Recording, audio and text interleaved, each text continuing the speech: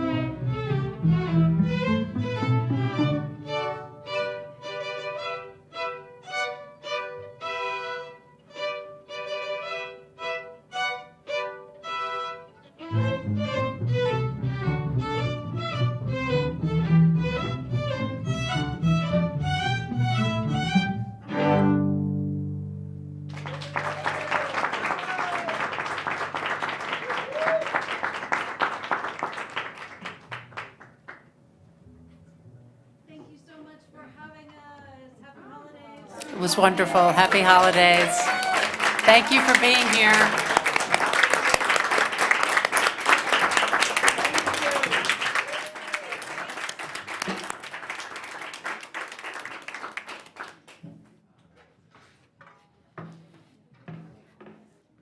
All right. Thank you. That's good. Okay, thank you. So let's move. Jarma, welcome. Dr. Velasquez. We're going to move to item C, resolutions, Resolution 2796. Given the current state of things in the world, I thought it might be good for us to reaffirm our commitment to safe and welcoming schools. May I get a motion on this? Motion to approve? Second. All in favor? Oh, student board member. Yes. Okay, yes. Okay, questions? Comments? Yeah. So I love that we have this resolution, so thank you, President Hawley. Encapsulating all of the diversity in our community in this resolution and in the face of the upcoming challenges in the next administration. I'm glad we're doing this. This is our why. There's so many whys. Our students, their families, the community, and we are going to be challenged in the next couple years. So I'm glad we're affirming this. I'll say that I wish that I was looking for a mention of LGBTQ, so I do want to acknowledge that community is under threat as well. And we have passed a resolution recently in the 2024 in support of LGBTQ and protecting their rights and their safety as well. So I want to make sure we acknowledge that precious community. And as a mother of 2 daughters, one who's always teaching me about LGBTQ and including them and giving voice to them, and another daughter who's majoring in physics and minoring in women's and gender studies, I feel like I had to acknowledge this community. I would like us to consider a slight amendment to the language to include the language that was a part of a joint statement with the city of Pasadena and the Pasadena Police Department, which was recently published. Additional language that includes in the whereas on November 14, 2024, the district joined the city of Pasadena and Pasadena Police Department to affirm a shared commitment to maintaining safe and welcoming spaces for everyone. And I would like to add, regardless of immigration status, religion, sexual orientation, and ethnicity. So I'm going to pass this around as a consideration of an amendment. So when we're ready, I'd like to make a motion to amend with this language. Distribute it. Is there anybody else has a comment? Dr. Velasquez. Como miembros de la mesa directiva del Distrito Escolar de Pasadena, queremos reafirmar nuestro firme y constante compromiso en apoyar a nuestros estudiantes indocumentados, refugiados e internacionales, juntos con estos miembros de la comunidad escolar. Más importante aún, queremos establecer que estamos comprometidos con garantizar que nuestras escuelas sean espacios acogedores para todos nuestros estudiantes, personal y sus familias. Ese es el compromiso de todos nosotros aquí en nuestra junta directiva, así como del distrito escolar. That's that. With regards to the resolution, I would like to say that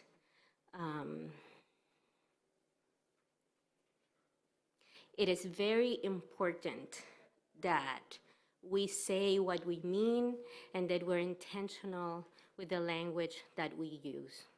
And if this resolution is meant to reaffirm the commitment with our families, with our students, and with our employees, I think that that should be the focus of this resolution.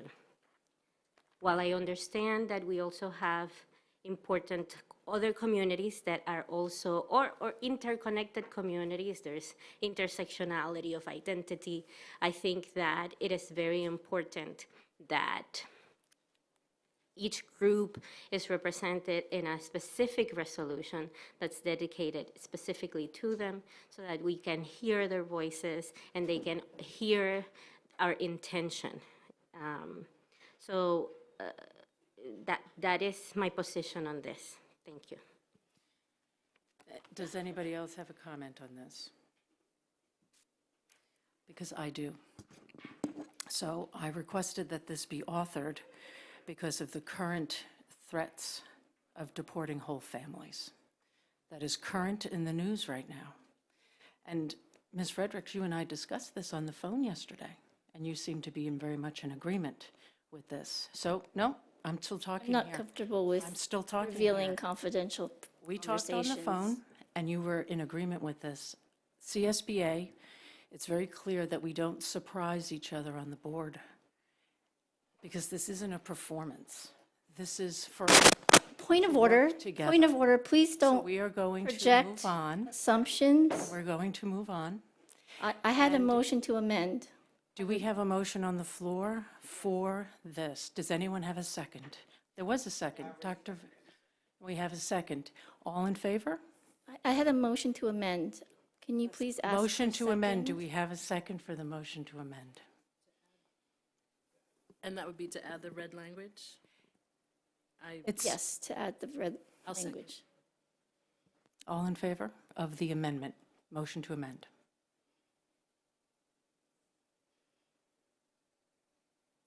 It does not pass.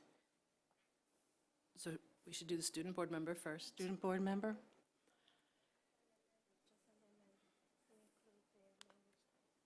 I'm going to abstain from this vote. Motion does not pass. So we're going to go back to the motion that's on the floor and the second. All in favor? Student board member, I'm so sorry, I'm going to get this right. You're okay. Yes. All in favor? It's to pass the amendment as is, not with an amendment. The resolution.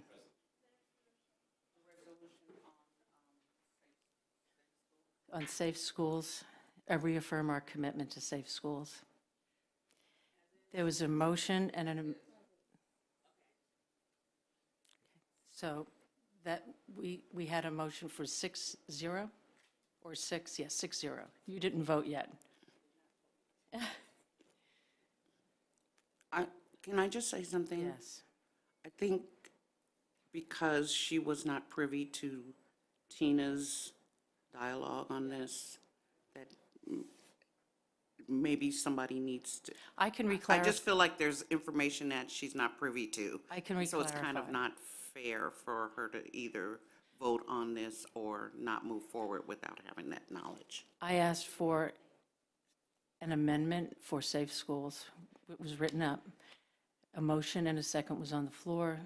Ms. Fredericks wanted an amendment to add LGBTQ+ language.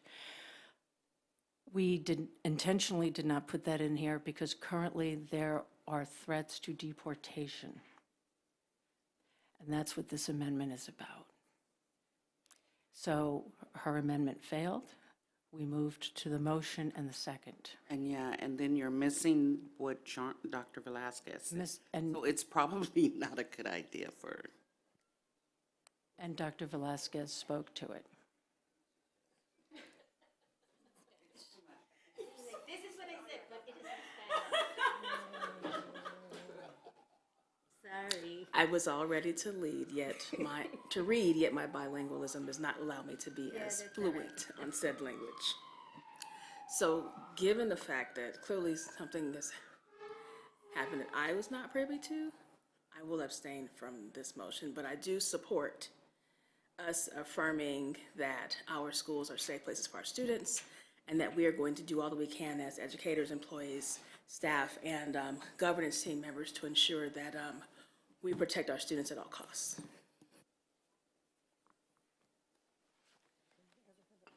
Okay, yes, Ms. Kinney. I just wanted to point out that in the very first paragraph, it does say identity. It doesn't say gender identity or sexual, but it does say identities. We've discussed that, yes. Please don't reveal what I've we're discussed going with to you move- privately anymore. We're going to move to public, Point of order. going to move to public comment on. Please don't do that closed again. session. Point of order. This is a meeting for us to do business.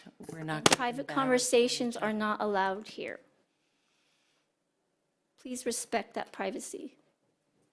I want you to respect this board.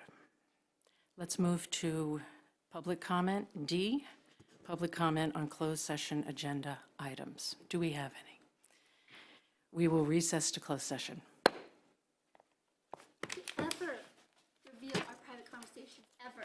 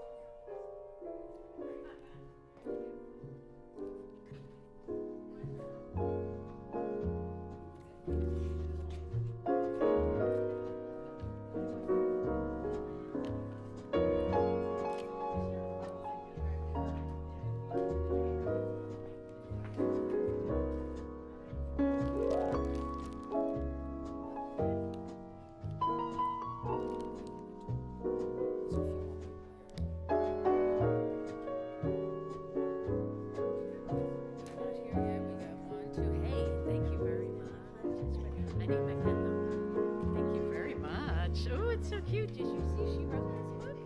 This is her book. She wrote it.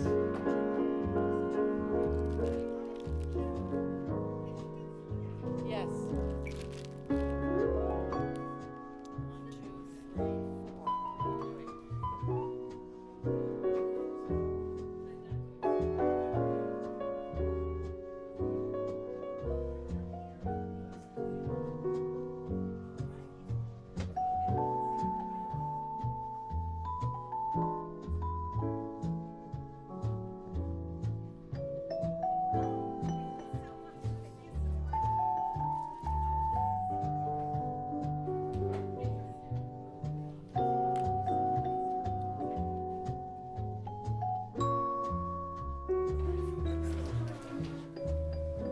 Mike?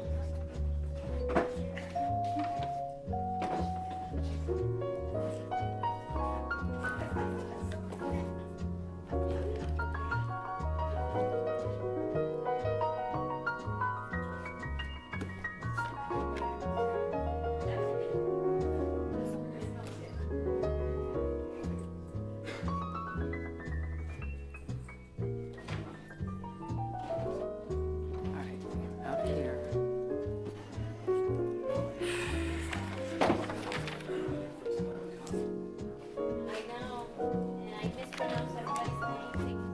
Yes.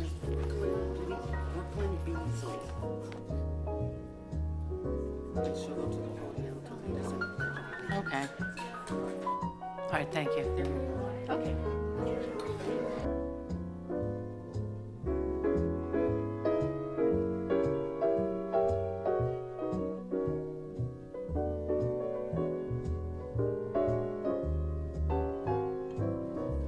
Thank you for all being here.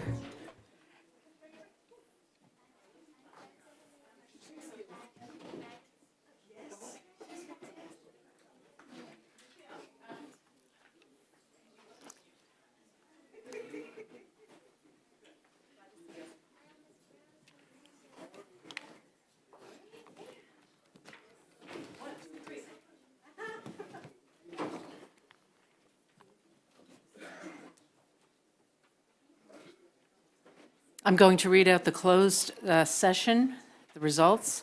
Concerning item E1, case number 927769, by a vote of 7-0, the board took action to approve of the settlement of special education litigation in accordance with the terms of a written agreement. Concerning item E2, case number 962008, by a vote of 7-0, the board took action to approve of the settlement of special education litigation in accordance with the terms of a written agreement. Concerning item E3, case number 19GDCV01042, by a vote of 7-0, the board took action to approve of the settlement agreement litigation in accordance with the terms of a written agreement. That concludes closed session. I will call the meeting to order at 5:22. Roll call, please. Here. Here. Here. Here. Presente. Here.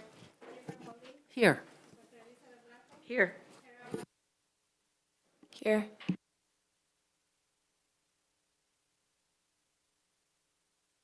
Special Pledge of Allegiance reciter. Her name is Brooklyn Beasley, and she's going to stand at the podium and lead us in the pledge. Everybody, please stand.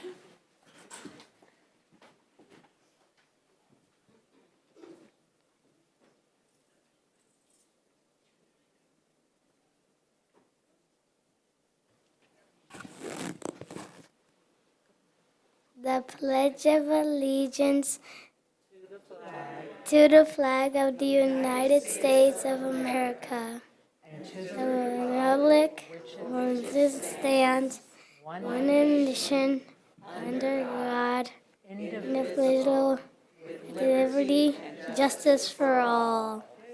Thank you very much. Thank you. Now we'd like to move to public comment. Do we have public comments? Yes, Kenneth Garnett, Lori Tellurian, and Jarrett Ehiga.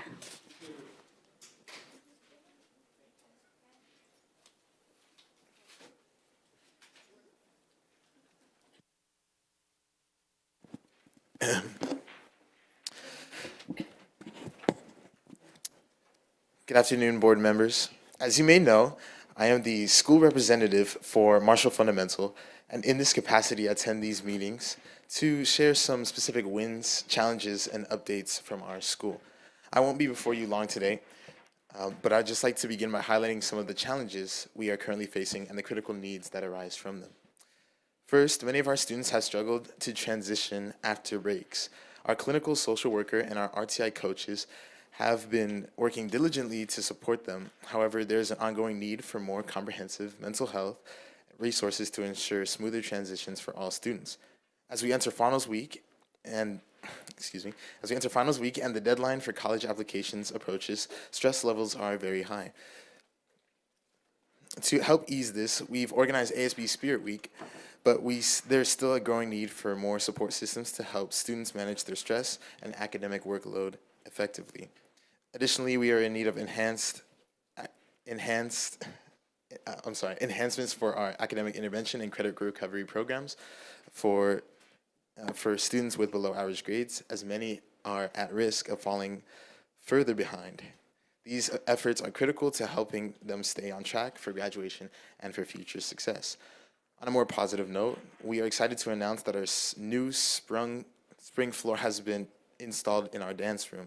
Special thanks to Miss Karen Anderson, Miss Harmony Cano, and the PUSD facilities team for their quick work.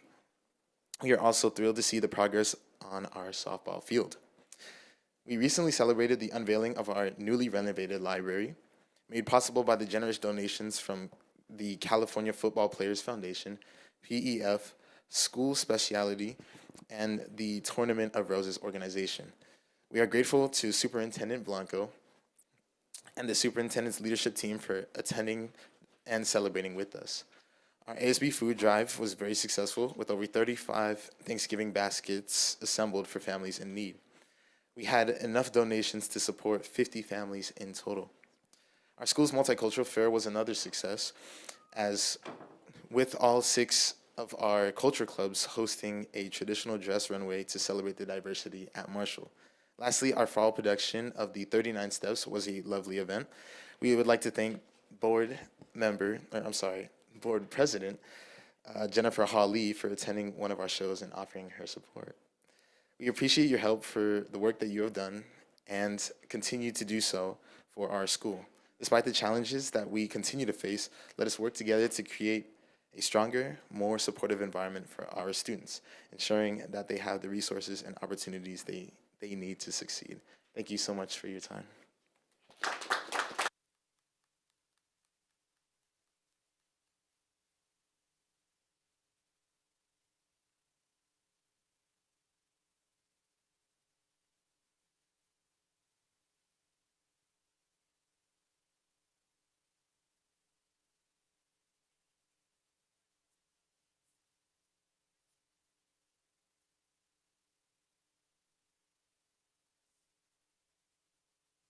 You think I'd know by now. Okay, sorry. Good evening, Board President Hawley, esteemed members of the board, Superintendent Blanco, and the superintendent's leadership team. It is my honor and privilege to represent the Marshall School community and our interest in proposing a school name change from John Marshall Fundamental Secondary School to Thurgood Marshall Secondary School. Yes, sure, let's clap for that, shall we? That's really good. In your folders, you have a copy of the letter that was sent to Superintendent Blanco, Board Report 1791-F, and supplemental documents for your reference. As stated in the letter, the legacy of our school's namesake is not aligned with our school's essential mission and character, and we are proposing to change our name to honor the late Supreme Court Justice Thurgood Marshall. As a lawyer and justice, Thurgood Marshall's legacy is one of undaunted persistence, academic excellence, and an unwavering belief that an equitable society is good for all. These are all values that we hope to instill in our school's diverse student body. Thurgood Marshall was the first Black U.S. Supreme Court Justice who was known as the Legal Eagle. Did you know that? He was a civil rights attorney who tried and won the historic Brown versus Board of Education case in 1954, which established that separate but equal schools were unconstitutional, leading to the desegregation of schools. This mirrors what we celebrate at our school, which is a diverse student body without an attendance boundary, and where all students have the option to attend. Thurgood Marshall also fought for affirmative action for minorities, protecting bodily autonomy, and he was against capital punishment. At our schools, we celebrate and we do our best to embody the Eagle values, which are embrace diversity, act responsibly, graduate prepared, lead with integrity, engage in learning, and succeed. And we feel they are in alignment with all that Thurgood Marshall represented and stood for. Additionally, we are interested in dropping fundamental from our school's name, given it no longer holds meaning nor represents all that we offer at our school. Fundamental schools were intended to feature a more traditional approach to schooling, a back-to-basics curriculum where agriculture, homemaking, hygiene, and citizenship were prioritized over the arts and extracurriculars. The fundamental ideals no longer align with PUSD's mission of preparing students for success in an ever-evolving world with a commitment to cultural responsiveness and academic excellence. Additionally, Marshall's current reality exceeds fundamental expectations with a thriving arts program, Academy of Creative Industries, Puente program, a robust AP program. Each of these programs are our highly successful signature programs, which all have contributed to our rich history of academic excellence. We also have a tremendously successful athletics program with multiple CIF championships. I have included data in your folders on each of our programs which far exceed fundamental expectations, including the number of students involved and success such as our 76% AP exam pass rate. And finally, you have photos of our students in multicultural clubs, our mock trial program, which recently made it to semifinals, our incredible dancers who focus on social justice, our artists, our alumni, and our wonderful middle schoolers who are all involved in the community. We thank you in advance for your consideration. And lastly, we want to invite you to our centennial celebration, which will be held on January 24th and 25th at Marshall. This event will celebrate the school's rich history and its current successes as we move forward to an amazing future. Thank you for your time and your continued support. Do we have another? Okay, how many?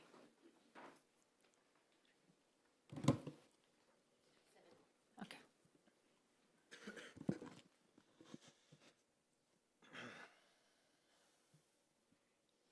You have 3 minutes. You may start. Hopefully I'll be able to say everything I need to say in those 3 minutes. Being a former Don Benito student and John Marshall student, I am definitely for its name change to Thurgood Marshall. It was a wonderful experience. I'm here to get ahead of something. I'm going to read a letter that was composed by a Dr. Dennis Lefebvre, whose sons actually attended PUSD as well, and is currently Executive Director of Student Support Services at South Pasadena Unified. I am writing this letter of support for Mr. Jared Ijigu, father of student Judah Ijigu, due to my rising concerns regarding the fundamental lack of fairness and compassion with which Mr. Ijigu has been treated by both his son's educational agencies and the family court system. Many of these inequities and breaches in professionalism transparency I've witnessed myself for the past 3 years. Some have been reported to me by Dad. Most alarmingly, a number of the most egregious examples of inappropriate and potentially damaging misrepresentations and manipulations have been shared with me by Judah himself. During my time on this case, first as the Executive Director of Student Support Services for South Pasadena Unified School District, during my time that the student was enrolled in our district, and now since his transition to Pasadena Unified as a highly trained and experienced advocate for young people's educational and social emotional needs, I have observed or been made aware of the following issues. A clear pattern of unwarranted bias against Mr. Ijigu on the part of his co-parent, Miss Elizabeth Zaleka, fellow educators and mental health professionals, law enforcement personnel, and court-appointed representatives. A history of poor and counterproductive decision-making on Ms. Aleka's part, including interfering with court-approved phone calls and custody times between father and son, confounding students' efforts to participate in community-based curricular activities such as sports and music, and refusing to follow up on sourcing and accessing court-ordered and much-needed psychotherapy for the student. Numerous statements and behaviors on the part of minors counsel since at least January 2023 has strongly suggested significantly compromised competency and professionalism within the scope of his assigned role. Potential underlying mental health issues for Mrs. Aleka, including intentionally inflicting psychological harm upon the student.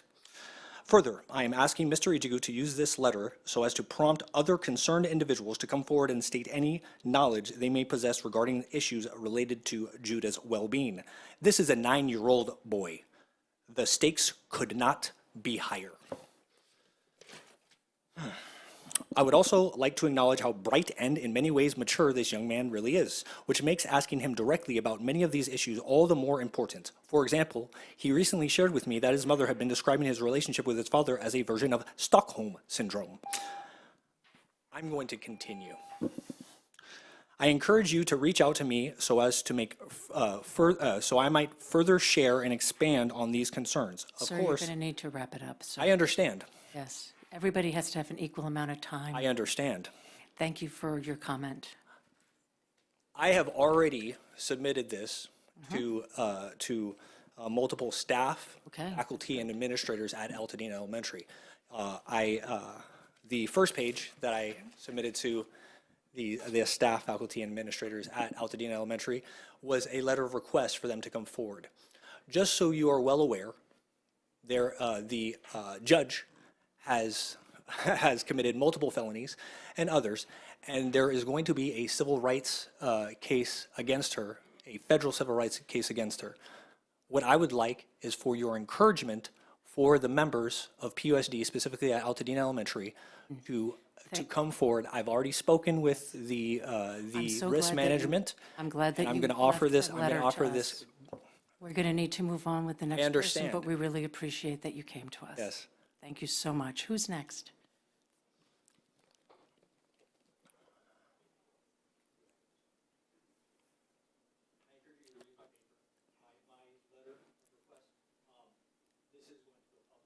Thank you, sir. Okay. Next person. Yes. I thank you, sir. Next person, Dr. Vasquez. Effie, I don't understand the handwriting, but, okay. And followed by Cristian Alcaraz y Rebecca Peña. Go ahead. Hi, Effie Yang. Hi, board members of Pasadena. My name is Effie Yang. I recognize a lot of friendly faces, new faces, old faces. I am the senior labor rep for our CSBA chapter here at PUSD, represents our white collar and security workers. I want to bring attention, and a few of us are here to bring attention to the board, some pending litigation between CSBA and the district. So a little bit of background. I was a labor rep here with the PUSD chapter of CSBA and the district for about 4 years. I'm also a community member in District 7. So I am very, very concerned about the relationship between our union and the district. And in my time here, we've had a great relationship. We've always worked together. I was very concerned last March of 2023 when we heard that the district unilaterally reduced the hours of a library coordinator in Don Benito. What that means is that the law gives public employees the right to negotiate any reduction of hours for our employees that the district wants to take forth. The district argued that there was a contractual waiver saying that they could reduce hours without bargaining. And since then, we have spent 1.5 years in litigation with PUSD at the Public Employee Relations Board, spending taxpayer money to fight this fundamental right of our public employees here at CSBA. And I'm happy to say that a few weeks ago, we received the decision from the judge that affirmed that CSCA has the right to negotiate reduction of hours with the district. We're not saying that we're against any reductions. It's simply that if the district has a need, they have to come to us and bargain it. That's it. So our request today is to ask the district not to appeal the judge's decision, which is affirming that CSEA maintains this right. Now, Jeff Martirosian already asked for an extension from PURB until December 23rd. We're asking the board to ask the district to not appeal this decision and waste taxpayer dollars in a year when there's not a lot of money to waste. And that's all that we're asking, to maintain this relationship, but also to respect the judge's decision. And we will be following up with any board members who want to read the PURB decision, but I encourage you all to respect CSCA and respect the judge. Thank you.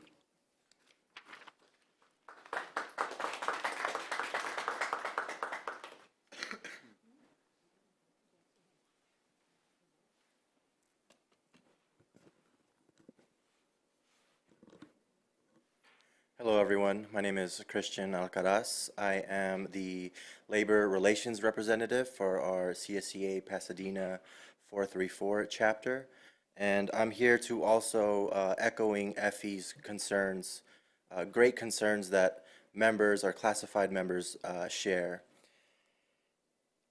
I want to ask the board, what does appealing the court ruling tell students, classified workers, teachers, and the greater community?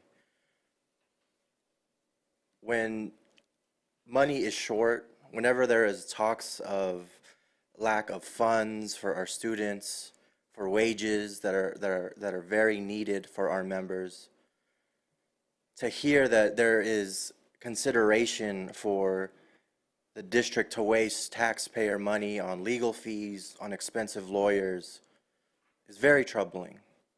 So for the sake of the relationship between the union, between the district, we urge you to tell the lawyers to not appeal the decision.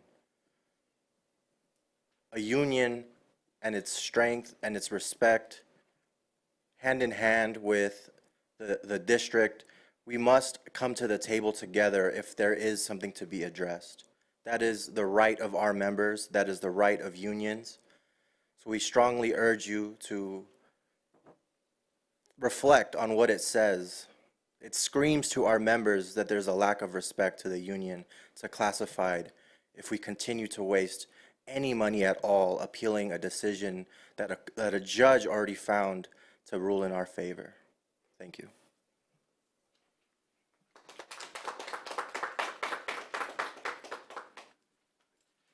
Rebecca Peña, followed by Julio Venegas. Oh, sorry. Good afternoon, good evening, everybody. I'm Rebecca Peña, Children's Service Assistant.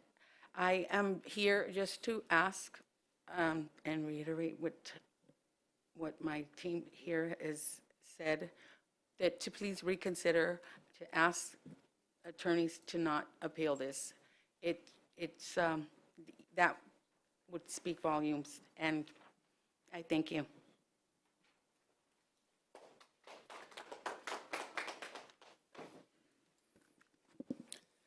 Hello, board. My name is Julio Venegas. I work for Pasadena Unified School District for 10 years, and I'm a proud CSEA member.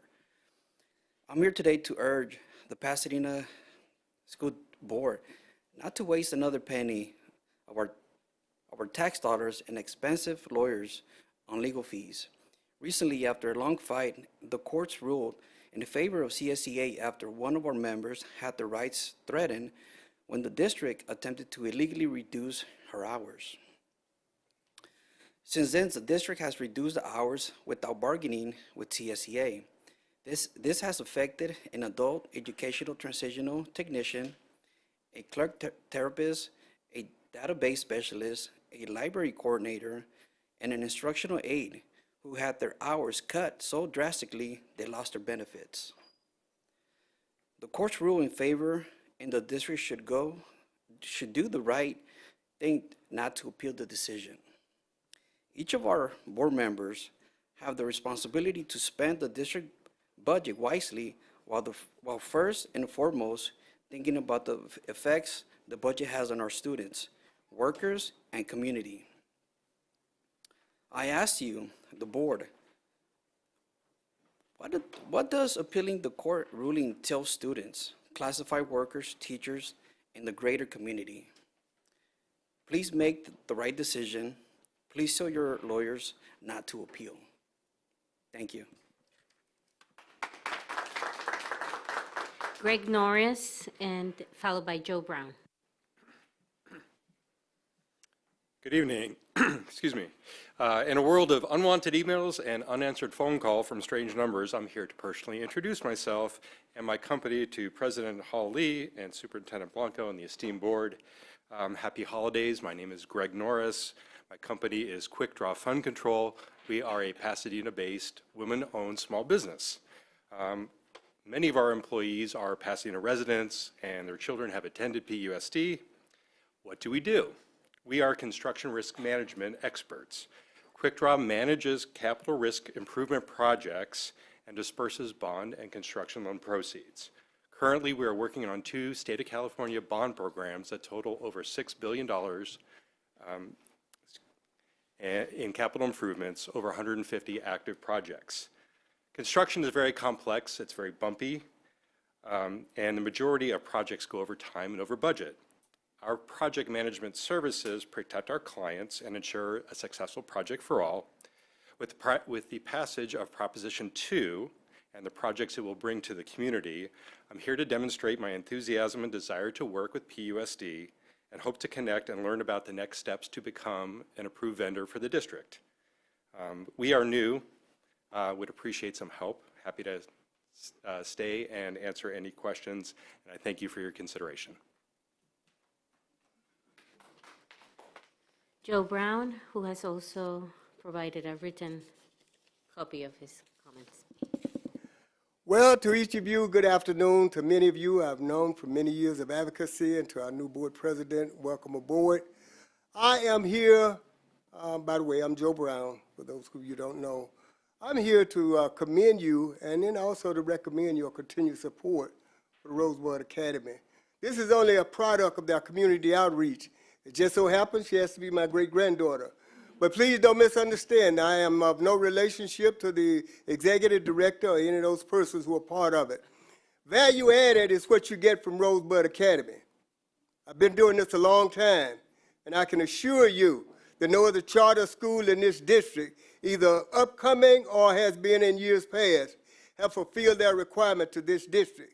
Therefore, I recommend you continue support Pasadena Rosebud Academy, not just for this one, but for so many others who will represent this district very well in many years to come. Thank you so much. That concludes my time, and I want my great-granddaughter, as we prepare them for what they're preparing her to do. Go right ahead. Hi, my name's Brooklyn Beasley. I would like you to fund Rosebud Academy, and I would like to make my school bigger and better so we have more, when new students come, we have more stuff to prepare them with, and we have more stuff to teach them, and they get smarter and smarter. When they get to college, they will be prepared. That's unscripted, ladies and gentlemen. That's totally unscripted. This is what you're going to get in many years to come. Thank you. She has a spelling test tomorrow, so please let me say good evening to all of you.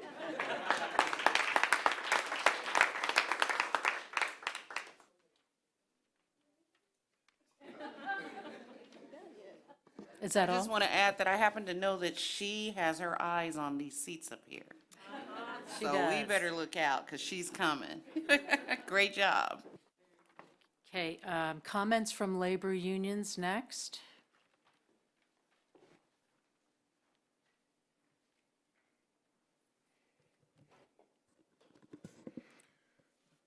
Good evening, President Lee, school board members, Superintendent Dr. Pongo, cabinet members, and the members of the audience.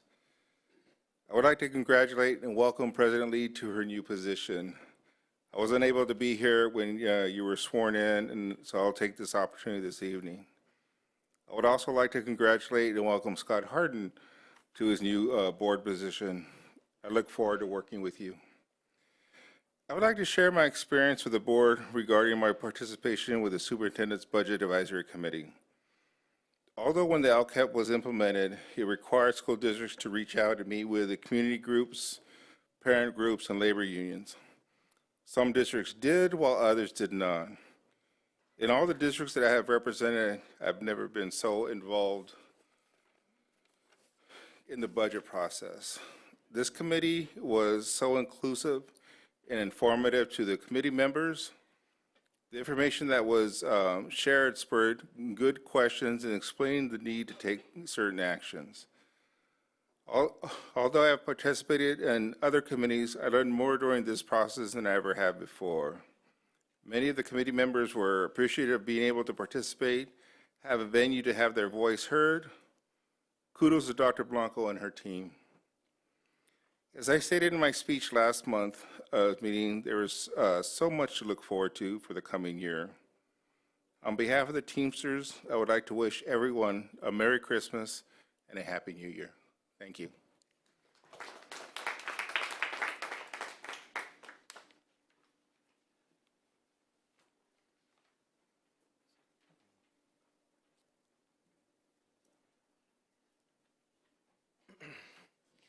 All right, so good evening, Dr. Blanco, and members of the board. I'm excited to provide the last report for this, calendar year, finishing off December. Wanted to start with the Research Corner and highlight something that I think is really helpful to a lot of our students and as well as adults. They've shown there's benefits to adults as well, of making sure that time is set aside and that freedom is there for naps. Now in China, they have a lot more flexibility and a lot of other structures, but there was the opportunity to study about 3,000 students in grades 4 through 6 who napped, and they showed that amongst those, there was no other thing tying those together other than the fact that they were napping, and over the course of those 3 years, they managed to have a 7.6% higher improvement in their growth.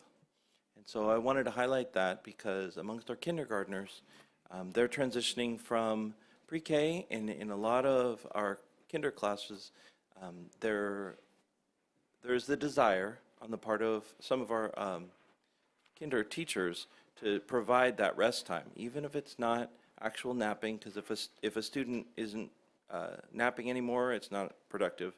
But providing that rest time and making sure that they can reset so that they can learn the rest of the day. I just want to highlight to you all as a board and to the community how important that is. And I know Nadira's been aware of that as well, but I know a lot of people watch this, so I want to make sure that I highlighted that. On the grievance side, we are hopefully getting through these grievances and we'll be done with them soon. The arbitration has happened, but then we haven't received back information from the arbitrator themselves yet. We believe two are resolved. The specific details, making sure that it all works for those members will be worked out. And then we'll discuss one more grievance next week. There is unfortunately also a grievance that's moving to level 2, and we'll schedule that and hopefully get that resolved at that level and not have it rise to the level 3. Want to highlight some of the things that are in our proposal. We look forward to bargaining with the district next week, and we hope to see a commitment to these sorts of improvements to our hours article. We want to make sure that our members have sufficient preparation, sufficient planning. I've brought up the concern that the American education system over-instructs in a lot of ways at the expense of planning. And so the more we can build in opportunities for whether it be our special education teachers or our elementary teachers, making sure that everybody has sufficient time to plan and make sure the experiences of our students are as excellent as we can possibly make. And we want to make sure that we focus our teacher time on teacher activities through structures and efforts to remove anything that's extraneous. I know for grants, we have loaded up, unfortunately, a lot of things over the years that have kind of been built into the way we do things, and I believe it takes away not only from teacher, but also our principal autonomy, and I hope that we can kind of remove some of the onion layers of that as we have no more need of some of those items, and make sure that everyone's time is maximized. On the special education side, everything that's in the document is intended to make sure that PUSD is compliant, that we have appropriate caseloads, structured compliance time, structured planning time for all the elementary teachers so they can make sure that there is, that they can comply because they also have special education students that they're welcoming in their classrooms. And we truly believe that that more dedicated planning time for everyone will make sure there's higher quality instruction, especially for our students with special needs. This next one is unfortunate. We see on the board agenda an approval of a plan that is going to have a lot of cuts. I just want to bring forward that there are many ways that we can move into these cuts that do not have to involve the devastation that has occurred over the last 10 years. Last year and the year before, we were able to keep the actual cuts to a minimum. And 2 years ago, we had none, if you remember. But I just want to make clear that when we lay off teachers, especially our newest teachers, many of them never return to the profession. We end careers when we lay people off sometimes. We also end lifelong dreams. People who have grown up in our district, had the opportunity to finally work at whatever level they're working at, and then they're laid off and have absolutely no reason to believe that they will be brought back. That ends a dream of theirs in a lot of cases. Is it coming back up? Okay. Okay. So anyway, so I just want to highlight that there are many different ways that we can approach this. I would rather we look at all of our teachers that may be displaced as human resources that can be used effectively for being intentional at things like reducing class size strategically at kinder, first, 7th, 9th. We could look at some incentives for any of our teachers toward retirement age. There are many different ways that we can approach this that will not be devastating to our communities. And I hope that the board will be directing Dr. Blanco and her team to find those ways and that we can work collaboratively to avoid this kind of devastation. After all, even if you cut every single position, those are the cheapest teachers that we are getting rid of in those cases. And the savings that the district realizes over the last 10 years, you can go back and look, it's been almost nothing. And so if you can keep that in mind as you deliberate and consider how we move forward, I would appreciate it. Thank you for your time. Is there anybody else? Labor? These are labor comments. Hello, everyone, again. For those that don't know me, my name is Julio Venegas. I am a district security officer at Blair High School, middle school. I am the acting president for CSBA. In a couple weeks, maybe in about a month, we're going to be doing the changing of our guards. And I will be working closely with every single one of you, if I may. Just wanted to introduce myself again. Moving forward, I just want to say thank you.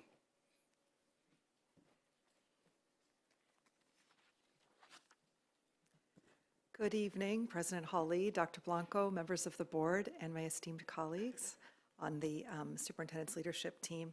I'm here representing the Association of Pasadena School Administrators as a board member, and each board meeting we like to highlight one of our members. And today we're going to highlight, well, one of our members and a group of members. So today we're highlighting clinical social workers. Clinical social workers provide an immeasurable service to our schools centered around mental health. They provide individual therapy sessions, group social sessions, family therapy sessions, and ongoing access to mental health resources and events. PUSD has its own mental health programs, Thrive School Mental Health for all students, and PUSD Mental Health for those who qualify for Medi-Cal or uninsured. Today, we want to highlight a great leader in APSA, Laura Chalakian, the Thrive Mental Health Supervisor in Student Wellness and Support Services. Laura began working for PUSD in 2008 upon graduating with her Master's in Social Work degree. She began her career as a clinical social worker for the district, providing mental health services to students while also overseeing state and federally funded grants geared towards mental, social, and emotional supports. Laura then became a clinical supervisor for Master of Social Work interns and was the coordinator of the internship program for the district. Once licensed, Laura began clinically supervising district clinical social workers in addition to MSW interns. She expanded mental health services in the district while continuing to oversee several state and federal grants. She manages a team of clinical social workers currently, licensed clinical social workers, and Master of Social Worker interns, all of whom provide mental health services to our students across PUSD. She also oversees various other aspects of mental health services and social emotional supports for the district. We celebrate Laura and our clinical social workers as strong members of APSA today. We also wanted to take a moment to invite you to many upcoming events that are exciting in our district. Last Friday night on December 6th, we celebrated students at our Innovation Exposition, so that was wonderful. We have many holiday events over the next week. Tomorrow, you can go to any show tomorrow. There are probably 6 happening, and also next week. So please look at the pusd.us/arts calendar, and you can see them all on there, or there's flyers out front with all of the dates. I also invite you to watch the All-Star Band on the CW this Friday night. The Hollywood Christmas Parade will be aired, and you can see them as we were right at the front of the parade, which was great. It will also be aired on KTLA on Christmas Eve. So we can see our students on TV, which is great. Also upcoming, as you know, we have our All-Star Musical at the end of January 29th through February 1st. All of our 5th and 6th graders will be attending the student matinees, and then we have 2 night performances. So at our next board meeting, we hope to bring some of those students right before opening night. So that is coming up. We also have a dance festival coming in February, and of course our all-district visual art exhibition at the Paseo in conjunction with Art Night, No Boundaries, number 20. It's the 20th anniversary of No Boundaries this year. So that will open on March 14th. So lots of great events coming up. And we just wanted to do a little add-on to our APSA highlights. So I'm just going to invite Dr. Helen Hill up here. Or not up here, she'll do it from there. We can still stay together. So we wanted to also add a spotlight for one of our APSA members who we discovered would be the last opportunity we'd have to do so at the board. We wanted to recognize Dr. David Rennie. His face has already turned red. Administrators come in many forms. The Association of Pasadena School Administrators has a myriad membership with a variety of job designations, like Karen was highlighting tonight. But David holds a really unique position that currently is of a coordinator of continuous improvement and performance data management. A mouthful to say that in his tenure here. And a mouthful to do. Yes, and we'll get to that, is to say that he touches nearly every corner of growth and improvement that we have in the school district. So he did come to us very well prepared, having been a former math teacher and manager at Starbucks, which is helpful to me when I need to. But when he arrived in our district, he was actually a teacher. He was a teacher on special assignment as a data facilitator with the intent that we would be utilizing continuous improvement models to inform what happens in the classroom. And that was already a really big charge. But what happened simultaneously is that we needed an interim director for our state and federal programs. We were in the midst of a federal program monitoring audit, and David was up to the task. He not only completed that FPM with great distinction and detail, but also helped in the development of the LCAP and other, compliance concerns that we do on a regular basis. He became the charter and private school liaison, so I'm happy that Rosebud is here. He has been a great partner to all of our charter schools, as they let me know that they've had great partnership through him.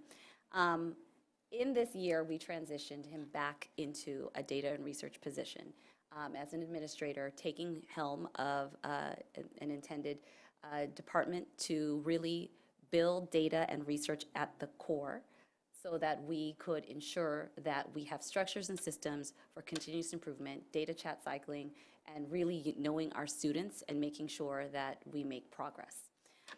We are not going to leave that charge behind, even though David is transitioning up to San Mateo County.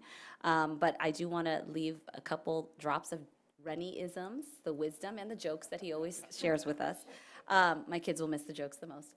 But David constantly and more frequently in the last few weeks, as he knows his days are coming down, asks us, are we fixers, are we multipliers? We administrators do have a tendency to say, oh, you've got a problem, we'll fix that. Right, Sean? We got a problem, we'll fix that. Let me take care of that for you. But are you taking someone's opportunity for growth away? Are you reducing their ability to build capacity and therefore become multipliers of that skill set elsewhere? So we have to remember that we are here to multiply talent and skills and not to just fix things. And then finally, that demographics should not be your destiny. So the way that he wants us to read our data is to use it to drive our equity goals, and we won't forget that. So thank you, Dr. Rennie, and you will hear more from him as he is presenting 2 of our staff presentations tonight, and you have opportunities to come and say goodbye to him next week at our winter celebrations. So thank you.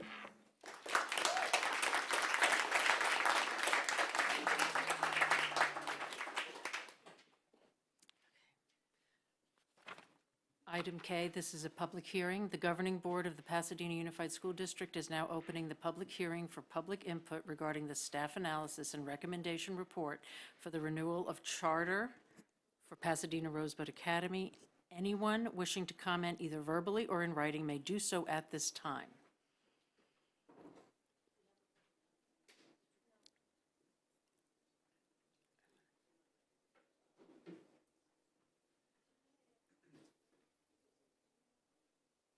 I was getting ready. Are we good now? Okay, how y'all doing? Hey, it's always good to come to Pasadena. My name is David Richardson, and I'm a proud product of both LA District and charter schools, also a former 2nd and 3rd grade teacher. I'm here today representing California Charter Schools Association and over 165,000 charter school students in LA County, including the 1,900 charter school students here in Pasadena. First, I want to thank the staff for the thorough review and recognizing Pasadena Rosebud in your findings. Your detailed analysis and highlights the great work that happened at the school, and we appreciate your acknowledgement of their success. I'm here to ask you to approve the renewal petition and grant Pasadena Rosebud a 7-year renewal term. Let me say that again, a 7-year renewal term. It isn't just a good decision, but it's the right decision. AB 1505 created a framework to prioritize schools based on results via the high, middle, and low-performing tracks. It's not easy to earn a high-performing designation. It's a recognition reserved for schools that excel in academics, equity, and community impact. Pasadena Rosebud checks all those boxes. Under the leadership of its founder and executive director, Sean Brown, Pasadena Rosebud is more than just a school, it's a movement. Sean is a leader who has spent her career shaping and scaling best practices for serving Black students with excellence. She's an active member of CCSA's member council, working to share these practices statewide. And she's an author of the book titled The Purpose-Driven School, where she lays out her learnings for educators everywhere. Her leadership is influencing education across California. Pasadena Rosebud's results speak for themselves. They consistently outperform the state averages in ELA and math, especially for students who need it most. Socioeconomically disadvantaged students, Black students, and Latinx students. For example, Black students at Pasadena Rosebud achieve a 54% proficiency rate in ELA compared to 30% statewide. These numbers represent lives changed and opportunity gaps closed. Pasadena Rosebud is more than just academics. They've created a supportive, inclusive environment, a school where students feel safe, supported, and ready to succeed. For the last 18 years, they've been a trusted part of this community. They've operated with financial integrity, stable governance, and a dedication with focus on student success. This school is exactly what legislators had in mind when they created AB 1505, a school rooted in community, led by strong leadership, and delivering outstanding academic outcomes. I urge you to approve Pasadena Rosebud Academy's 7-year renewal, and by doing so, you're supporting a school that's transforming lives, lifting up its community, and setting an example for others across the state. Thank you for your time. Are there any additional comments? Hello. Hi. Yes. I'm just a parent, but I did want to come and support Rosebud. I have my son who went there back in 2008. Stand up, Lawrence. That's him. And then I have my 3 daughters, Pamela, Emma, stand up, girls. Come on, get up. And they were like highly affected by the COVID situation.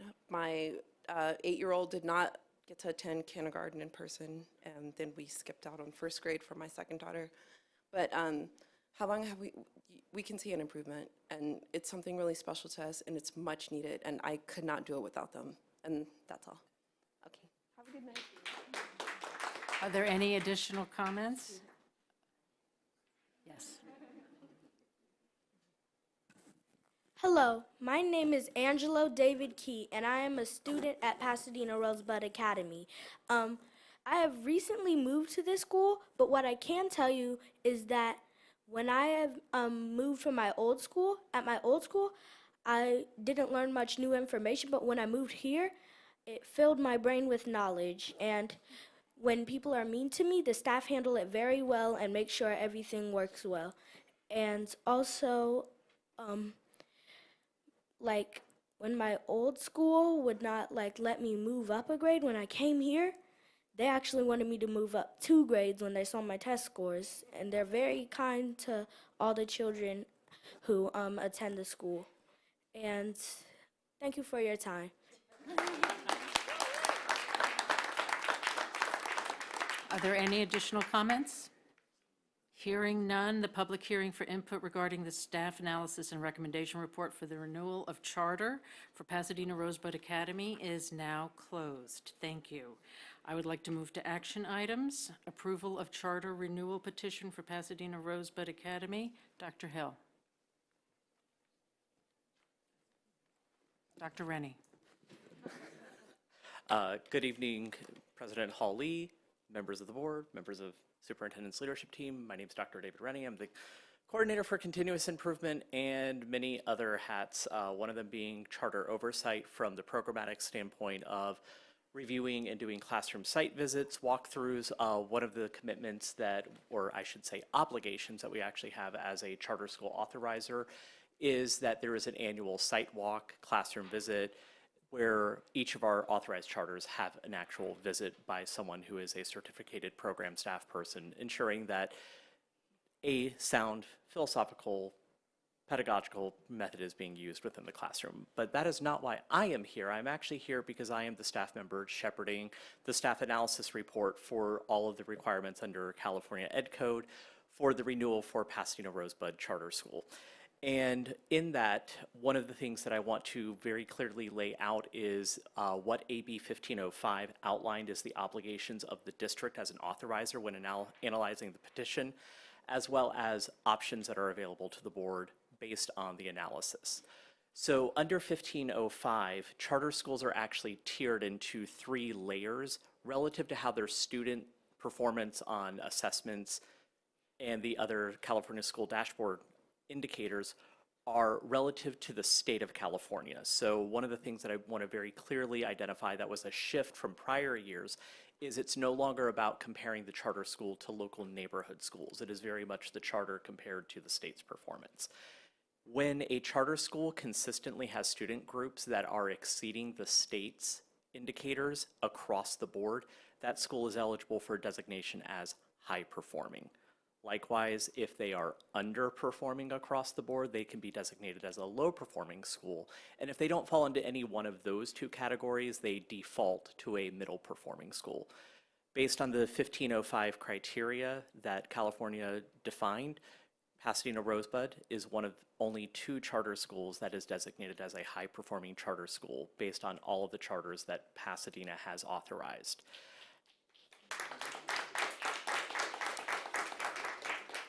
Based on that, the obligation of the district is that when the renewal petition was submitted, it is a presumptive renewal unless a staff analysis could issue factual findings showing that the charter petition or the actual governance of the school was deficient in some way that was not satisfying state law.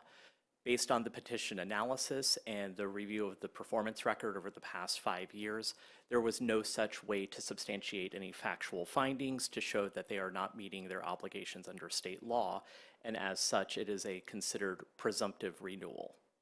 What that does mean is that the district is obligated to renew the charter, and because of their high performance status, they may authorize the charter for up to 7 years. It cannot be less than 5 years. However, that 7-year possibility is only available to charter schools that have that high-performing designation. If they were a middle-performing charter school, it would be an option of only 5 years. If they were a low-performing charter school, they would have had to jump through a lot more hoops. We're not going to talk about those hoops because they are not low-performing. With that being said, I do want to provide the board an opportunity to ask any clarifying questions around the staff analysis report that they received, or if they have any further clarifications around timelines or obligations that the district may have at this time. Do we have a public comment?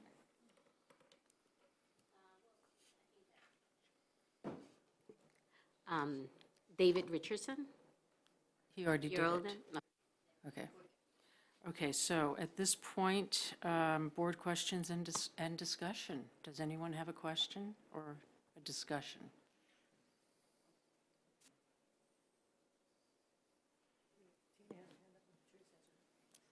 Trustee Fredericks. Just had a question about the middle school cohort, because it's a small number of students. Can you share a little bit about how the students are getting their core curriculum? Are they in sort of like self-contained classes? Are they having like, you know, English, social studies, math, sciences, that kind of cohorted together? From the classroom visits that I have done, they actually work as a single subject kind of credential teacher. What I was not able to necessarily ascertain is if it's the same teacher doing like an ELA in history and then another doing a math science. I'll defer to Ms. Brown if she would like to answer a little bit more about that, but that's more of a master scheduling that we as an authorizer don't necessarily look at in its entirety, but we do look at, are they providing a broad course of study to the students? Hi, we have 2 teachers that work with our middle school students for our 7th and 8th grade. Our 6th grade is self-contained. Our 7th and 8th grade have 2 teachers. One teacher teaches English language arts and social studies, and then the other teacher teaches math and science, and then we have 2 electives, finance and journalism. Thank you for answering that question. Trustee Fredericks. I think you might have answered the questions I submitted before the meeting, but one of the questions was about the denial of the renewal and the timeline that staff needs to cite violations. Can you reiterate that? And has Rosebud ever had their renewal denied in the past?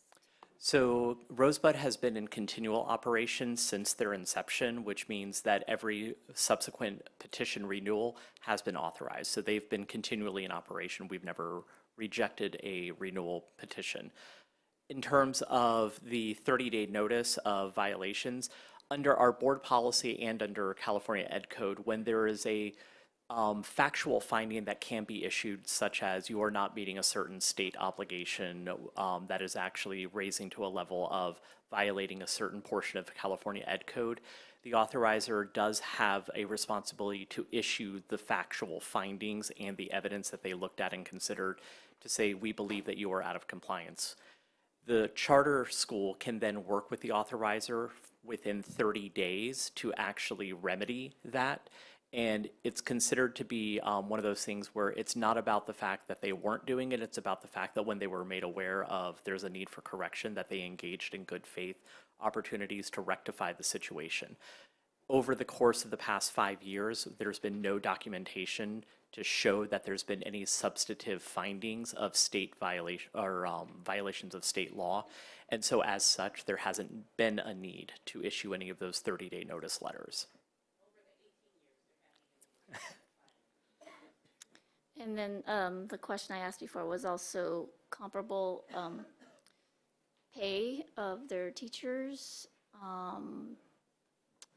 Yeah, are they comparable to our school districts? So we did discuss and we did compare salary schedules, and the salary schedules themselves are comparable. What's a little bit harder to ascertain just right at face value is the total benefits package, because health insurance and premiums and coverages, those all look very different, and that would take further time for us to analyze. Any other questions? Okay, at this point, are we ready to vote? I will accept a motion. Motion on the floor? Motion to approve. Second. Can we clarify? I was going to request if you could clarify if you're renewing for a 5, 6, or 7 year term. 5 or 7 years. So we have a motion and we have a second. Can we discuss whether it's a 5 or 7 year renewal? Motion to approve 7 years.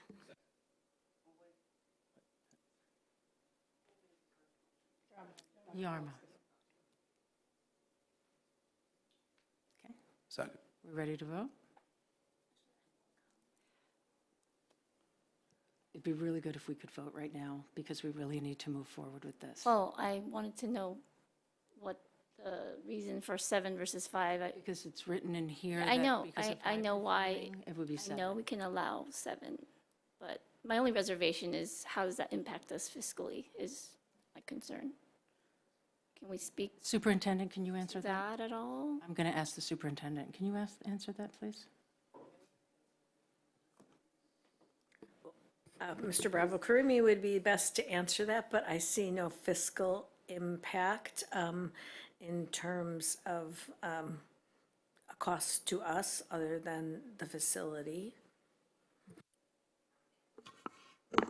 Yeah, I can't think of a fiscal impact of a 5-year renewal as opposed to a 7-year renewal. And further, any facilities agreements would be done separately than the charter renewal and our annual. So are we ready to vote now? Student board member. Yes.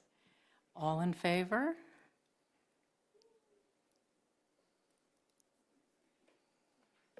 Thank you. We are moving on.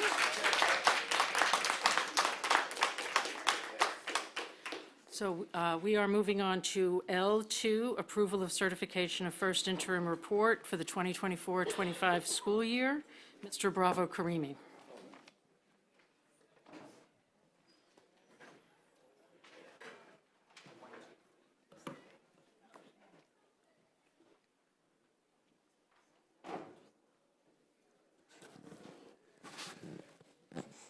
Good evening. So tonight we're going to cover, of course, the overview of first interim, our fiscal timeline as we did back in September, an update on the state and district outlook, fiscal outlook, and then information about the district's fiscal stabilization plan and our multi-year projection. The fiscal stabilization plan is a separate board item as required. So as folks are aware, twice a year at first interim and second interim, we provide financial updates, and we ask the board to certify whether the district will be able to make its financial obligations in the current fiscal year and 2 subsequent fiscal years. At first interim, we're capturing changes to our finances since June's adopted budget with expenditure data through October 31st.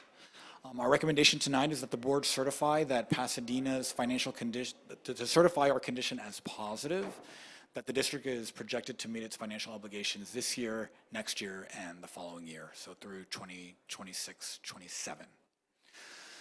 So some key points on first interim. as a part of its approval, LACO's approval of our 24-25 adopted budget, they required the submission of a fiscal stabilization plan at first interim now. And so you'll see on the board agenda a separate board action for the FSP, but in this presentation I'll provide some information about it. The only change from the FSP that the board approved in June, so everything from the June FSP is the same now. The only change is that approximately $11 million from Fund 17, that's our special reserve, that in the June FSP was assumed to be transferred from the special reserve to the general fund. Now at first interim, that transfer is no longer necessary in order to maintain positive ending balances in our general fund. I do want to caution though, and I'll do this again later, that those funds may be needed either at second interim or in June in order to maintain positive balances, but at least at this time, because of the fiscal stabilization plan and principally because of the parcel tax, we don't need to rely on the transfer of those $11 million to maintain positive fund balance through the forecast period. Additionally, the Superintendent's Budget Advisory Committee, or the SBAC, completed its prioritization process. There'll be another presentation tonight as well with more information about that. And district budget reduction recommendations, including those that are resulting from that SBAC process, will be presented to the board in January. And so the FSP, again, that we're showing you tonight as part of first interim is virtually identical to the one in June. But in January, you're going to see some specific recommendations for reductions that will likely differ substantially from what's in the FSP that's in first interim tonight. Okay, other key points are that general fund ending balance, total general fund ending balances are projected to be $31.4 million at the end of the current school year. That's $8.5 million higher than the balances projected in June. And this is primarily due to higher 23-24 ending balances. So I just want to explain this one a little bit.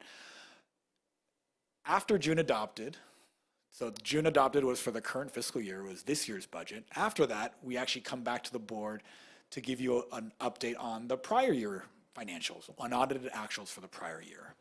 And those unaudited actuals for last school year resulted in higher ending balances for last year than we expected previously in June. So even a couple months later, we had almost $8 million of higher ending balance in the general fund for last school year. Now, last school year's ending balances become this school year's beginning balances to the penny. Exactly, one becomes the other, okay? And so because last year's ending balances were higher than we expected, this year's beginning balances are higher than we expected, and then our ending balances this year are also higher than we previously expected, just because we started the year with more money. So this is always a little challenging because we have these overlapping fiscal years where we're coming to the board at one point with information about next year's budget, this year's budget, last year's financials, and so they always overlap. So I'll do my best moving forward to explain how they interact with each other. And so sorry for that lengthy explanation, but I wanted to make clear the main driver of this year's ending balances being higher than back in June. So they're higher, that's good, but they are $37.2 million lower than last year, okay? So while the ending balances for this year are a little bit higher than we expected, they are still substantially lower than where we ended last year because of deficit spending. As we discussed earlier, whenever we spend more money than we bring in, that money has to come from somewhere. It comes from our reserves, from these balances. And so in the current year, we are projected to spend $37.2 million more than we bring in the general fund unrestricted.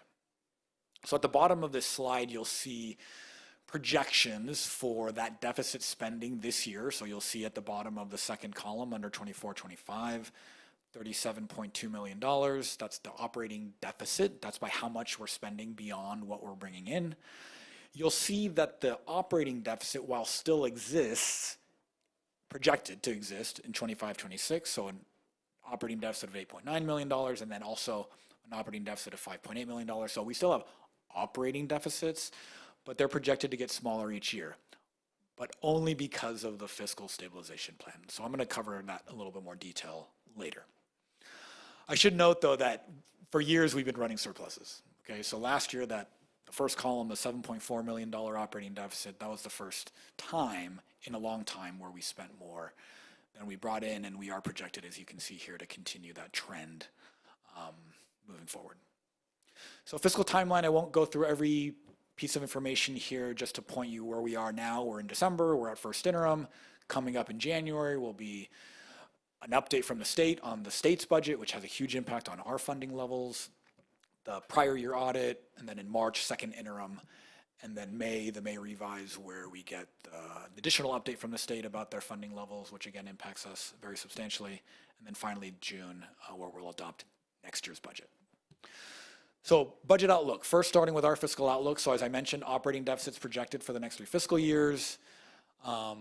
And those deficits are projected to get smaller, so still existing. We're still going to continue to draw down on our ending balances, on our reserves. We're going to continue to deplete those reserves. But they only get smaller, those deficits, because of the FSP. And so if actual revenue increases or expenditure reductions, so when the school year ends, if the actual and the next 3 years, if actual expenditure reductions fall short of what's in the fiscal stabilization plan, or the revenue increases fall short of what's in the fiscal stabilization plan, the ending balances I'm going to show you later in the multi-year projection are going to be lower than what I'm showing you. And in fact, without any fiscal stabilization plan, so without any of the augmentations in revenue or reductions in expenditures in the FSP, ending balances will, of course, decline even more substantially, and in fact would be projected to be negative by 26-27. And our unassigned, undesignated ending balances, which are a component of our ending balances, the most important when it comes to LACO's oversight, would be projected to be negative by the end of next year with no action. Okay, but of course there will be actions taken. So budget outlook at the state level. So the Legislative Analyst's Office, the LAO, they provided a recent update, as they always do, for the upcoming fiscal year for the state. And they provided the following analysis. First, something that you may have already seen in the news or in updates that you may receive from different sources, that state revenues are higher than previous estimates, but it's largely due to the recent stock market rally, meaning not going to be a reliable source of future funding from the state, right? Stock market rallies do produce tax revenues for the state from capital gains, as one example, but they're not as stable as other sources of taxes that the state collects. So that's not a very reliable, sustainable funding source for the state in terms of it's more volatile. The higher revenue at the state level has roughly been offset by increases in spending by the state. The LEO warns that there's no budget capacity for new ongoing state spending commitments or new programs from the state. And unfortunately, what the LEO is estimating as the statutory COLA for the upcoming school year for 25-26 is 2.46%. So 2.46%, what the LEO is estimating for next school year, is lower than the 2.93% that we currently have assumed in our multi-year projection. Okay, so a few months ago, when we adopted the budget, information from the state was that 25-26 COLA would be 2.93. The LEO is estimating right now, it's not a done deal, it's not final, but they're estimating a lower COLA than what's currently assumed. So in a couple slides, I'll show what the fiscal impact would be to Pasadena of that lower COLA if that comes to pass. So I know it's a little counterintuitive. Hey, the state revenue is higher. Why is the COLA lower? The COLA is not, there's many different economic indicators that go into determining what the statutory COLA is. And so while it's not a done deal, right now those indicators are pointing towards, at least leading the LEO to estimate that that COLA would be a little bit lower than previous estimates. Importantly, as I mentioned before, in January, the governor will release the proposed budget. We'll get a lot more information about what state funding levels are looking like in about a month. So this is a quick overview of the fiscal stabilization plan. A lot of it's going to look very familiar to you from June because, again, it's virtually the same. This is also part of the separate board item that I mentioned. So I'll skip over the first bullet. So the goals of the FSP are to address the district structural deficit and importantly, to maintain positive general fund unassigned undesignated ending balances through 26-27 through the forecast period, and to generally strengthen the district's financial status to make sure that we can sustain instruction and school operations. We're requesting, as part of that separate board item, that the board approve the FSP. It does need to be a separate board action, separate from the first interim report, but I want to make this presentation because they're so interconnected. And as I mentioned before, there are these different processes playing out that will result in recommendations to the board next month in terms of reductions for the future. This is just a quick summary of the reductions included in the fiscal stabilization plan, as well as the revenue enhancements. I'll just highlight there the one change that's been made since June. The June version here had about $11 million coming out of Fund 17 into the general fund. Now you'll see it's blank. That is the only change. Okay, so now to the multi-year projection. First, the major assumptions that go into the multi-year projection. Here you'll see our average daily attendance assumptions. These are also unchanged from June. At second interim, we'll have a better look at current year ADA as well as future year enrollment and attendance, all the major factors that determine our LCFF funding, as well as the January proposed budget. So we'll be able to provide a better projection of any impacts on our LCFF funding. And again, the COLA assumption is there, as I mentioned. In the current year, it was 1.07. For next year, it's still 2.93, even though the LEO is estimating a lower number, and 3.08% for 26-27. That's what the MYP that you're seeing next is based on. But before I show those MYPs, I want to just show you what those COLAs, how they compare to what the LEO is estimating. So again, about half a percentage point lower in 25-26, that's what the LEO is estimating, and just a tiny bit, 0.02% higher in 26-27. The combined impact of those changes in COLA would be a little bit less than $1 million of lost revenue in 25-26, and about $800,000 of lower revenue in 26-27 if these lower COLAs, at least lower COLA in 25-26 comes to pass. But again, too soon to know. We'll know more next month. So next, the multi-year projection. This is the multi-year projection with the assumptions of the fiscal stabilization plan. And I'm showing 3 bars here because I want to compare a few things. So the light blue is where we were as of unaudited actuals. That was back in September. And the middle bar, that's kind of the medium gray color, is what first interim looks like. But if we had still transferred the $11 million from the special reserve into the general fund. And the reason why I'm showing you this is because that provides the best apples to apples comparison from unaudited actuals to now. Okay, so you'll see that in 25-26, it's about $5 million higher. Our ending balances are about $5 million higher. And then in 26-27, about $10 million higher. This is attributable to the parcel tax. So the parcel tax is about, it's going to be estimated to be $5 million a year for 8 years, starting next year. And so that has a $5 million benefit to our ending balances, all other things being equal, 25-26. Another $5 million for a cumulative amount of $10 million through 26-27, all things being equal. Now the third bar there is showing you what first interim, the official first interim that we're asking the board to certify tonight, that we would then submit to LACO, and it's lower again by that $11 million that we are no longer transferring from the special reserve into the general fund. Here are what things would look like without the fiscal stabilization plan, without any of those expenditure reductions or revenue enhancements, and you'll still see that about $10 million improvement in that final year. But you'll see that without any action, the district is facing a very substantial negative ending, unassigned, undesignated balance in 26-27, and still negative next year. And so, as I mentioned before, and you'll hear again later, we will see you in January with more updates on our recommendations. So finally, just factors not reflected in the MYP as always. So any future changes in compensation are not reflected in any of those numbers. So any agreements that have not yet been approved by the board are not factored in. Any unknown liabilities, any potential impact of an economic downturn or potential reductions in state or federal funding, or any new investments or programs that are not already reflected in our financials. So that's the presentation. Happy to answer any questions.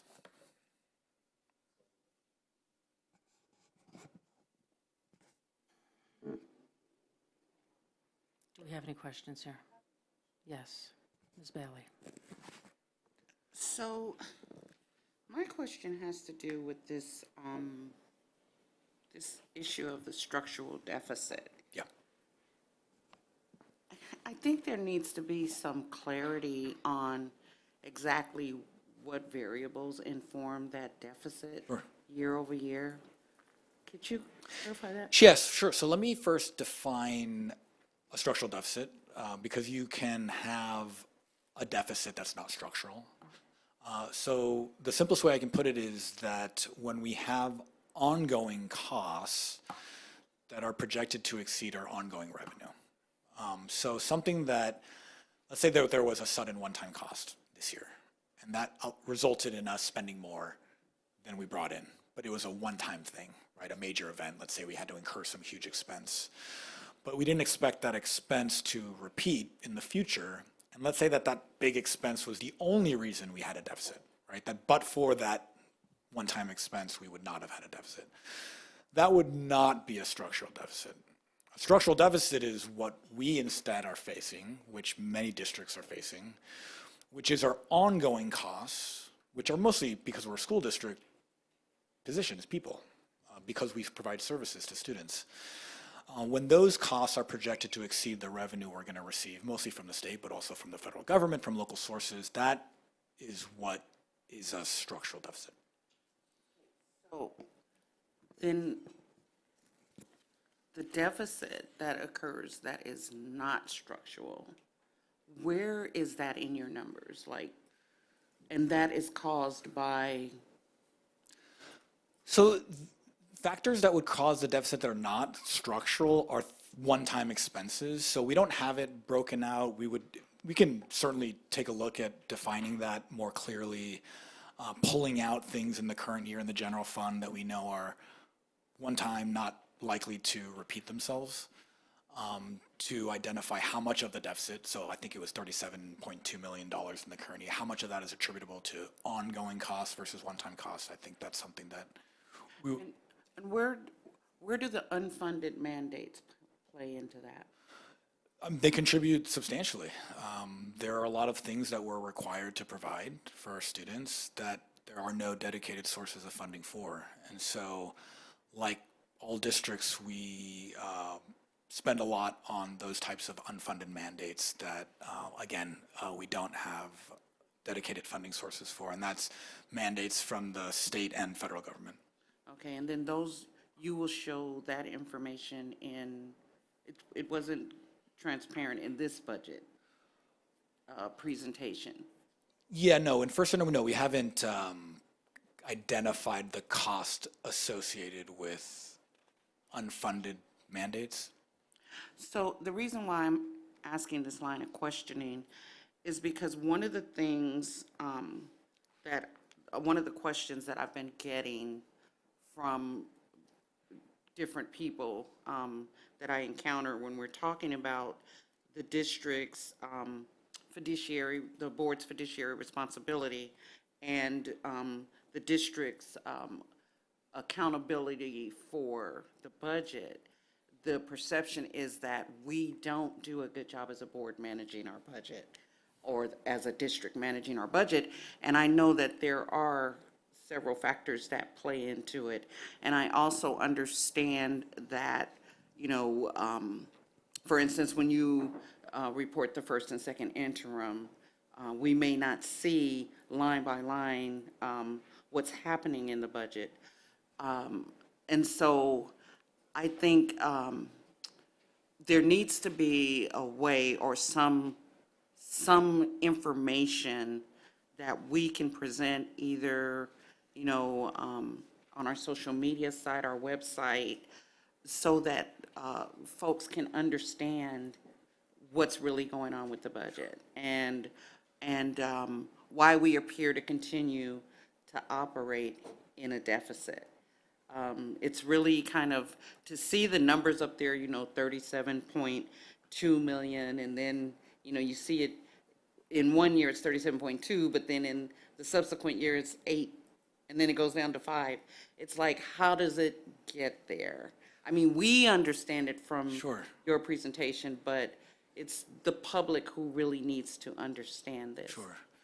So just in response to the last part, I do want to just stress that the deficit only gets smaller by that amount through the assumptions in the fiscal stabilization plan, which, so that's why they do seem to improve there.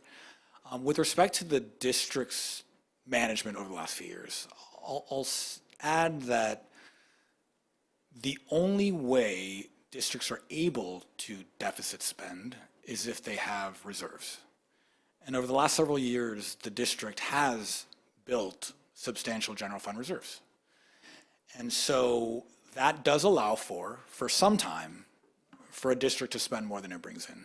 And in fact, there's nothing inherently wrong with spending more than you bring in to the extent you have reserves. The challenge is we look beyond just this current year. Right? We're looking over a multi-year period. And what we need to do now, which we are doing, and which the board already began to do last year before I was here even, is to take that long-term outlook very seriously and to know that some action was going to be necessary. And so there are other districts that have smaller balances built up over time that have been required to take some of these steps sooner than maybe we have had to because of the buildup of reserves that have been experienced by Pasadena over the last several years. How do you, I'm sorry, my last question, I'm just going like I'm the only one in the conversation. How do you suggest, when board members are approached with this conversation, how do you suggest that we respond so that we are all disseminating the same information to the public? Sure. So I think what's key is that, and this is something I spoke more about at unaudited actuals. So first is that most districts in California, if not all, are facing similar challenges. We had a huge influx of federal COVID relief funds that expired. And for any district to receive a large influx of funds, that might have been the first time we had arguably a sufficient equitable amount of funding, but those funds are gone. They were always meant to be one time. So that has a huge impact on all districts in the country. Second, state funding has been challenging. So our state funding was lower this year than we expected 15 months ago. And so those are factors that are impacting most districts, and so that's an important point, is that many districts are facing these same challenges. The other thing I would stress is that, unfortunately, we have little control over the amount of funding that we receive from the state and federal government. Of course, we always advocate, we lobby, and we should continue to do that. But for the most part, and also we can ask voters for approval, which we did. So we took a concrete step. We made the case to the voters that we needed more funding to maintain and expand programs, and the voters agreed. And so that is something that was within our control that we did, and that was successful.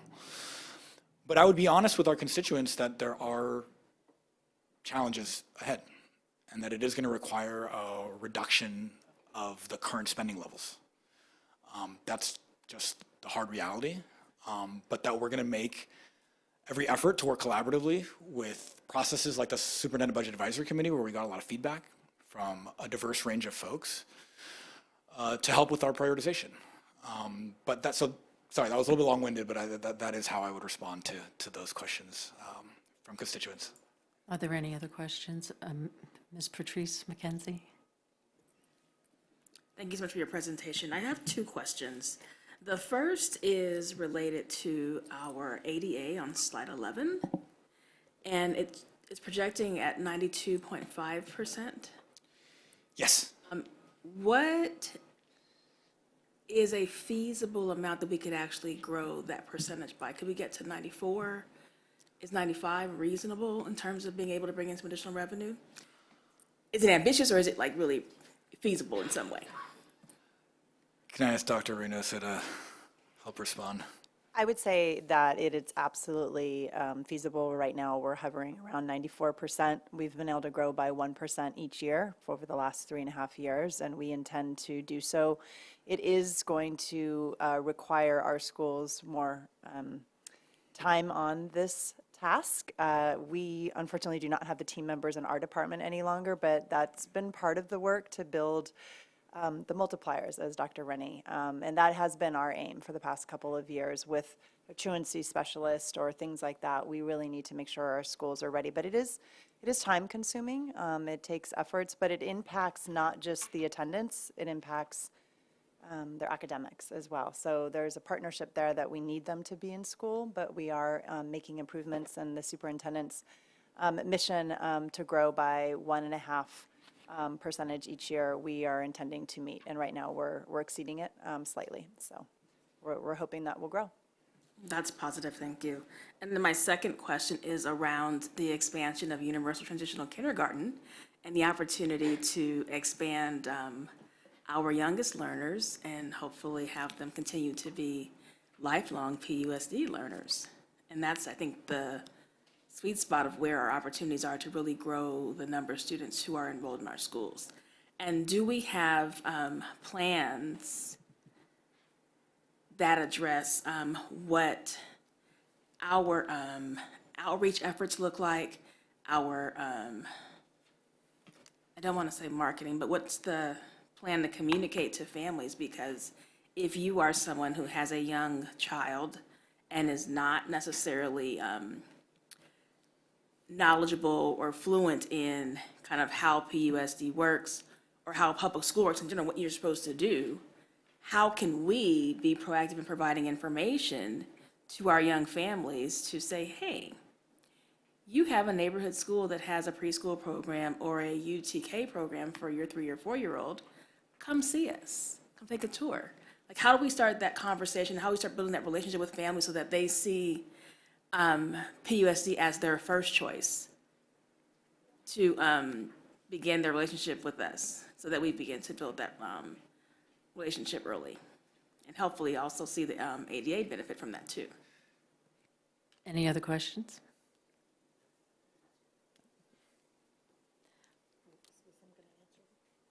Oh, on TK? Yeah. Dr. Hill, can you answer Ms. McKenzie's question? I've actually lost the track of the question, sorry. Building TK. What's the outreach plan for how do we Oh, get these little ones sorry. in our midst quickly? In terms of outreach for TK, I would actually, they're already filling at wait list, and we've only completed priority enrollment. So when our general enrollment opens, we are actually seeking to see where we can expand and add additional classrooms. So we do think that word of mouth has already been a big benefit to us, but we are including all of our TK outreach in the early enrollment newsletters. We are meeting with preschools, and then we have flyers that have been going out at each of our community events.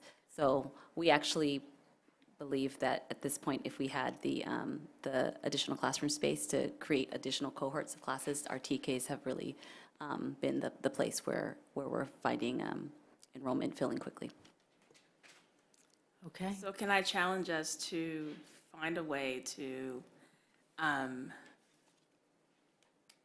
identify the space to not turn any family away who has a child who wants to bring their child to us, and B, identify a source of employees who can serve in those roles?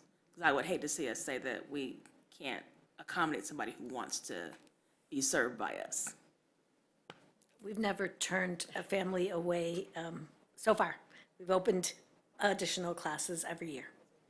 Yeah, so I actually did want to reiterate that this will be the first year upcoming that we will have a TK at every single elementary site. Last year we were very close. Every family was offered a spot. If they did not, it may not have been their first choice school, but they were offered a spot in a TK program, so there wasn't anyone who was left on a wait list.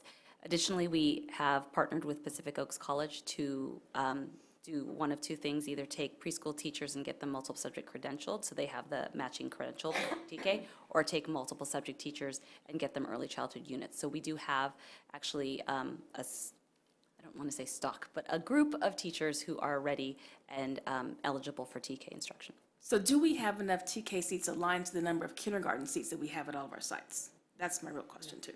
That's a great question. No, not currently. We do have fewer TK seats right now than we do have kindergarten seats. So that's going to be reviewed. Hope we can get there one day. Okay, thank you. I will accept a motion on the floor. Second. All in favor? Oh, sorry, I didn't see you. Go ahead, Ms. Kenny.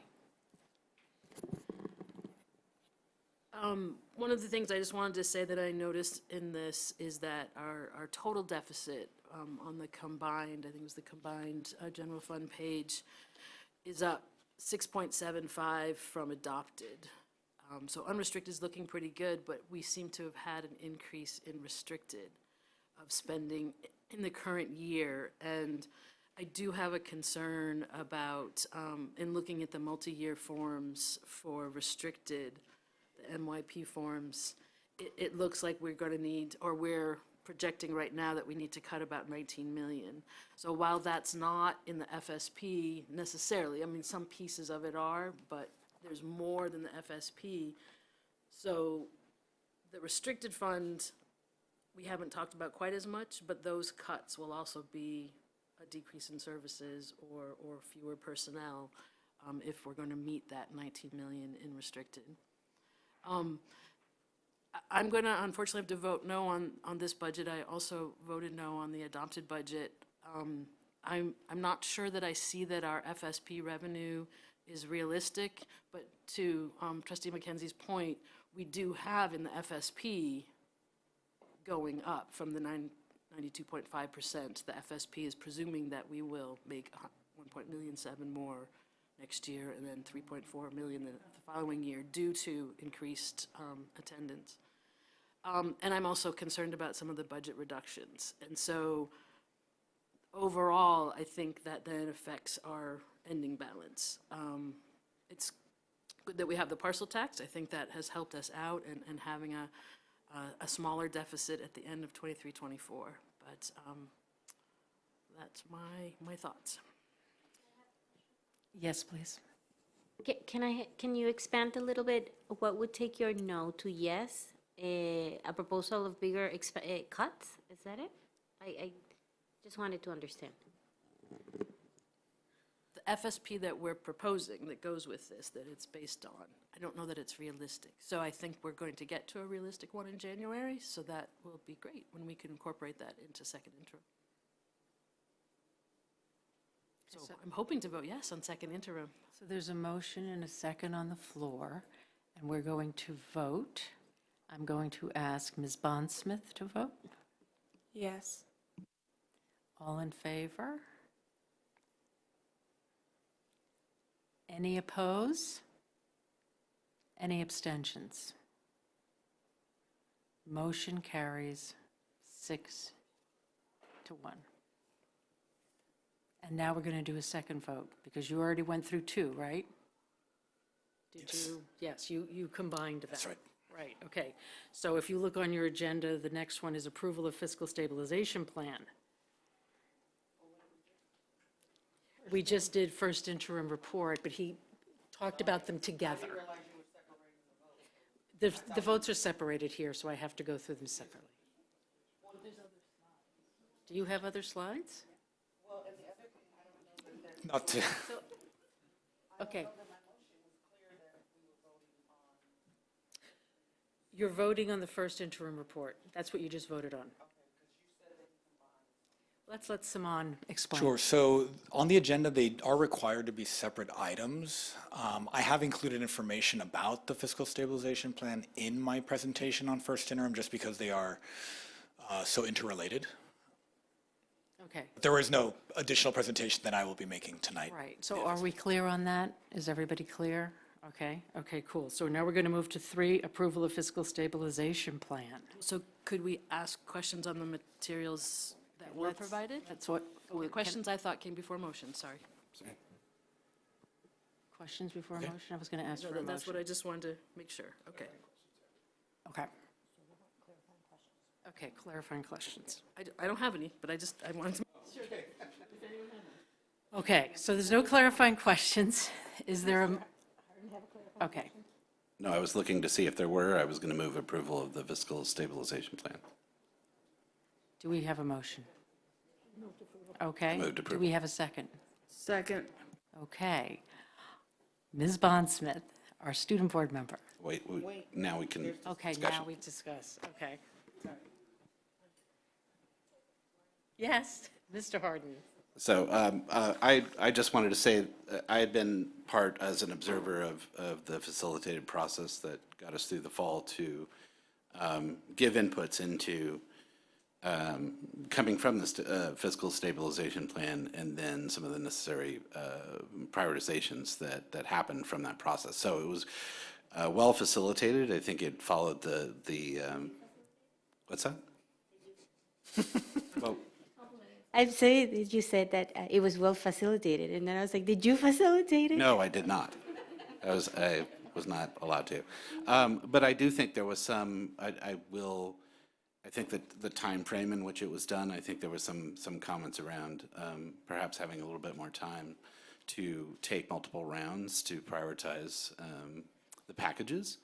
And I also think that some confusion around some of the areas that were not prioritized as part of the necessary trimming that we'll have to do come January. So I think it zeroed in key areas, but I think I'm hearing a lot from constituents about, oh, it's not everything. There's an additional pot of money that we have to actually cut. So I would also hope that in the future, we follow this process, not just when we're trying to dig ourselves out of a deficit, but that we look at strategic budgeting on an ongoing practice year over year, because I think the methodology is good. Anyone else? No more questions? Oh, Superintendent. So I would respond to that, Mr. Harden, by saying, no matter what process we've used in the 30-plus years that I've been in education, will satisfy all of the people, right? And we had an attempt to bring our educational partners and staff together in a well-represented model, and there was not an intention to put everything that's in the budget up for discussion by that group.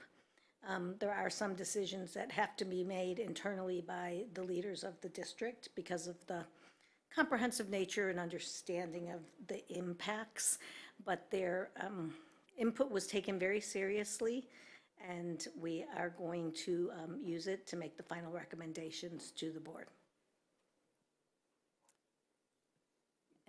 Anyone else? Are we ready to vote? Ms. Bondsmith, student board member? Yes. All in favor? Any opposed? Any abstentions? Motion carries 6 to 1.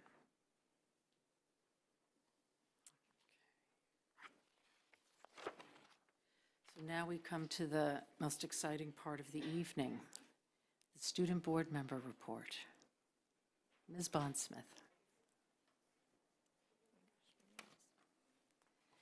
Thank you to President Hall, Lee, esteemed board members, and Superintendent Blanco for your continued contributions and commitment to the Pasadena Unified School System and support to our Student Assembly. I would like to first welcome our new Student Assembly members. From Muir, we have Lula Matsura and German Maxey. From PHS, Violet Beach and Allison Leo. And from Blair, Yule Her and Adeline Wick. Our growing assembly will be able to tackle tasks more efficiently and effectively, and our current assembly members would like to thank our incoming members for joining our force. While we are very excited about our new members, we are looking for more representation from Marshall, CIS, and Rose City. The student think tank will work with these campuses to plan a special election to give students from these schools a chance to express interest. We will share more information soon. On another note, on November 22nd, members of the Student Think Tank and the Student Assembly met at PHS to work on several initiatives, including the planning of a youth conference in collaboration with Pacific Oaks College on March 6th, 2025. We are very excited about this project. As Leslie shared with you, Dr. Gerald Hill has invited a special guest, Dr. Tyrone C. Howard, who serves as faculty and co-director of the UCLA School of Education and Information Studies. Additionally, the Student Think Tank is working on creating panels for students to present sessions. Please join us. The Student Assembly will share more information after our January in-person planning meeting. It's important to note that the Student Assembly is very busy studying for finals. However, we continue to meet with each other and look forward to collaborating with the Student Think Tank and the district board committees in the new year. I do want to discuss the action items that we just finished voting on. These action items were discussed heavily during our Student Assembly meeting, and while we concluded on how to vote, action item number 3, the approval of fiscal stabilization plan, was up in the air. As students, we know firsthand how important our educators are to the district. We want to ensure that whatever happens with the fiscal decisions, our educational experience is centered. Lastly, the Student Assembly would like to congratulate our new president, President Jennifer Hall-Lee. Your dedication and leadership inspire confidence in all of us, and we are certain that you will continue to champion the growth and success of Pasadena, fostering an inclusive and thriving community. We look forward to seeing your vision and efforts take our organization and community to greater heights. Thank you. Thank you, that was lovely. So now we move to N, board committee reports. I know we're a little in flux on this, but does anybody have a board committee report? Since we're reorganizing this? Yes? The Facilities and Capital Project Committee didn't have a meeting in December because it was really busy December. But I just want to thank the committee and as well as the staff that really supported us throughout the year. We learned a lot and we accomplished a lot, and I'm grateful for the union reps that came to our meetings and the community members. And I do want to communicate that, Student Assembly wants to continue to be engaged in this committee, and one of the suggestions was to do an audit of the athletic programs of our high schools. So I just want to make sure I communicate that. Thank you. Okay, thank you. Moving on, item O, California School. Oh, Dr. Velasquez. As per, this is a question. Does board policy require us to report back from training that we receive? And what is the preferred mode in which we should report back from we just all came back from a big conference. So do we report out loud? Do we write a message? That's where I excel in writing, so I prefer that style. So since this is a board, these are board committee reports on reporting out from CSBA, is that something we should add to the agenda next month? Because that could be a bigger conversation. I think we should add it. Tina, you looked at that policy? Did it specify a method? Actually did not look at the policy, but I know it's there. I didn't really read through. I read it. It's just conversation mostly. There was no real, but it usually comes right after, but I think January is okay. I mean, yeah. Oh, no, I don't know that it.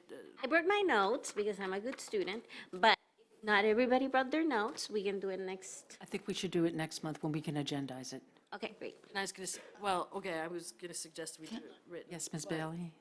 Sorry, Ms. Kenny? Yeah, if we do it written, then it could go to Friday communique, which, then also be public. I mean, I wouldn't mind writing a little bit, maybe on some of the different workshops. I don't know how, well, depends on how much time there is on the. Ms. Bailey was next.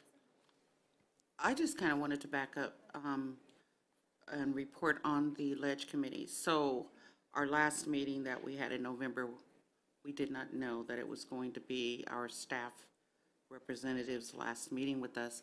So he's there. It is with deep regrets that I wish Dr. David Rennie well. I do not want to let him go, but he says that I must.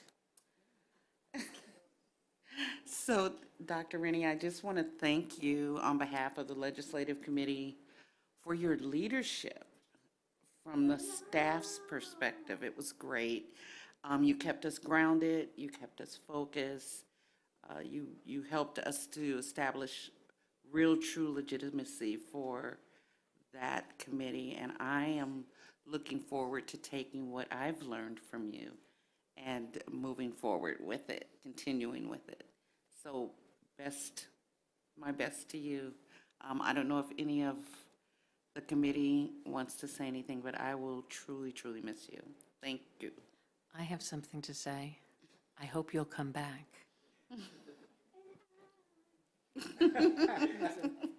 Patrice? Probably see you at I just wanna lock CSBA, the right? doors, really. I just want to lock the doors and say no, we don't approve. But thank you for your leadership and your service to our students and families, and we do wish you well in your next adventure. All right, back to these notes. Do you want them written? Do you want them verbal? Excuse me. I think he wanted to say something. Please. Well, I was just going to say thank you for the accolades and for the direct question about will you see me at CSBA? That is unknown. I will be working at a charter or a county office of education as an LCAP reviewer, and I don't know what their role for CSBA looks like. Thank you.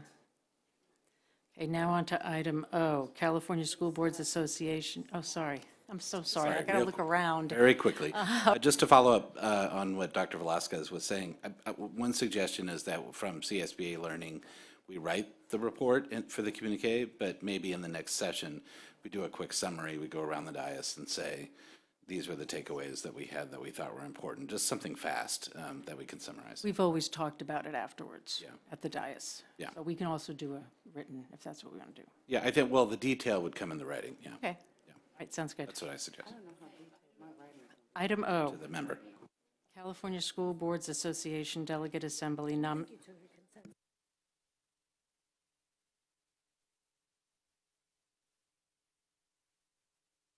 Since we're sort of off topic here, this was not agendized topic, okay? So we could do a consensus on writing something and talking next month when we agendize it for CSBA. Is that what we would like to do? Yes, I think.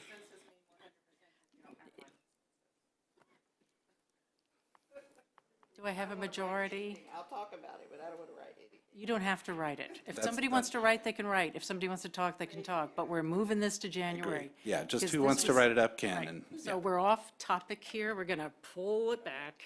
Item O, California School Boards Association Delegate Assembly nomination. So this is a new process for me. So this is putting names in the hat for a vote by region for a delegate to CSBA. Fill out an application. You get to go up to Sacramento once, or you go up there and be a delegate. So anybody can put their name in. Yes, ma'am. So I just want to say that I know for this present year, you had put your name in the Yes. hat along with Kim.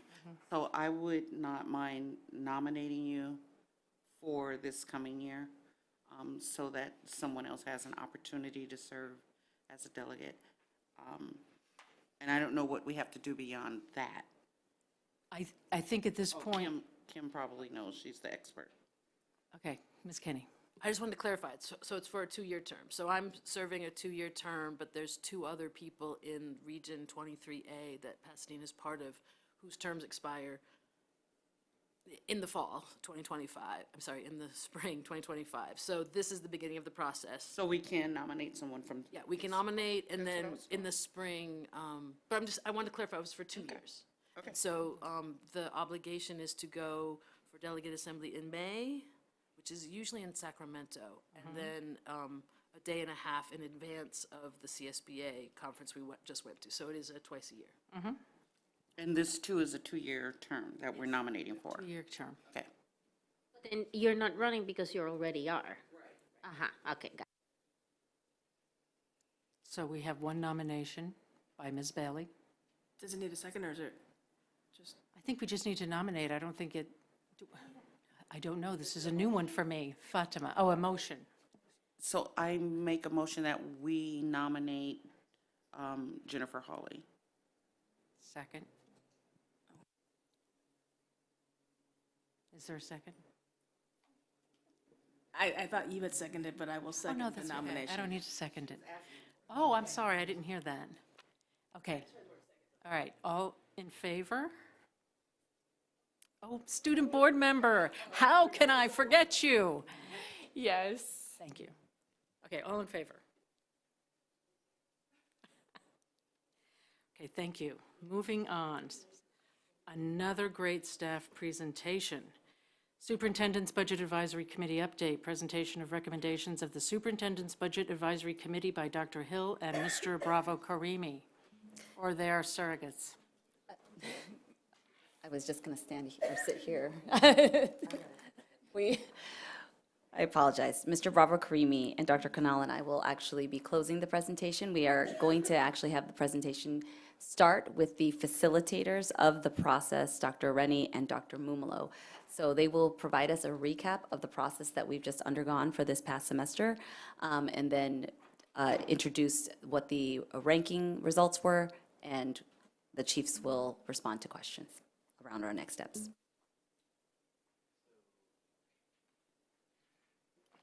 So good evening, Board President Hawley, board members, members of SLT, those of you joining us at home on YouTube as well.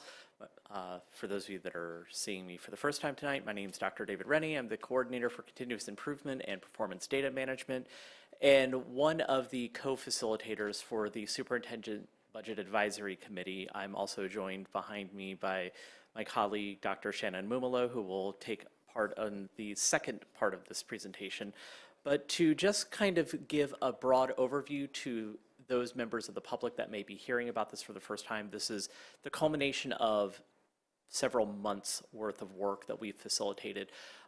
When we learned that we would need to be engaging in a fiscal stabilization plan, we did convene a committee of a diverse group of stakeholders to look at a portion of potential restructuring that would impact both central office and school sites, recognizing that when you restructure central office services, you cannot do that without impacting schools in some way, shape, or form. And in that, we put out a call for applications and really looked at putting together, with some intentionality, a committee that would represent students, parents, staff members that are both classified and Teamsters, so both CSBA and Teamsters, as well as teachers, broad community members, and of course, we cannot do this work without also having diverse viewpoints from our school leadership. So we also did have 4 principals that participated on this committee. And in that, from September to November, we had 6 very well-structured meetings that lasted for approximately an hour and a half to 2 hours, depending on the topic that was being covered. And to just kind of give the public an idea and overview of the cadence of meetings and how frequently certain topics were discussed, we looked at really leaning into a book that was written by Poston called Budgeting for Schools in Hard Times. And really in that, it was looking at understanding what we mean by program staff when we say a funding model and how that might be restructured, really getting the committee to understand their roles as not a decision-making body, but really a prioritizing body, because again, we are collectively unearthing what the priorities of a diverse group of stakeholders are, and then also looking at how to build their understanding of what different programs look like. And that's really where we spent 2 meetings doing deep dives into what we what we refer to as packages. Those packages really span multiple departments here at the central office, as well as really looking at, in some cases, centrally funded services that are placed at school sites. So for example, our instructional coaches in that model. And then asking our diverse group of educational partners to really look at, if we ask you to rank in prioritization of what do you view as the most important level of funding relative to each other, how you actually arrive at that decision. and then having a closing meeting where there was some discussions around what are some patterns that we're seeing in our prioritizations, and through that, kind of, if we had to do this in the future, what worked well, what could we do better, what ought we might consider for changing, because in the spirit of continuous improvement, you are never done. The work of educators is just never done. We can always make it better. So some individuals have asked, like, why is it that this is a body that is prioritizing rather than advising? And part of that is because we really wanted to lean into what Poston refers to as really bringing in performance-based budgeting and recognizing that when there's discussions that are oftentimes placed in front of a committee, it becomes those with the strongest personalities or the loudest voices become the dominant point of view from the committee. And by engaging in this process, what we first allowed is for there to be a certain level of transparency that when you look at a school website and you see, oh, this department is spending $5 million, a lot of people may not understand this is what we actually are able to provide for students for that $5 million. And if you're going to remove $1 million from that, what does the impact of that $1 million removal look like? But then also, it allows for the program manager to communicate, here's how I would possibly restructure my program. And based on that restructuring, here's what we are proposing. It also allowed for a certain level of participatory engagement that we haven't seen in the past, where individuals can actually ask clarifying questions around what does it mean to actually restructure a program in a certain way, or, well, why wasn't this brought up as a potential cost savings? And sometimes the answer to that is because that is actually outside the mandate of us to be able to easily change. It's something that we would actually need to rely on the expertise of cross-divisional leadership at the senior level to really investigate.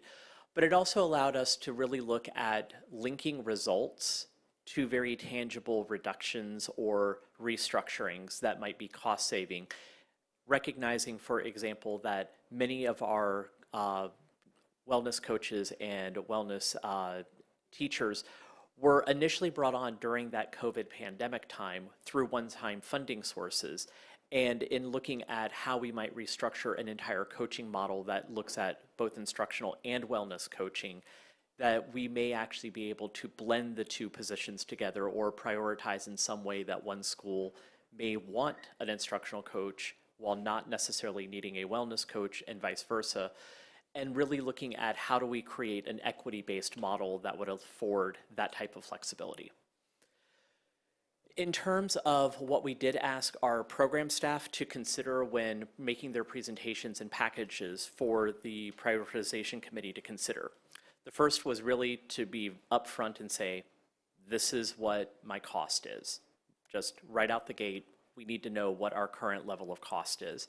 And then engage in that from a standpoint of, by employing this type of staffing, this is the service that students or student families or even employees may receive as a result of that type of staffing. From there, they then translated those into possible changes to where they would say, if I were to have to operate on a reduced budget, here is what my services would have to look like. These services that are nice to have may not be need to have at that point. But then later on, that also meant that they would need to talk about how those consequences would shift work. So for example, if we are talking about reducing a centralized enrollment office as one of our examples, because Dr. Momolo happens to also head that office, if you reduce the services centrally, then that shifts more work to the school sites. And so that is a very real, tangible consequence when you're talking about that type of service reduction and restructuring. It doesn't mean that it's not feasible. It just means that you have to really think through the moving parts of shifting work to 23 school sites when you actually have that type of a reduction. And I elevate that just as a very real example of a consequence that was very palpable when we actually presented it. In terms of our overall presentations, the original intent, based on what Poston suggests, is that each department would present their packages kind of in rapid succession.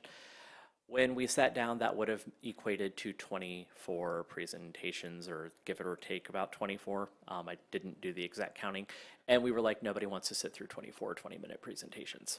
So we decided to work with senior leadership, and our senior leaders really delineated that we think it makes sense for these departments and their services to be grouped together in a broader package. So even though each department did restructure using the same protocol, they presented it as one package. And for example, the continuous improvement data team, enrollment services, and family engagement, thank you. I was like, there's a third department in there as well.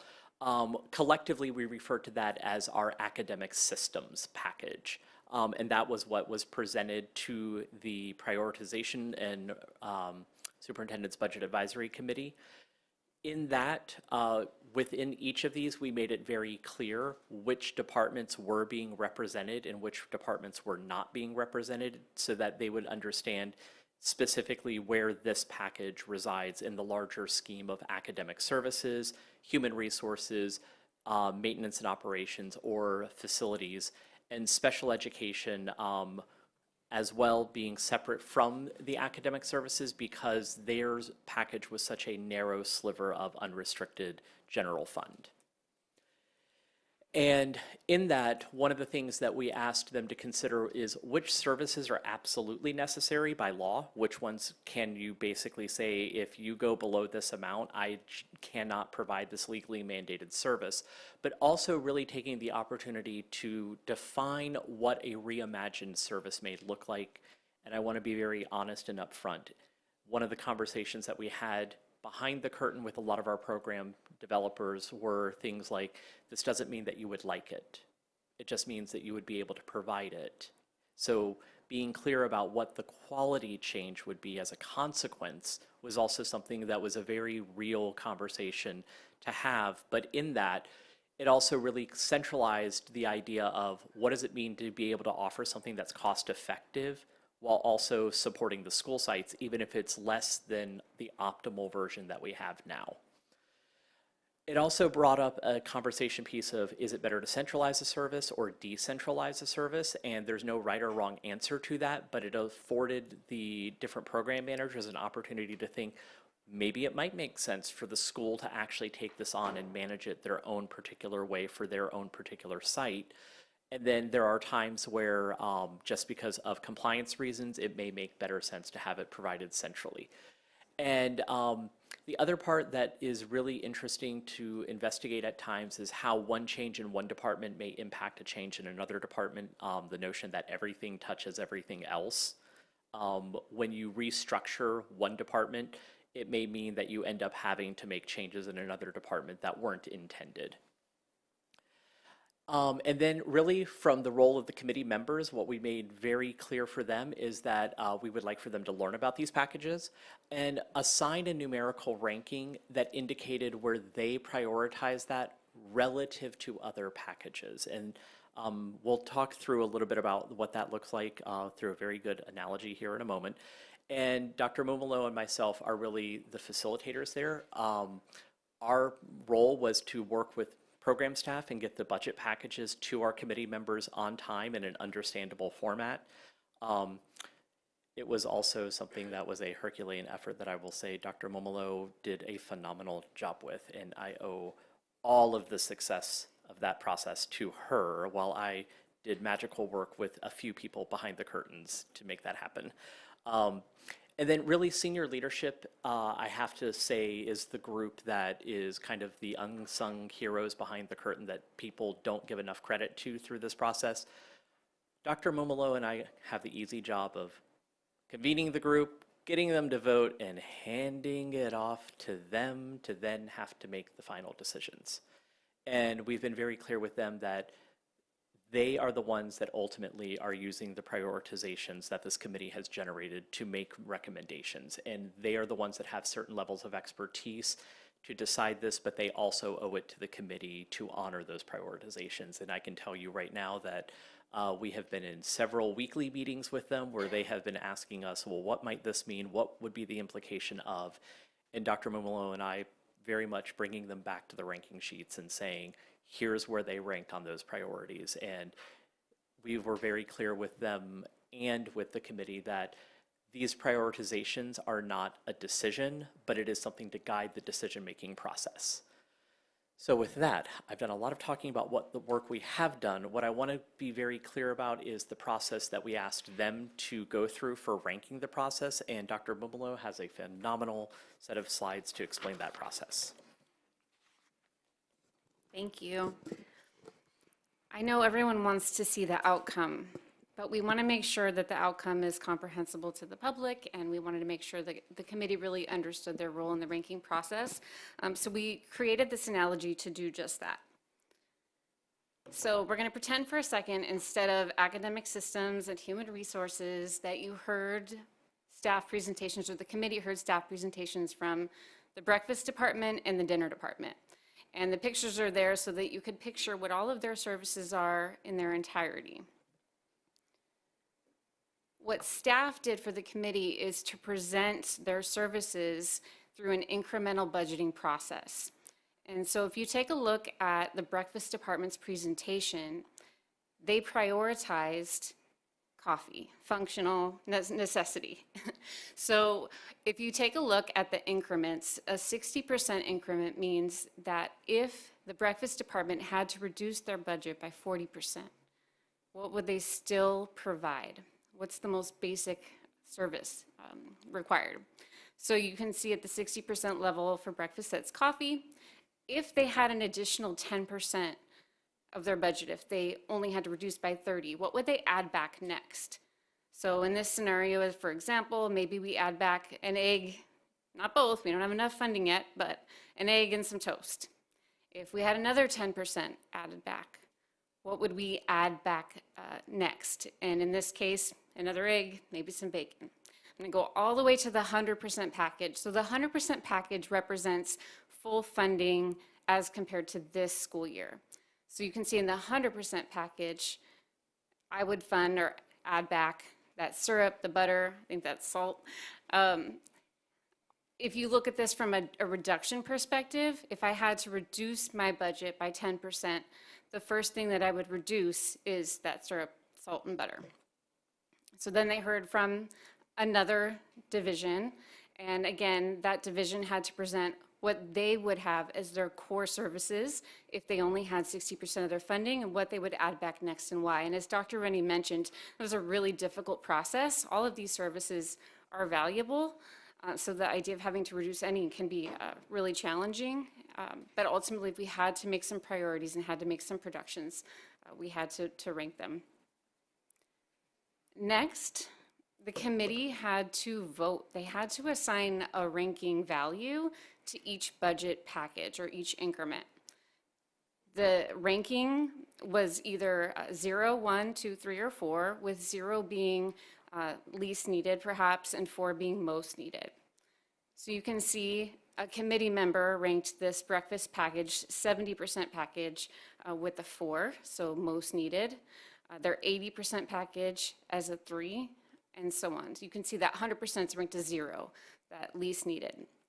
And then on the right, you can see they also got to rank the dinner package. So each committee member ranked all of the division's packages, and that's by increment. One thing you don't see there is a ranking for 60%.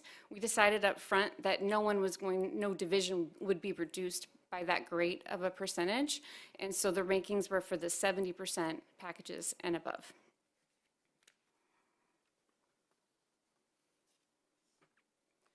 So then that becomes an overall ranked prioritization list of services. So I'm actually going to read this from the bottom to the top. If you look at the bottom, the highest average rating was that breakfast package at 70%, that egg and that toast. It had a 3.8. So that's an average of all of the committee scores together. And then next to it, you can see the package cost. The next thing in this hypothetical situation was, if we had another 10%, what would we add back? Based on the next highest average rating, we'd add back that second egg, that bacon, and orange juice. And then you can see the package cost there.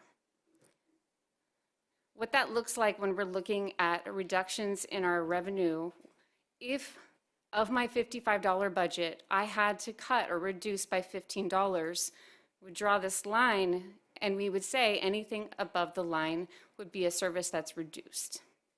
Now, as Mr. Bravo Karimi mentioned, that budget outlook can change. There's a lot of different factors. Maybe we get more enrollment from transitional kindergarten, or we have higher attendance rates. So if our revenue changes, that line can also change. So let's say instead of a reduction of $15, my budget was only reduced by $10. That line can move, and I get to continue with additional or more services than I would have if that line were drawn lower.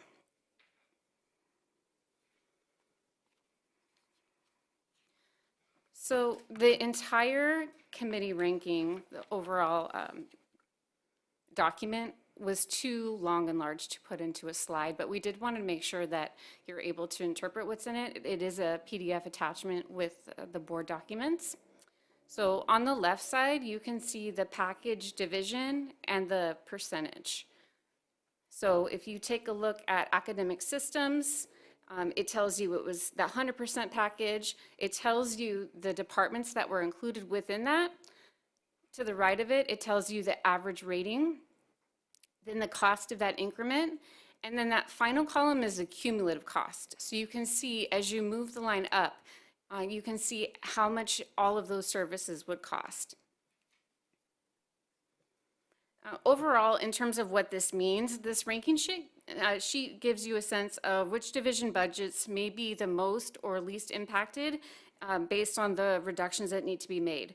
So lower ranked packages might see a larger percentage of proposed cuts to the division budgets.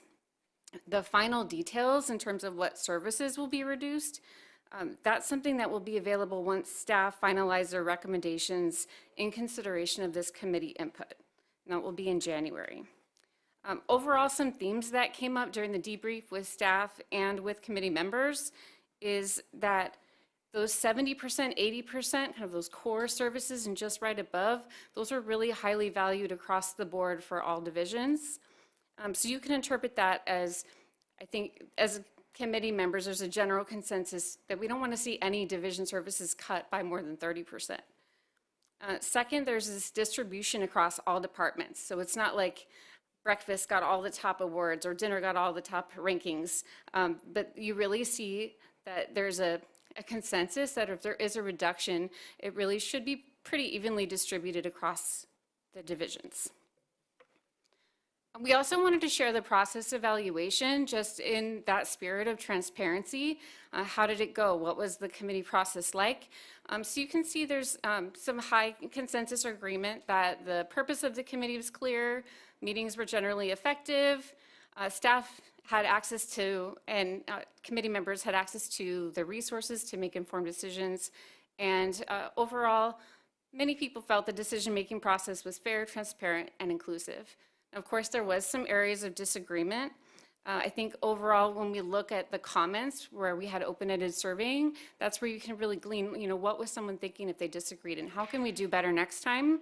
In general, many people felt like if we had more time, if we started earlier, if we could have materials advanced and be more prepared, that would be a good change. But overall, pretty positive feedback. With the open-ended comments, there were also some considerations for process. We just said what worked well, what would you change? So in terms of what worked well, people felt like the methodology was really consistent and clear. It was helpful that all the divisions had the same template, the same slide deck template, as well as the ranking packages. The presentations and handouts were helpful and made it for expedited decision-making. There were a lot of comments about the strength and the diversity of the committee representation. And in terms of facilitation, good time management. In terms of what we would change, there were a lot of comments of people really wanting to engage in more discussion before a vote. More time, package configurations. So I shared earlier that image of breakfast. I'm going to use that example again. Committee members weren't able to change the order of the priorities that staff had set. So if I say coffee is the most important and then eggs, someone can't say, well, first we're going to pay for eggs and then coffee. So the package configurations was another point where someone said, well, I might have liked to pull out this one service or change the package a little bit, but that's not something that was in their purview as a committee. There was also some comments about just hoping for more teacher participation and student participation in future committees. So I'm going to pass it over to Mr. Bravo Karimi, Dr. Hill, Dr. Kanal, to talk a little bit about next steps. Thank you.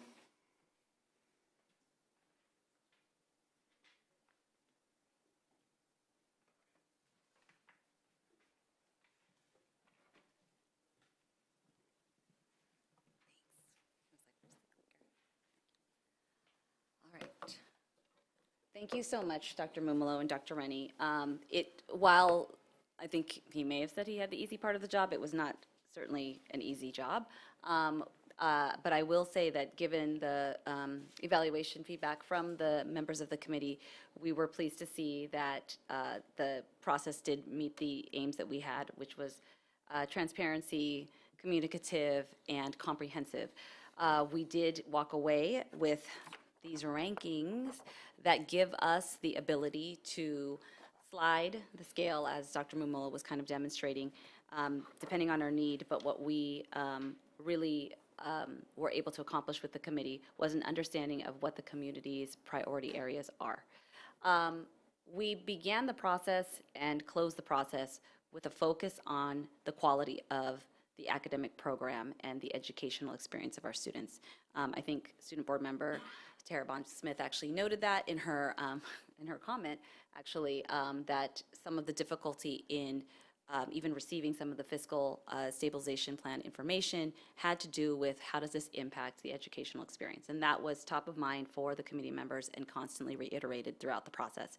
I have an appreciation for Dr. Kanal and Mr. Bravo Karimi for their support of the academic programs that Dr. Reynoso and I have the benefit of steering. But we do know that regardless, with the fiscal situation that we're in, we are looking at changes. We are looking at services looking differently, and therefore experiences possibly being impacted, but not in something that we believe is a negative way, but a more efficient way.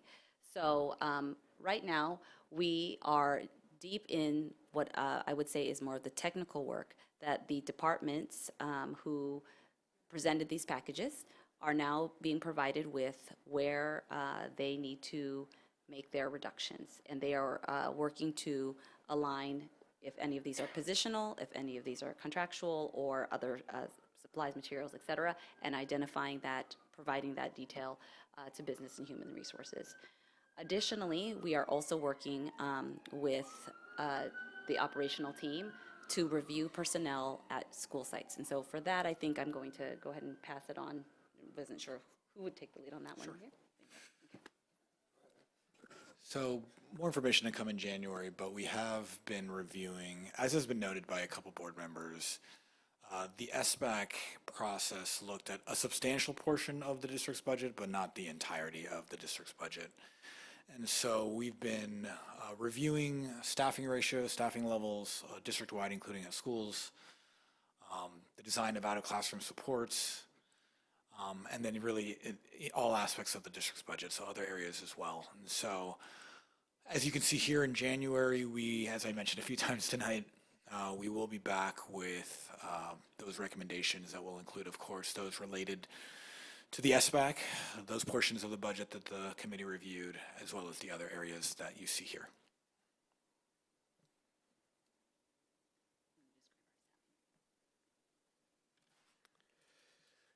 You'll notice that there's been, on a slide, that there has been conversations with site principals. So a team of the academics, Mr. Bravo Karimi and myself, and Dr. Alcazar have been meeting with every single site principal to discuss their priorities and to discuss their staffing ratios, to discuss their needs, to discuss how we can continue to provide service to students while still looking at to see if we can do it in a more efficient manner. So the goal of those meetings have been to make sure that we ensure that we capture their input in part of that process. So those meetings are one-on-one, and again, they meet with both academics, business, and HR at the same time so that we can answer questions in real time for them. Those meetings will conclude next week, so we still have quite a bit of conversations to occur. But again, it is within mind of making sure that we get their priorities and ensure that that they have a voice in part of the process. Any questions?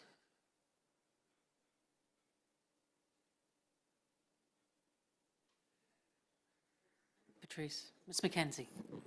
I just want to say thank you to all for all the hard work, to you, the superintendent, and the leadership team, for engaging our community members, engaging our school site staff to go through this really rigorous process.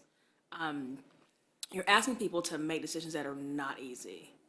And we don't choose to be educators, don't choose to work in schools to have to make these kinds of decisions. So I don't envy the position that you're in.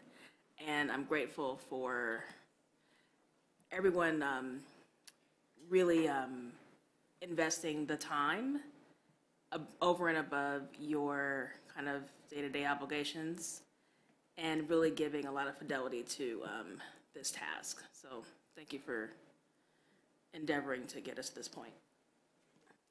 Anybody else? Ms. Kenny. Yes, thank you. It sounds like the committee members, we heard from Michael Leone tonight, and I know the student board member who was on it was very, very engaged. So in looking at the rankings, I was trying to, I guess without seeing where a line might be drawn, it's hard to know what to take away. But what I did take away, I think, is that earlier when we were looking at the fiscal stabilization plan, the impact of the fiscal stabilization plan is about 26 million. When I look at this ranking sheet, the cumulative cost is 24 million. So if we cut everybody to 60%, we wouldn't quite get there. And so I think that's the point you're making about looking other places besides this. Okay. Yes, thank you.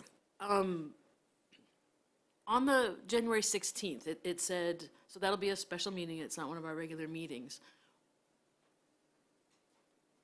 I'm wondering how early those materials will be able to be posted. So with a special meeting, it's a 24-hour is all that's required. I'm assuming there will be some meat to digest for the board. So I'm just kind of, do you think that Friday before, January 10th? I know with the break and everything, I just don't know what will be feasible. It may be the 24 hours before. I'm not going to set unrealistic goals because of the break, but you have to have enough time to make decisions to move into the next steps of the process.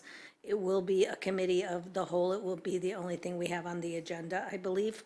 So you'll have the entire board meeting to discuss it and dig deep into it. And so that will be a discussion item or a discussion study session, and we would take action 2 weeks later? On the 30th? I think that was the intent, correct? Okay. And then one of the questions I asked, because the supplemental and concentration funds from LCFF fall into the category of unrestricted, although they do have statutory guidelines about how they should be used and for whom they should be used, they were included in these packages and in these cuts. And if we cut services that those funds were being used for, we need to then fund other services for that same group of students. And so I just want us to be careful that we're not cutting a program that benefits English learners and then using those funds for something that maybe benefits everyone, which includes English learners, but it's not principally directed at English learners the way the statutory guidelines say. Just because it's a relatively large pot of money, around 36 million of S&C, and so I know it's there, and we'd like to use it for other things, but I think we're not going to see the improvements in closing the achievement gap and bringing equitable results for our students if we don't target that money at those students. Thanks. Anybody else? Ms. Fredericks? I echo the, admire all of you for going through this hard process. And I do want to sort of piggyback off Trustee Kenny's comment about equity. How is the equity lens applied in this process, and maybe, you know, you all making the final decisions? How does the equity lens also applied there? So we actually do keep that as the central focus point in all of the decisions. So when we began with the committee work, we actually did include that as one of the introductory presentation points. We reviewed what is the district's value around equity, how do we define it, and then we trained the committee on our equity lens, the litmus test. And so those are questions that we repeatedly ask our program managers. We ask them in the package development before you even share anything with the committee. Are you utilizing this lens? Or actually, I should say, utilize this lens, and they did, before you make your own kind of decisions around what would your 80%, 70%, et cetera, look like. So then with the committee, we explain to them, this is the lens through which they're looking. The other very tangible piece that Trustee Kenny shared around our S&C, our supplemental and concentration funds in our LCFF, those are really, I have to give a huge thank you to Dr. Turley Payne, who is also monitoring that we have some specific goals that are written around equity. They're not required goals, but they are goals that we called out specifically and have actions associated with. So all of these adjustments take into account that these are actions and goals that we have declared in our LCAP. We'll be continuing to monitor.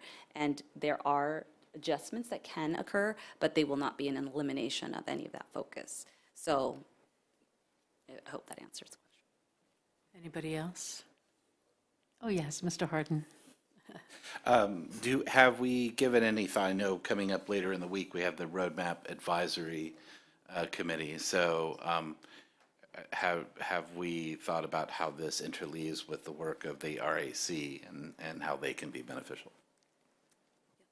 I think the Roadmap Advisory Committee, you know, if we were to think, if you can visualize the graphic that we have brought to this board multiple times around how all of our plans align, from strategic plan to LCAP to the CSBA and department plan level. Well, much is the same to be said for our committee groups, right? Our RAC sort of provides us that feedback loop for the implementation of the strategic plan. Our LCAP PAC addresses how we are carrying out the LCAP, and then our our SSCs and our district advisory committee are really helping us guide and steer what's happening with the CSBAs and the department plans. So we think that all of these groups should be communicated to and about and think about what's come out of the Superintendent's Budget Advisory Committee. That is a more unique community feedback loop because it's to address a single point in time, right? Whereas these other committees run continuously. So it absolutely should inform the work because we will not be wavering on what those pillars are in our strategic plan, as you are very familiar with, Trustee Harden. But we may have to adjust the services that we render in order to meet them.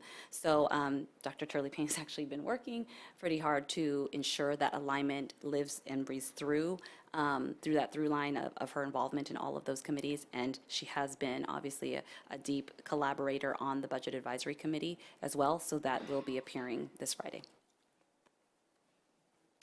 Ms. Bailey.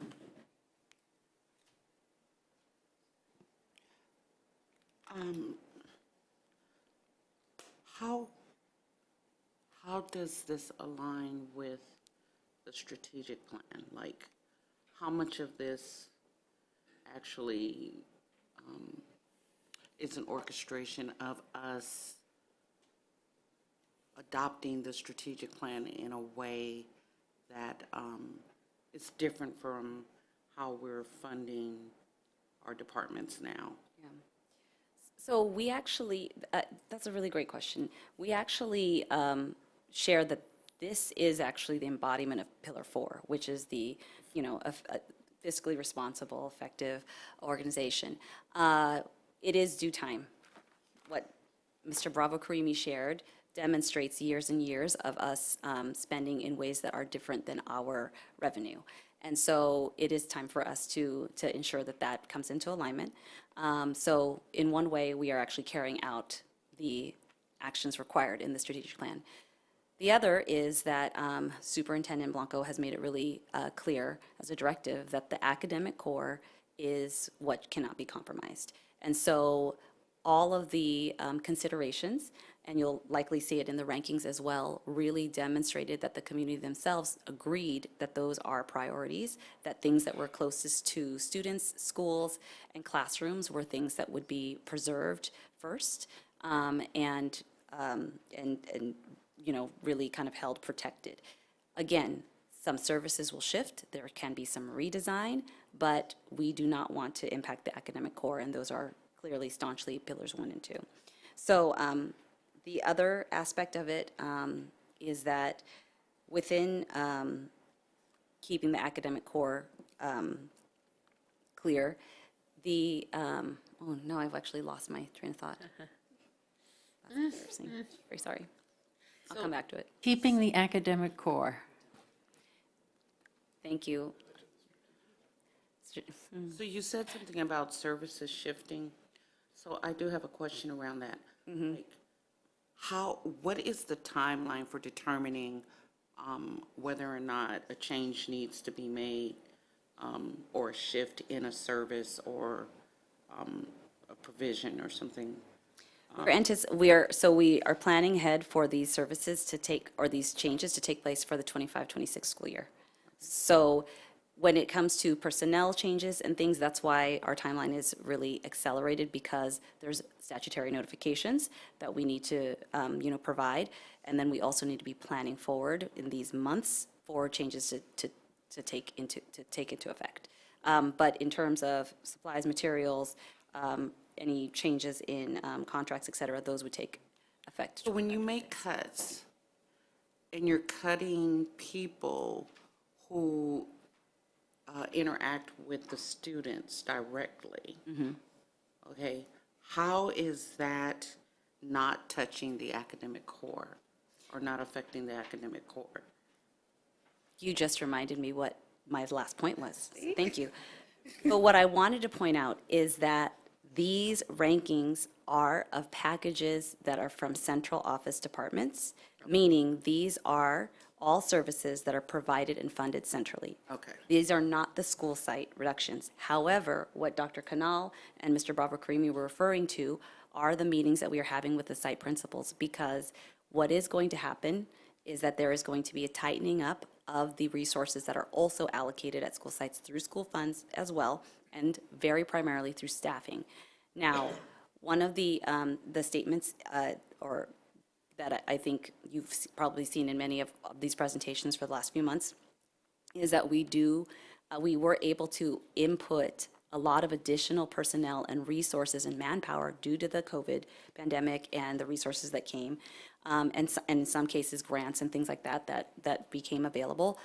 But as time has gone on and these funding resources do not stay, we cannot have all of these additional personnel stay as well.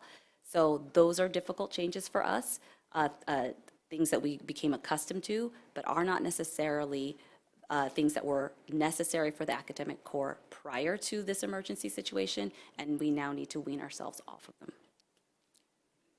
Yeah.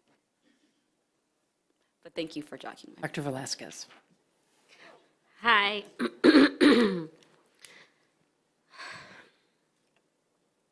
What do you anticipate is the role of the board in this process? So the role of the board is to understand the staff recommendations. We're, you know, the experts we've called in, community partners and our labor partners. Nothing that you're going to have to do is going to be easy, or nor are you going to want to do it, right? And it's not easy for any of us. It's not easy for our site administrators to be in these meetings and have these conversations. We had $62 million more in ESSER. You have to understand that's like, I don't know what percentage of our whole budget, right? And, okay, 20. So Kenny knows that number. So I think that, just keeping that perspective in mind, and because we value programs, and we have had decline in enrollment that we talk about all the time, but we have not declined our staffing and services at our schools because we value the programs that we have.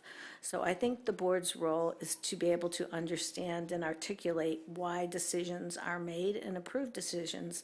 Now, of course, you can say, I can't live with that decision, and if the majority of the board votes no, then we have to come up with other trade-offs, right? And that's why we started with central office last year, and we started with central office this year. But everything we do as a central office impacts our schools, right? We're part of the services that they have. We, even before the reductions we had to do the year before, we started with the executive leadership team. Mr. Bravo Karimi is doing the job of 3 chiefs that we used to have, right? We don't have as many kids anymore, so the services have to shrink. And so I just want to make it very clear that we have started at the top, and we continue to use our central office to take it as lean as we can be and still provide what we need to provide. Okay, so true, the state of California and the education system in the state of California is going through a financial crisis, not just in Pasadena, but throughout the entire state. True, this financial crisis extends from K to the entire system. True, you are the experts in this process. It's also true that we bear a lot of the responsibility of in the process.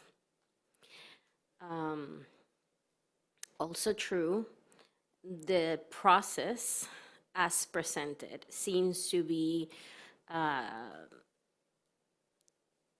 thoughtful and careful.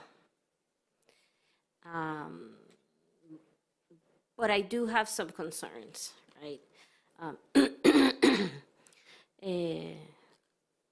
I grew up in a poor country and a poor system, and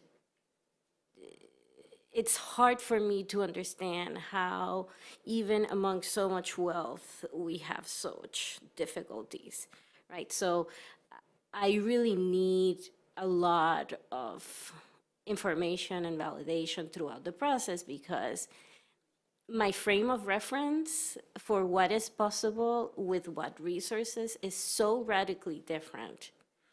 And I suspect that that is true for a lot of other people in this community. And I am also concerned about the civic engagement in this city, who has proven to be so generous. Just recently, in our call and our request for funding for our district. And I want to be very cognizant of that trust in the way that we present the information moving forward. Information that, in essence, should align with the values that we've agreed upon, right? We are not going to have access to the details of your presentation or to the details of your cut until January. That meeting should be in the calendar, by the way. But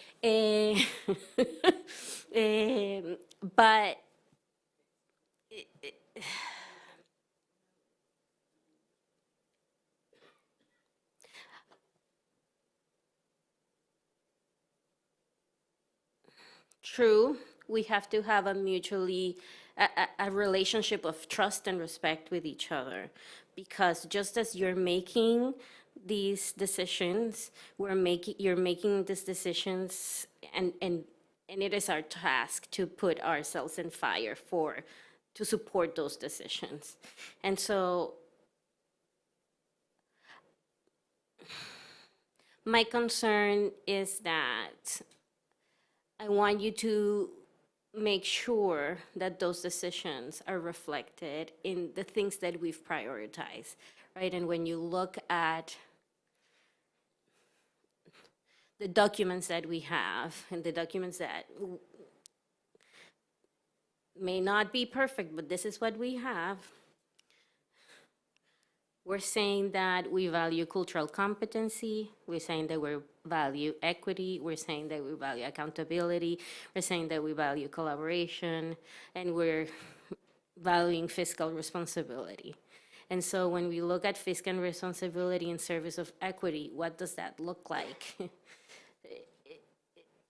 I'm not sure that all 7 of us will agree on what does that look like, but we're gonna have to accept your recommendation on that. And so this is not a question, it's more like a comment about process and a comment about the difficulties of accepting this process moving forward. Mr. Harden? So we're going to be brought along in the middle of January and in your recommendations. Is there, and I know we won't have that until just before showtime, is there anything tactical that we can be doing to wrap our heads around how you're going to present this information so that we can be sort of better learners on site when it happens, you know, when we have this study session? And I don't know what that looks like. I mean, maybe the Boston has some guidance on how boards of education are presented this information, because it's a lot, right? And the public's going to be seeing it too. And so I'm just trying to think of ways that we can, you know, we'll present this in a way similar to the way we presented it to the SBAC, so that we can break it into pieces and understand it in a tangible way somehow. So that it's not, you know, we give you what you need, we give you the feedback that you need in preparation for that. So I know that's a big amorphous question for you, but. So we do intend to honor the prioritization that the SBAC did. So if you review the document, the things with the lowest scores are likely to get cut. And so you can come prepared with questions about those things. You don't know where the line will be drawn, of course, but you'll know that those things are very likely to be cut either in full or in majority. And with some exceptions, maybe we pulled out one thing that we decided upon further examination maybe shouldn't be reduced, but that's cool, that's one. And then tonight we mentioned that we're looking at school site staffing and the extent to which we're staffed beyond the ratios in the education code and beyond the ratios in the collective bargaining agreement with UTP. Right. So those are just areas I think with more, you know, more to come in January, but I think that information was included tonight to give some indication of where those recommendations are likely to be. And so maybe further, based on Dr. Velasquez sort of, and then you, and then Michelle talking about the strategic plan and how it maps. So as you come back with your recommendations, the simplistic way of saying it is selling the budget, so to speak, is we still have a program that maps back to the focus areas in the strategic plan, and this is where the through line is, so that we can see and the public can see that we still have a quality program, that we are still covering the things that matter. You know, so that we can, and transparently where there are gaps, we're just not able to deliver on some of the things in the strategic plan because of the cuts. Yeah. Anybody else? Okay, we're going to move to the next item. California Dashboard Update, PUSD Performance. Dr. Hill, Dr. Rennie. I'm going to introduce Dr. Rennie for his final presentation formally to our board. As you know, the California Dashboard is a summary, a very wonderful visual snapshot that is available to the public that gives us our summary data. It has been newly posted on November 22nd for our 23-24 school year data. Dr. Rennie is going to take the public through an understanding of how the dashboard works and then share our summary data. Dr. Rennie. Hello again. So in the spirit of this being my last presentation, I will also start with a joke. As a former math teacher, what did the 0 say to the 8? That's a really cute belt.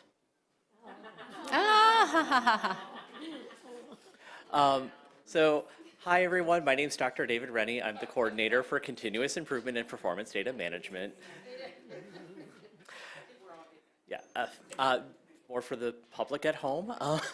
But some general background for those that are not as familiar with the dashboard as we are. I'm really framing this as a guide for both board members that may not have heard this previously, as well as the public at home, to really better understand how the dashboard works and why we sometimes end up red in some instances and yellow in others and green sometimes. But I want to start back with just why the dashboard came out this year before January. Like, what in the world? So basically, the law has started a triggering where the dashboard is going to start coming out sooner and sooner, and eventually, I believe in the next 2 to 3 years, will actually be coming out by October of every year. So this year, the legal mandate was that it had to be published by December 1st. The state released it on November 22nd. In the next year, 2025, it needs to be released by November 1st. So keep your eyes open for that one. And then each year moving forward, I believe the statute says that it has to be released by October 1st and subsequent years after that. So with that, what we really want to look at is a high-level overview of the organization of how the dashboard works. How did PUSD perform on the most recent indicators, and also really look at connecting that new information into next steps. As continuous improvement, I'm always going to bring it back to, in response to these data, what are the behaviors that we are focusing on changing starting tomorrow? So with that, the priority areas that are covered by the California dashboard include academic performance, academic engagement, conditions and climate, as well as informational for this year. The science indicator performance was something that was not fully brought up to the status of a full-fledged indicator where it receives a color this year. Instead, it is there for informational purposes. All of the indicators that are in the center column of this display are organized to within those priority areas. And the reason that it is important for us to kind of be cognizant of indicators form a priority area is because when the California Department of Education is looking at a school district or a charter school, what's collectively referred to as local educational agencies or LEAs, they use the priority areas to actually determine if a charter school or a district is eligible to receive differentiated assistance. So that's done at a priority level rather than an indicator level. However, student groups are centered at indicator levels. So depending on what level of accountability you want to discuss at, you may move across indicators or priority areas. And then within our student groups, there are 15 total student groups if you include all students as a student group, 14 if you include each of the individual student groups that are programmatic and race and ethnicity that California operates with. And one of the things that I do want to put out there as a unique context for California is all of these student groups are actually mandated by the federal government to be student groups that you should consider your accountability system. California is one of the few states in the country that has a large enough student population within each of these student groups that we actually have state-level data for all of these student groups. And that is just something that is a unique context. And so when we talk about local control and local decision-making in California, that is oftentimes because one school district can look very different from another school district that's right next door, and that is just a side effect of the diversity of our state. So the overall organization of the California dashboard really is, you will notice these gauges that come out as colors. And From the lowest performing color ranking, we have red, followed by orange, yellow in the middle, green, and then blue as the highest performing possible final color designation. And in order to figure out what is your overall color for any indicator, you need to keep two things in mind. What is your status as of the most recent time that the measurement was done? And how did that change from the second time that it was done, or the second most recent? And so we refer to that as status and change. So you will hear me use those terms a lot throughout the remainder of this presentation. So when we say status, what we are talking about is the status of the indicator based on last school year, and the change would be how that status is different from the school year 2 school years ago. And what they do is they take the status and change and place them into these general 5x5 grids, where change is described across the top and status is described by your rows along the side. And so in order to figure out where your final color performance level is, you find where your status is as a row and your changes as a column, and you find what color is at the intersection of that row and column, and that becomes your overall performance level. And every single indicator has a slightly different 5x5 grid, and it can even change if you're at an elementary school or a high school level, but they all fundamentally work on the same principle of status and change. And when you go to Pasadena Unified's California School Dashboard page, what you will first be displayed with at the very top are just these color gauges. I like to call them the color gauge. If you click on any one of them, it will actually drop you down further into the web page and bring up what I'm going to steal from Trustee Harden's vernacular, the baseball card. So, for example, if we were to take a look at the English Language Arts gauge, we would get this graphic of the English Language Arts baseball card. And when we look at this baseball card, what it tells us is that for the all student group, the average ELA performance, irrespective of grade levels, for our grades 3 through 8 and 11th graders who take the SBAC, on average, we are 14.5 points below grade level standard. And that's across the board for all of our students that took that. That's for the all student group. And then when we compare that 14.5 below standard to the previous year, what you can see is that even though we grew by 1.2 points, they label it as a maintained status. Even though we grew and actually got a better performance, it wasn't enough to be designated as improvement based on their cut score, because I believe their cut score for improvement has to be a 1.5 or higher. So that's why they're labeling it as a maintained, even though we are doing slightly better. Along the bottom of that baseball card, you will see a set of numbers, for example, red, 3, 4 for orange, 1 for yellow, 2 for green, and 2 for blue. What those are telling you is how many student groups are within the color performance for that particular indicator. And if you are so inclined, you can even click View More Details, and it's like flipping the baseball card over and getting all of the stats and everything for each student group that is within that. So I don't want... Baseball is not helpful. The baseball analogy, not helpful. I may be dating myself. I'm a child of the 80s, and that was something that was really big back then, but...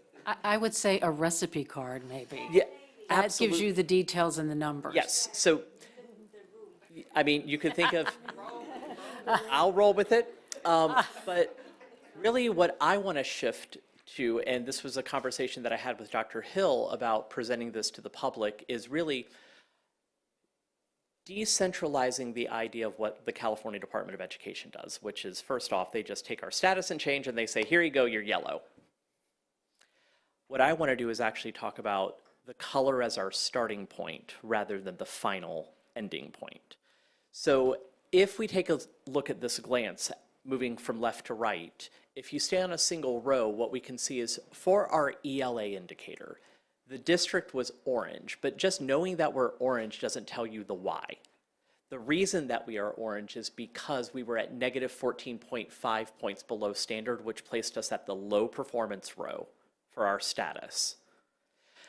but we maintained even though we grew positive points. So this is where, because of how those intersect, we had a possibility of not being orange, but we didn't improve enough to move out of the orange performance level and into the yellow.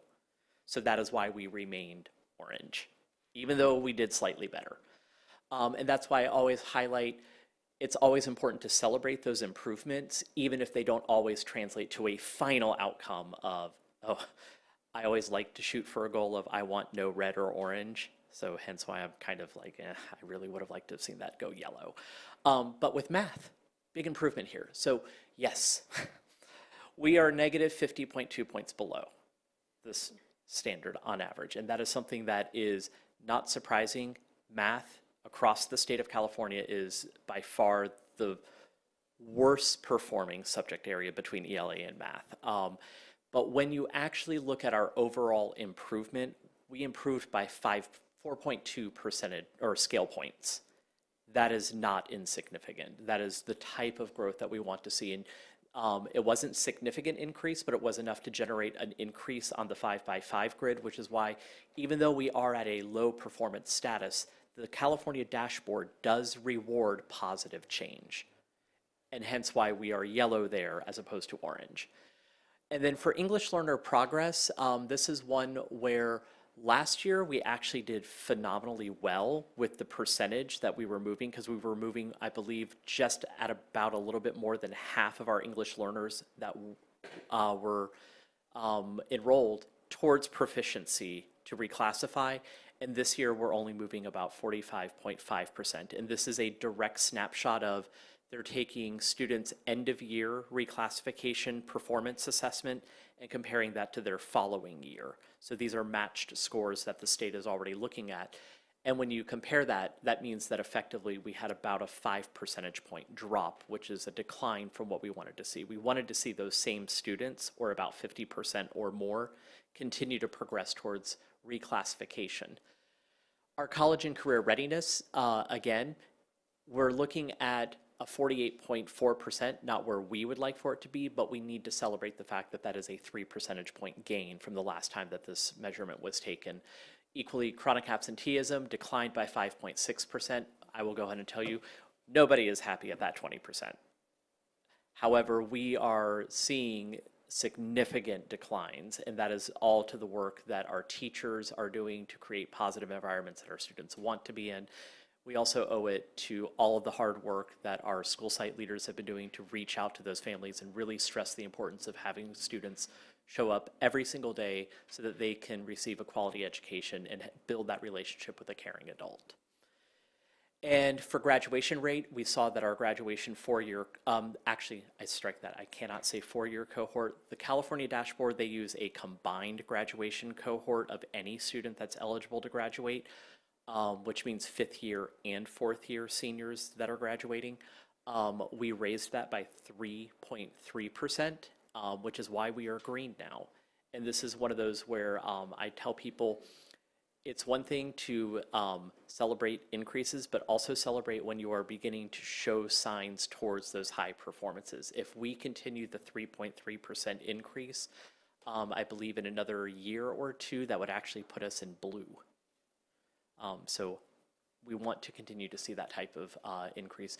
And then suspensions, we are green overall. We have done a lot of work to reduce our district-wide suspension. There are some group reports that I will show that shows that that is not a uniform outcome across the board. We still have work to equalize the equity within our suspensions.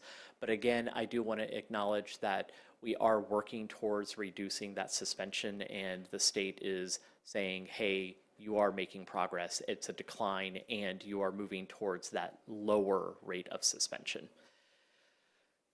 A little bit harder to read on a single slide, but within the California dashboard, towards the top of the main page, you do have the ability to go to something called View Additional Reports. And within that additional reports, you are actually able to pull up the entire set of state indicators and student groups, where the indicators can go across the columns and the student groups are each on their row, and you can see their overall 5x5 grid performance level in one common viewpoint. One thing that I would like to point out here is that when you look across the all-student group at a district level, we are no longer majority red and orange. That is one of the first highlighting points that I want to just say. We have had some years where we have been bordering on majority red and orange, and we are now bordering into an area of not red and orange as the majority for our all student groups. As you can see, though, there are some very clear student groups where a majority of our indicators are red or orange for those student groups, and that is really where we then begin to center those questions around what does it mean to change the behaviors starting tomorrow for those particular changes that we want to see. But part of that may also mean that we need to take a very long, hard, deep dive into what are the drivers that are causing those disparity of outcomes.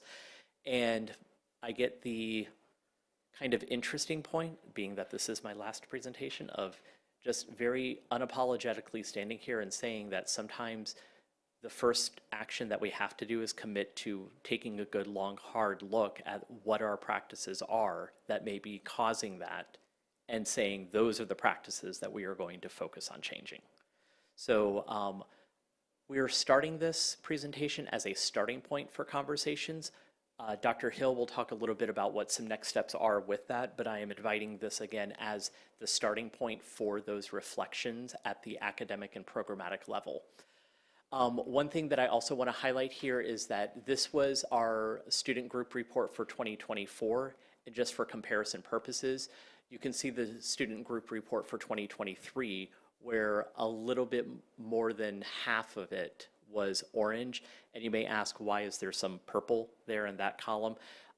That particular indicator back in 2023 did not have a 2022 counterpart to compare it against.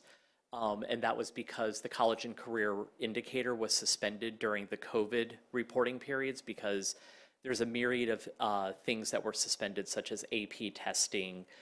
Students didn't necessarily have the ability to complete some of their pathways towards college and career readiness. So instead, they only reported in that year the status of the indicator, and they didn't have a change level as well. To kind of make the analysis a little bit easier, what I did was I went ahead and took those two those two group reports and laid them down next to each other and called out where anything that was red or orange changed to something that was not red or orange. And you can see that we have been, or that actually improved a performance level. So for our English learners, our suspension and graduation rate, and actually math has improved. It's not where we want it to be, but we did move from red to orange for our English learners. That is improvement. I want to continue to see that improvement. I would like to see it change to yellow next year, because we are making progress with our English learners in terms of how they're performing in math. In foster youth, you can also see that there has also been improvement in their SBAC testing before they were designated as a red performance level. I would like to see that move to yellow. It is perfectly feasible that it can happen, even with the current status level that they have.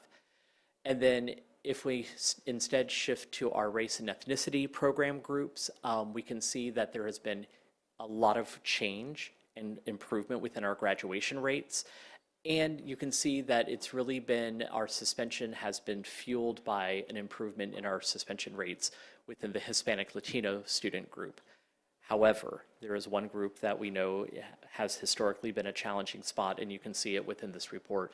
The suspension rates for our Black and African American student group is something that I do need to call attention to, just as an area that we are still in need to center that experience to address why that disparity of outcome may be happening. And one of the things that I'll just quickly summarize from those two slides is that we have 9 specific student groups who really are showing positive performance improvement. It's not happening at the accelerated rate that we would like to see it at to show that it's significant improvement, but it is still considered to be improvement. And within our student race and ethnicity group report, there's positive change in 12 sectors of that grid that we do want to continue to monitor and say, what were the learnings that we gained from those changes that we implemented last year that we can bring forward into this year? And our mathematics indicator, no surprise, after 3 years of a focused middle school implementation study, we are seeing improvement in mathematics. Again, that just goes to show that when we choose to focus on implementation and drive forward with both high quality instructional materials, supporting instructional practices that are high leverage research-based instructional practices, and also focus on the fidelity of that implementation, we can improve student performance. And then really a highlight here, there are 10 student group indicators that went from either red or orange to yellow or higher. That means that they are now not at the 2 bottom performing areas, and that is something that we want to call attention to and really celebrate, that when you can move 10 specific clusters into a non-low performing area, we need to celebrate that. I mean, continuous improvement is not always focusing on everything that's horrible, bad, and needs to change. It should also be about the things that are improving, getting better, and that you want to continue to celebrate. So some next steps, I will defer to Dr. Hill if she would like to go into more detail with this, but it's really looking at connecting our next steps of this is a data release. How are we going to connect this data release into some of our leadership conversations and where we take them from there? Thank you, Dr. Rennie. So, I mean, obviously, he's given us the deep detail. We want to just reiterate that there are 3 basic structures that we want to ensure become muscle memory in our practice at schools. The first is data analysis cycles. So this is something that we have been talking about in terms of at the district level here, you would actually even consider this a data chat of sorts at a very high district overview level.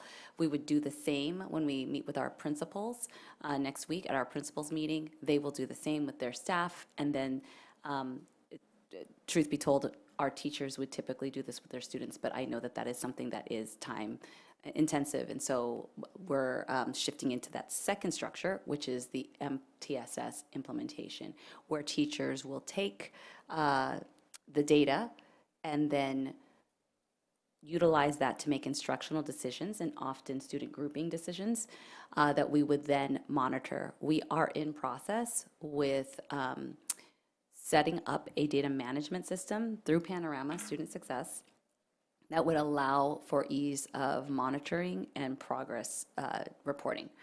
And then the final structure that we're really reiterating is the instructional walkthroughs and coaching cycles that are part of that integrity of implementation that we have talked about with our interim goal monitoring. So those are all of the structures that we will repeatedly refer back to whenever we have new sources of data that inform us.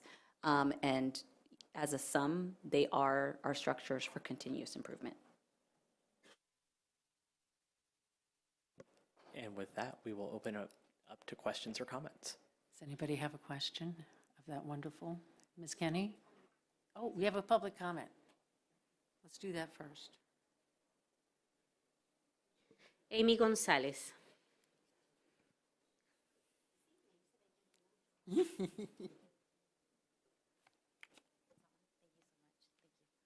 Hi there, my name's Amy, and I'm actually a parent at Washington STEM, and everything that you were talking about kind of hits close to home because at Washington STEM, our numbers are really low academically wise.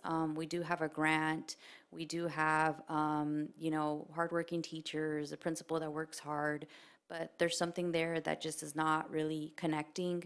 And I'm here because these are all good plans, and I hear it sometimes when I go to school site council, we need to do this, we need to do that, but nothing seems to click with our students, and they seem to be struggling.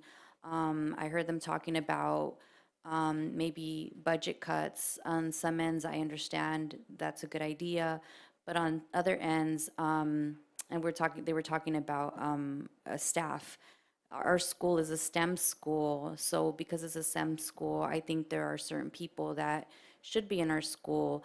Like we should have a specialty teacher for science, for math, because it is a STEM school. So how are we going to provide that to our students? We don't have that. With that being said, we do have specialists, but somehow, like again, we're not connecting.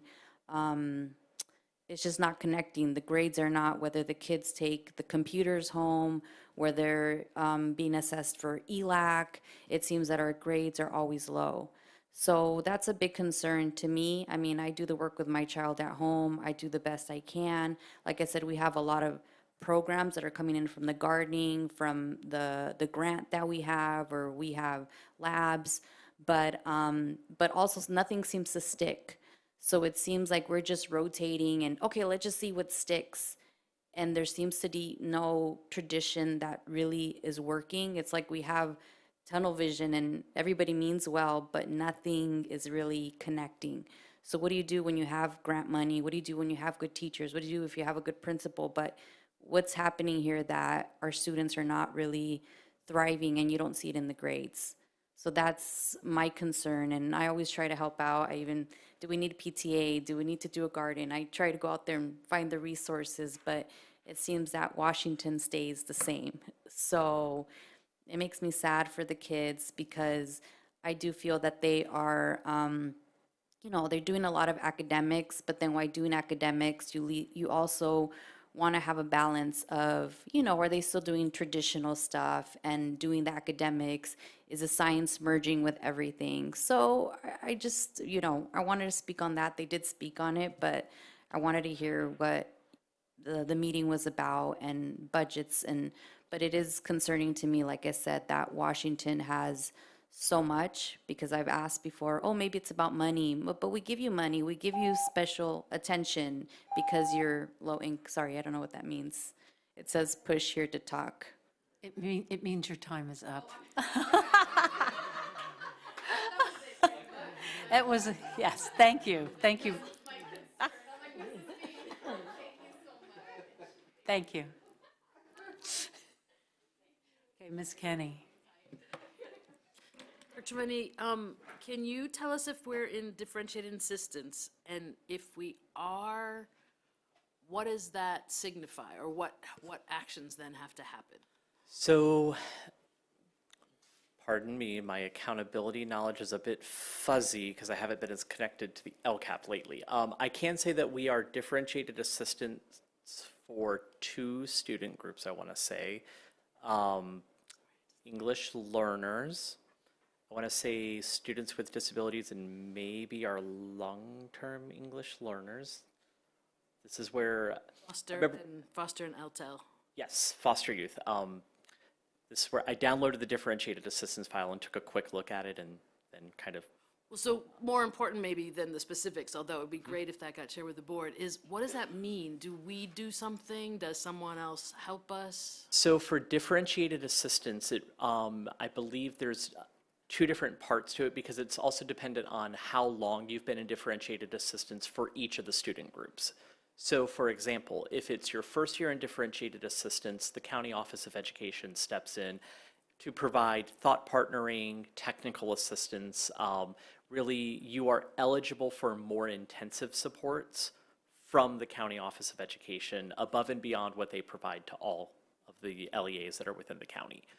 If you're in differentiated assistance for 2 years in a row or more, then there is a, I don't know what the official term for them are, but there's like a designated contractor that the State Department of Education has contracted with to step in as kind of a, okay, you are now at this level of differentiated assistance for this student group, and we are going to invite ourselves to sit down next to you and talk with you and just kind of, it's not designed to be punitive, but it's really designed to be a reflective coaching process where they are then also making some very concrete recommendations.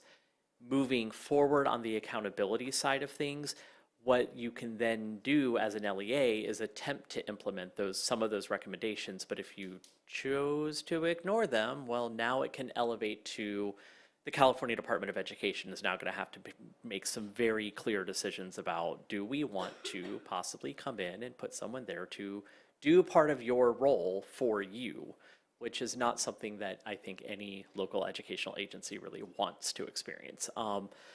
I mean, there might be a few out there, but that's just me. So that's really the trajectory of it. The specifics and nuances, I usually wait till January before I look at those files because that's also when another set of school level data files come out that really outline for schools that have had multiple years of students performing at a certain level. They actually will identify those schools for what's called additional targeted support and improvement, or ATSI. And then depending on how the entire student population is performing, they may also be identified for additional eligibility for federal funds called comprehensive improvement schools or improvement supports, or CSI, comprehensive support improvement. Yes, comprehensive support improvement. And that's really where I would expect a large update in January around like the accountability designations, because those also have implications for how the school is going to structure their upcoming SIPSA in the following school year, because they've been identified as an ATSI school or a CSI school, and then the differentiated assistance directly impacts the district LCAP. All right, so it all kicks off from the dashboard, but some of it takes a little while to pull together. I would say a lot of it starts with the dashboard, but in a lot of cases, it's also multiple years of dashboard. And I mean, I appreciate that what we have is a statewide system of support, whereas pre-ESSA, when we were in No Child Left Behind, it was more a state. It was a federal system of punishment, lacking better words for it. I did want to just have a quick reflection on the English Learner Progress Indicator, and that was the one that declined a little bit. My concern here, and so for people who might not be aware, so there's 4 levels of the English Learner Test, 1, 2, 3, 4. The dashboard actually divides level 2 and level 3 into 2 each. So a student can go from 1, and then they have 5 levels to get up to level 4. And then 4 is where they can reclassify. And so we have, I think it's written into our LCAP now, that our goal is for students to reclassify by 5th grade. So if you think about it, if you're starting at the first level in kindergarten when you're identified, that gives you that time period to move up to a 4, but you really need to move one of those 5 levels every year. And so, or else, at some point there, or close thereafter, you become a long-term English learner, which then leads to difficulties in secondary school, where you need to have a second period of English language development, and you lose out on your exposure to electives, unless you're in an 8-period day, but that's another story. So I think what we want is to see that indicator and the percentage of students who are making progress somewhere between 85 and 100, because I need to move up, I need to move those 5 levels in those 5 grades to meet our goal. And so I know that's a very, I know no one's doing that in the state, but I want to put that out there, is they're not going to meet our internal idea of reclassifying. Well, I wanted to clarify that the English Learner Progress is actually looking at all students in K through 12. And so if the goal is to have all English learners reclassify by the time they exit 5th grade, we may have some English learners that are entering our school district past 5th grade. And so just to be very clear, the idea of 100% English learners as ideal as we would like to see that, that would be ideal if we were talking about just our elementary grade English learners, absolutely. I just wanted to highlight that this is capturing all of K through 12 English learners. I agree. And I know that with our newcomers, we really do try and accelerate them as much as possible. So I guess I would say to you, it's even more important for the older levels to also be moving at an accelerated pace, or again, they won't be qualifying for A through G. They won't be able to meet a CCI, College and Career Indicator, because they won't be able to fit courses into their day. So anyway, just wanted to kind of highlight that concern. Thanks. Any other questions? Yes, Dr. Velasquez? First of all, chronic absenteeism is a way that we can improve our statistics significantly and we really do need to do that. English learning, we just adopted new curriculum. Here's the thing that is so frustrating. We went to this conference and I just sat down and diligently took all the notes and it was like, oh, this. And I'm looking at the notes and like, we're doing everything. We do all of it, but our numbers are not improving. So one part of this is, Well, you say, yes, they're improving, but, you know, ultimately the problem is English. We need our kids to learn English, or just give up and give them computers and AI. I mean, I guess we can do that. Does the California dashboard measure how good they get at ChatGPT? the answer is there is not an indicator for that yet. I say yet because I don't know what will be there. One thing that I do want to clarify, though, that will be that's not reflected in this is our early literacy initiatives have really been looking at our grades 1 and 2, which are non-testing grades. And so if we have done well with implementing our fidelity and improving reading in first and second grade, that will take time to phase in to our ELA. Like, this is one of those lagging indicators that anything that we prioritize in our non-testing grades as foundational and fundamental will take time to improve over here. That's not to let us off the hook, though, in the grades 3 through 8, where that testing is also done. The other piece that I will say with chronic absenteeism that is very different from our other chronic absenteeism that we track on our LCAP, the chronic absenteeism on the dashboard is only looking at grades K through 8. On the LCAP, we actually report our chronic absenteeism in grades K through 12. And the reason that that becomes important in the conversations to link everything back to a 1 percentage point improvement in attendance for us on average translates to about $1.2 million. And that's something that if we are able to reduce chronic absenteeism, that means that we're probably also increasing our average daily attendance, which then has fiscal impacts, which then also means we can fund more programming. And so it's all a very interconnected thing where I will say one thing touches another thing, and that's where we can't have these conversations completely in isolation of each other. But yes, to your point, I completely see what you're saying. This is where I also say it's improvement. It's not at the rate that we want it to be, and that has been the age-old question that Dr. Hill and I have been having since even coming out of the pandemic is really it's about how do we accelerate the learning for children. I have a question. Oh, Ms. Fredericks, go ahead.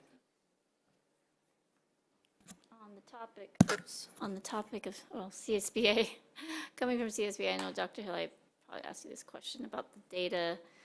He said there's a data analysis cycles, and then there's at the classroom level.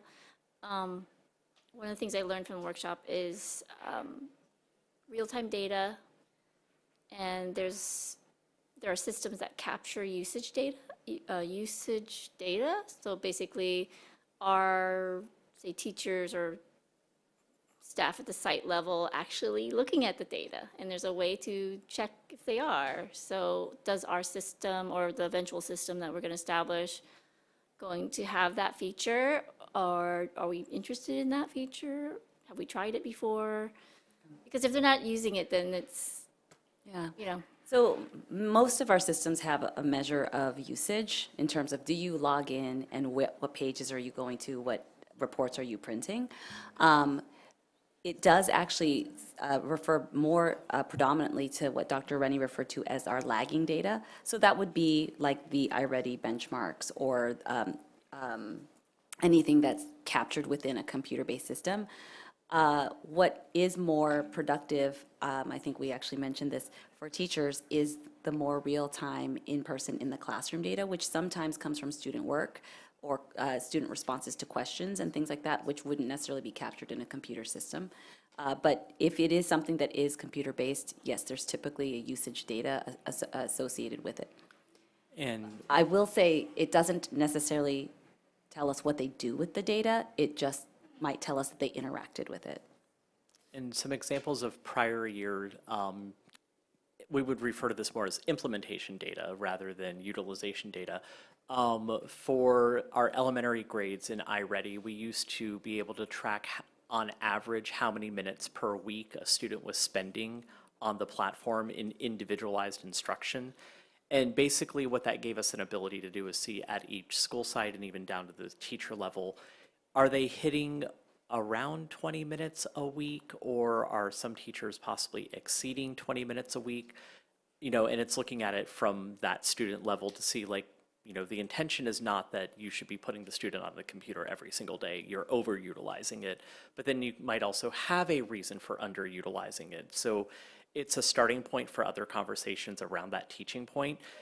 The student success platform that we're expanding and working on, launching and starting the work of bringing that on board in January, does have the ability to say at a school site, this is how many students have active teacher created or school site level staff created intervention plans for a student.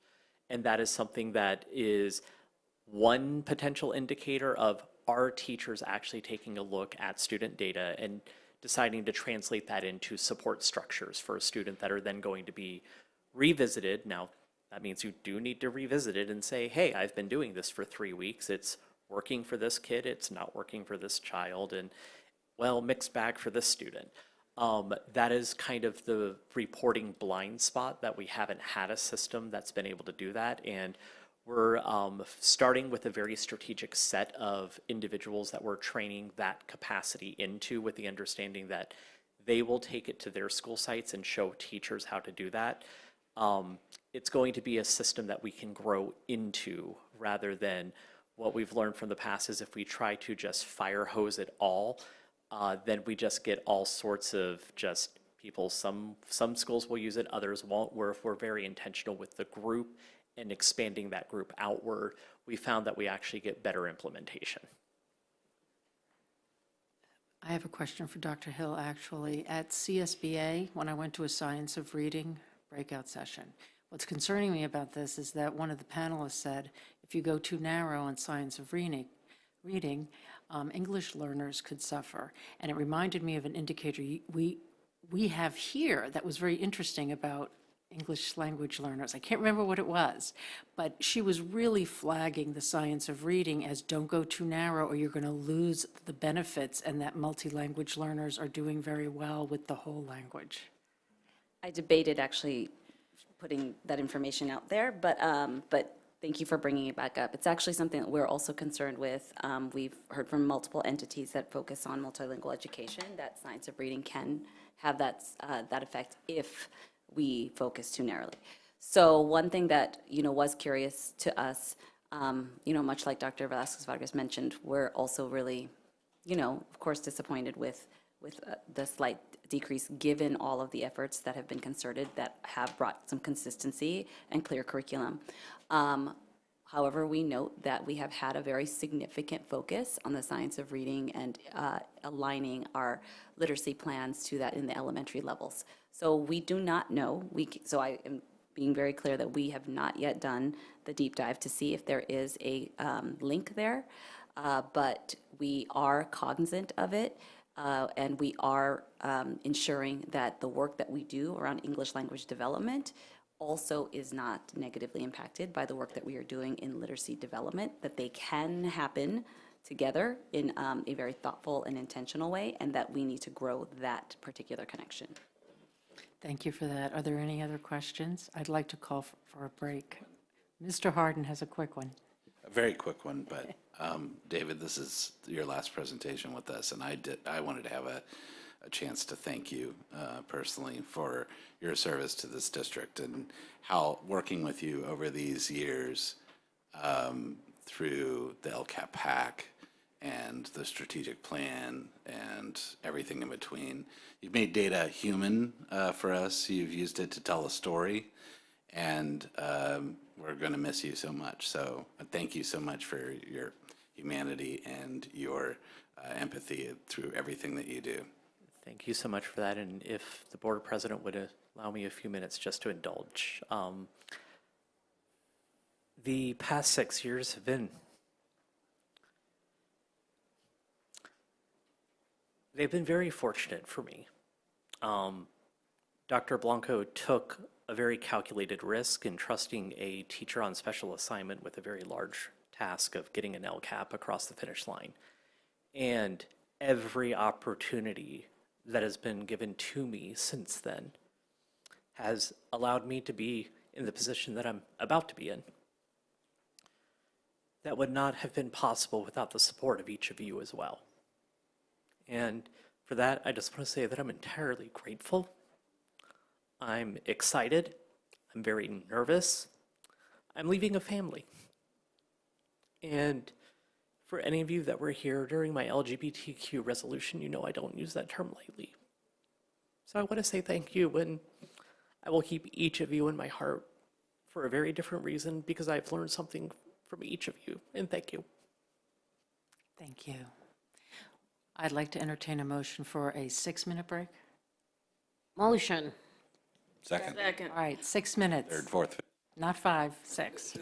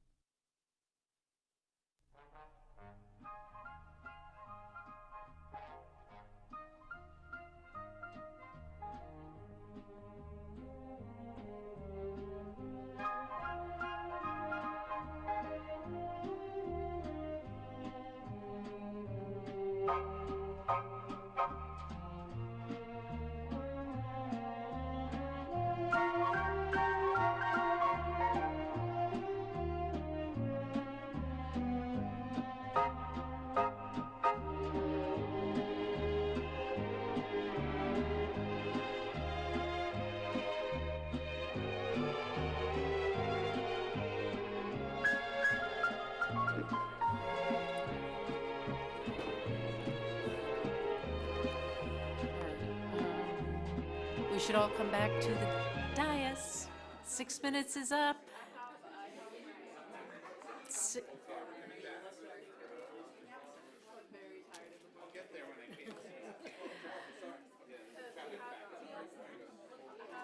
6 minutes is up.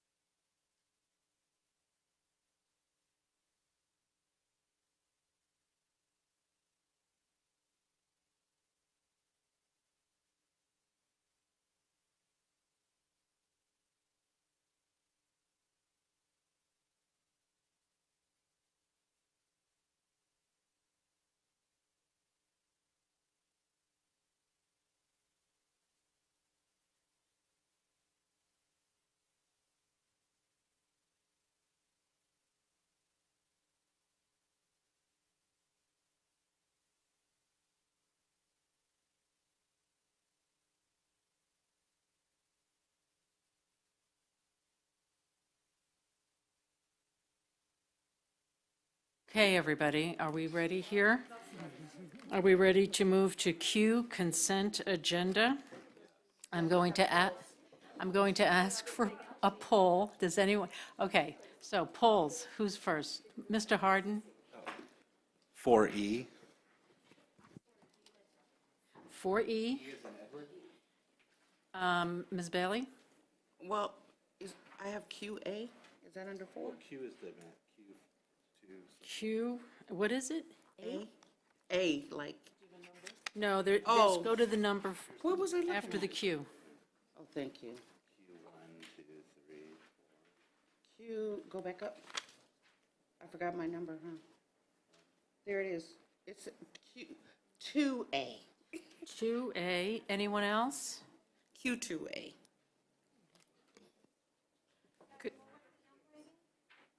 Okay, the polls are 4E and 2A. And I'd like to pull 3B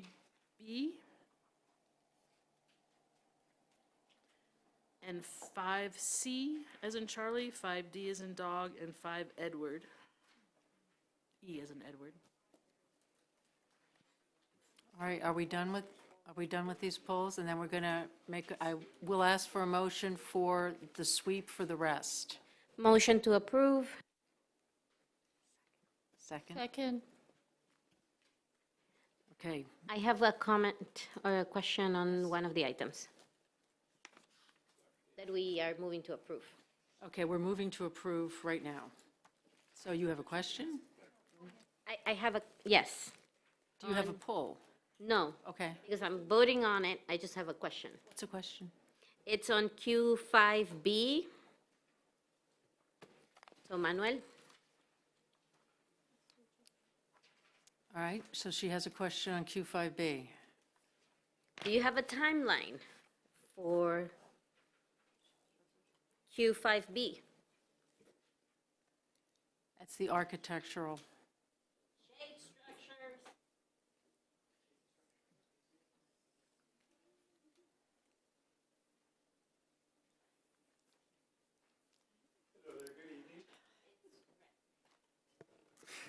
Hello there, good evening, everyone. My name is Manuel Carrasco, and I'm the Director of Maintenance Operation and Transportation for your Pasadena Unified School District. In regards to the timeline for the shade structure Phase 2, we have a tentative timeline to put them on the ground between March and May of 2025. You're welcome. Thank you Thank very you. much. So we have a motion and a second. All in favor? Oh, Ms. Bondsmith. Yes. All in favor? Okay, that is 7-0. Any opposed? No. Any abstentions? No, obviously. All right, thank you very much. Now, so now we're going to go to these polls, correct? All right, we have a public comment for Q5C. That's a poll. I don't have a poll. Oh, I do. Okay. Q2A. They're both polls. All right, so should we go start with 4E? 2A. 2A? We're discussing 2A. So for 2A is for the approval of board liaisons and appointments. And I noticed here that it looks like one is updated and the other is revised. And I was wondering, I know we're making some changes in the PEF liaison. Yes. And so I was wondering, could we just go ahead and add it? And Jeff recommended against that, to bring it to the next meeting, because it's not stated on there anywhere. it's not stated on where? Because we're adding something that was not on the agenda. Like if we had PF on here and we wanted to change names, like we want to change names on something on here. So he said the best way to do it would just bring it to the next meeting in January. That was his recommendation. Oh, but you're bringing it as an amendment and addition, what are you bringing it as? Because I'm just not understanding if we're approving, oh, because these revisions were discussed in the previous meeting. Yes. Is that what it is? Yes, and you took a vote on the PF Okay, one. I got it, thank you. All right.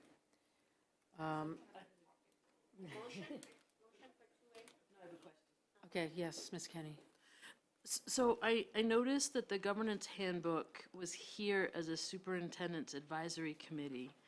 And I was wondering if it's the governance handbook for the board, if that should be a board, limited term board committee / task force rather than a superintendent's committee.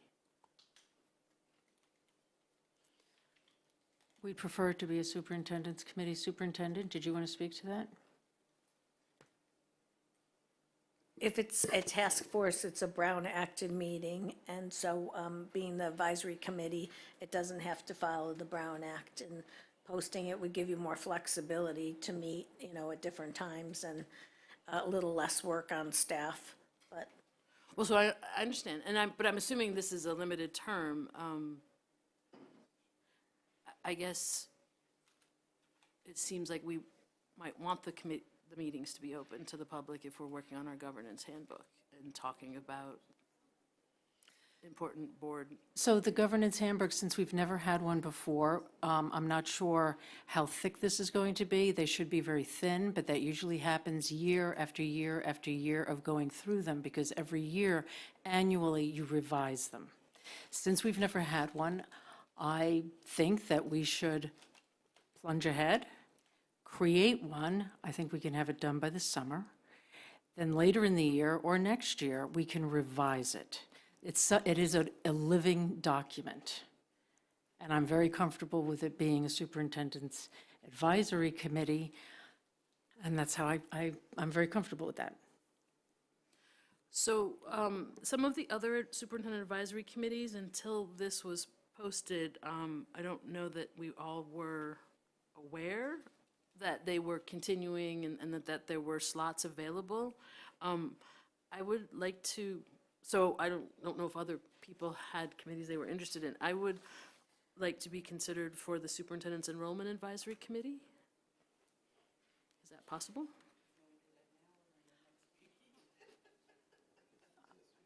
I think we should do that at our next meeting, because we're moving ahead here. Well, I think the reason that Jeff gave was that it wasn't agendized at all, but this Right, I is get it. here. How many people are on the, how many It's just one board members? member. Oh, okay. Yes. I mean, so these are appointed by the superintendent. Yes. Is that a problem? For me to join the Superintendent's Enrollment Advisory Committee? Dr. Blanco?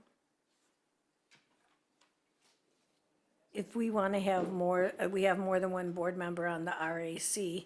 So we're trying to, and we have more than one board member on the housing committee, so I don't see it as a problem if the rest of the board is in agreement. Okay.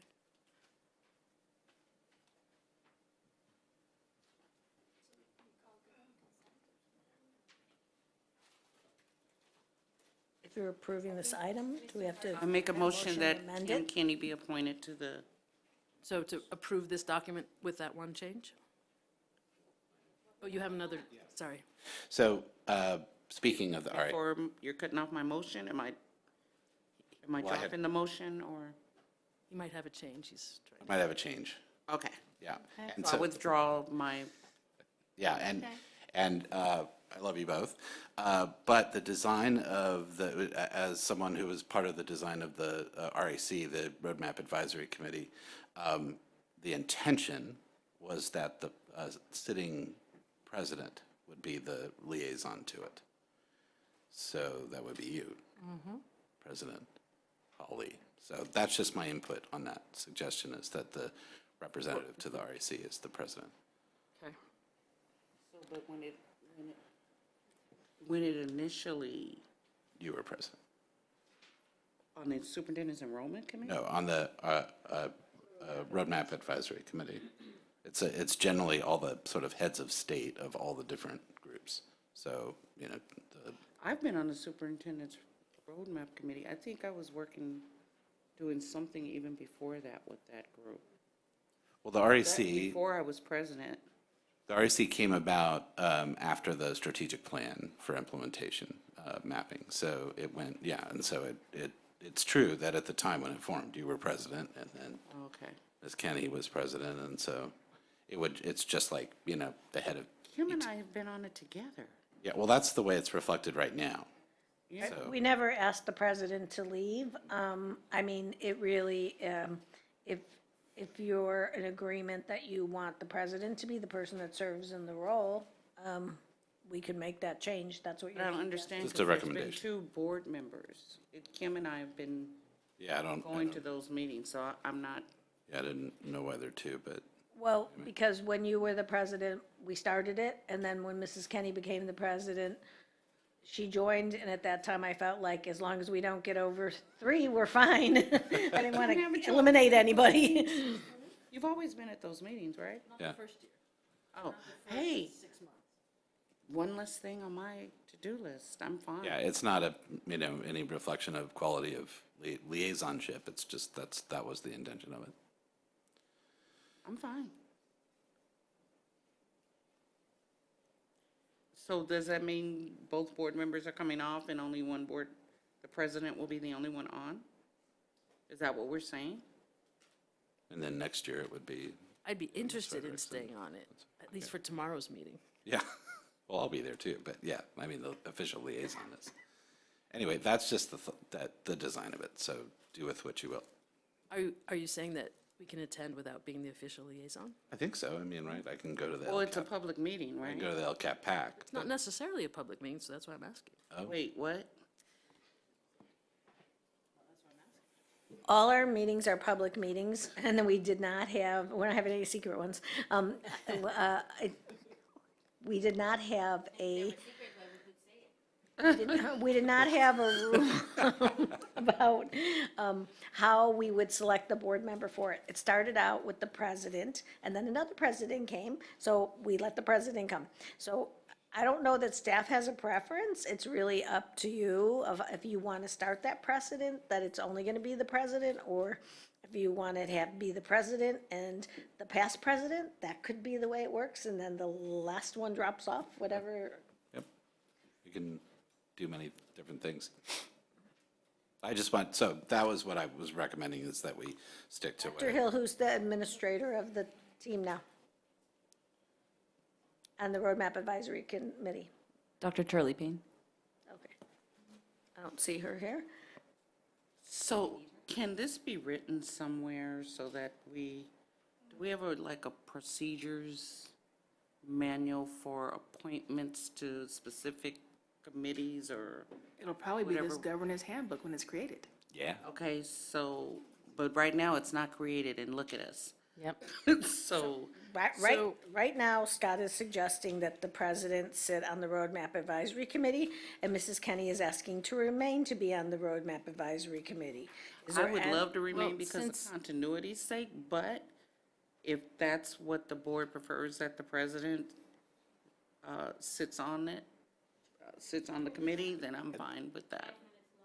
Yeah, and the logic behind that was that the RAC didn't have to keep going through a process of, vetting who was going to be on it or who wasn't. Whoever But you was see, you do. leading leading those efforts would do it. So anyway, I didn't want to. Has anybody thought about asking the president if she wants to be on it? Exactly. It's an That's idea. a reasonable I'm response. sitting right here. I don't want to be on it. Well, I'd rather be on the enrollment committee because I believe that the enrollment committee, you have to have a 100% commitment to growing enrollment. Yep. Looking at data from private schools, charter schools, where we are losing enrollment too. And we have to have a commitment to the future of this district and its ability to thrive into the future. So You can be on more than one committee, Madam President. We can keep it the way it is. okay, I think we need a commitment to people on the enrollment committee that they're there for the future of the district and for enrollment and for growing enrollment and going door to door with the superintendent and talking to people in their houses about our district and what we offer, because that's what it's going to take. All right. Could we have all of these meetings in a calendar and then anybody that wants to be in the meeting can just show up? It's not about being in the meeting. You can just go and show up. I don't. I mean, you can just go and show up, but we need to know who's actually appointed to get in there and give input and Yeah, just make interact sure with you have staff. parity and all that, yeah. So if I'm gonna stay and Kim's gonna stay, then we're staying. Okay. That's fine. Yeah, why don't you just stay there? Stay it, keep it as That's is. fine. It's fine. I'm very committed to enrollment. Okay, Thank you. It's, there we go. And I definitely would like to join the Enrollment Advisory Committee. So did you want to are make? you committed to enrollment? Yeah. Yeah, because you. Okay, good. Okay, so I'll make a motion that Board Member Kenny be appointed to the Enrollment Committee. I second. Are you guys moving the entire Oh, item? No, we're just moving the one, I know. Do you want to move the entire item with one amendment? could do That's what that. I'm asking. Yeah, we'll just move approval of the whole thing with the changes as discussed, so. the move- Okay, so I move approval of this item with the amendments. So, Scott seconds. all in favor? Oh, student first. Student, Yes. all in favor? Okay, so 3B. So we're on 3B. This is the submission of a grant application to the California Department of Education, Community Schools Partnership Program. Who had the question? So I pulled this just so that I could vote separately from everyone else. My concern is one that I may have voiced earlier about other grants, that we be very careful about grants and sustainability. And even within the SBAC, I know that there were some reductions proposed for community assistance. And I think without a dedicated community advocate, it's really difficult, if not impossible, to make a community school work. And so I just wanted to vote separately from other people. So if someone wants to make a motion, that'd be great. Is there a motion on the floor? Move approval of item 3B as submitted. Second. All in favor? Oh, student board member, oh my God. Yes, discussion. Staff on this one, I hope it doesn't take long. I just want to know, do we have some type of strategy for predetermining what our plans are as a district once the grants expire? All grants require go ahead, sorry. Okay, a sustainability plan. So yes, meaning, or is that, you're saying when they expire? I think, Kim, that's part of your concern, right? It's once they expire, do we renew the grant, or what if it's not renewable? What if we don't get selected for the grant? Then what's the plan? Because the service is now. That's right. It's gonna go away, and That's right. that impacts our students. You're absolutely right. So yes, we should have a sustainability plan. We should have a sustainability plan that doesn't require just us to maintain the same level of staffing and services without the grant, unless we were going to move that into a different funding source. So do we have that? Yeah. So yes, for grants that are expiring without a renewal of funds, we have sustainability plans. Yeah. So the question I asked before the meeting was, can we sustain them? And the answer was, when the grant goes away, we will look for partners and other funding. So if we're not building it into the LCAP, if we're not building it into S&C, for instance, I mean, if we have to look for another funding source, then it's dependent on a future. That's my perspective. So that's just why. So specifically with the community schools, advocates, assistants, et cetera, that is, we have shifted some of them into our permanent funding. Measure J. Any other questions? Okay, student board member. Yes. All in favor? All opposed? Okay, next one, 5C, and we have a public comment. 4E. No public comment, just 4E. Mr. Okay, Harden. so the reason for the poll is only just transparency and not appearance of conflict of interest. My wife has worked this year for Paper Education America, and it's due for contract renewal, and I wanted it to be clean and vote different from the rest of you all, so that the purchase order number goes on forever, so I won't read it out. So you're going to recuse? I'm going to abstain? Recuse? I'll just recuse. I move approval.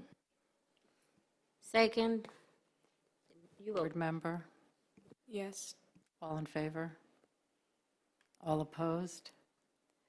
All recused? Okay. All right, now we're going to 5C in the public comment.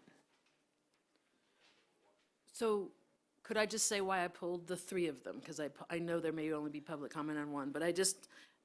It's on C, so. Right, so I'm hoping that we'll do these as a sweep motion when we do them, if that's okay. I was just hoping that staff could give us a little context around the additional funding being proposed for these three projects. So, Mr. Bravo Karimi, Mrs. Kenny is requesting that you state your memo that you sent to the board earlier for the public to know what you said.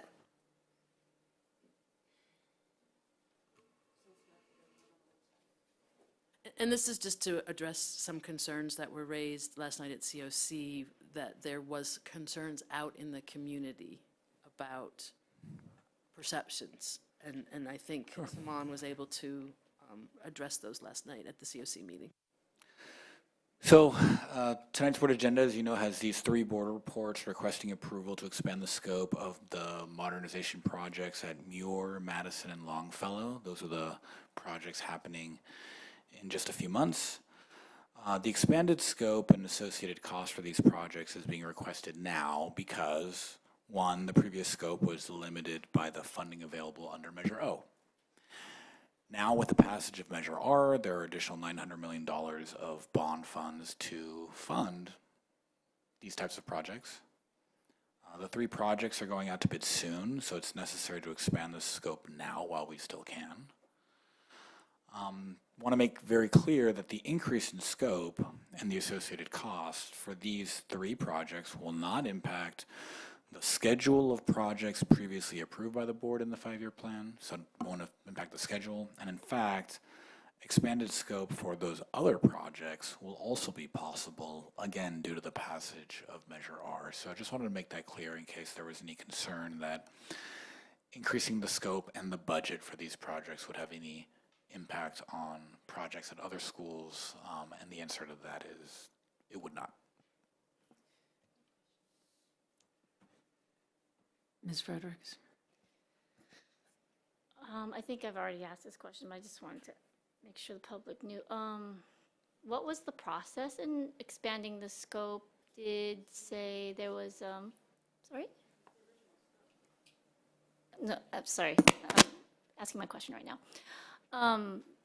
Did say the safety and maintenance matrix have any input into what in the scope expansion? Because I know you did a lot of work. I'm looking at Mr. Dunning right now. Because I know you did a lot of work on that. So it'd be great if some of that helped in that prioritization. And I'd like to know, it was nice to see there was some green spaces in there. So can you share with us, you know, are there going to be reductions in asphalt, for example, or, you know, a lot of additional trees? Can you speak to that?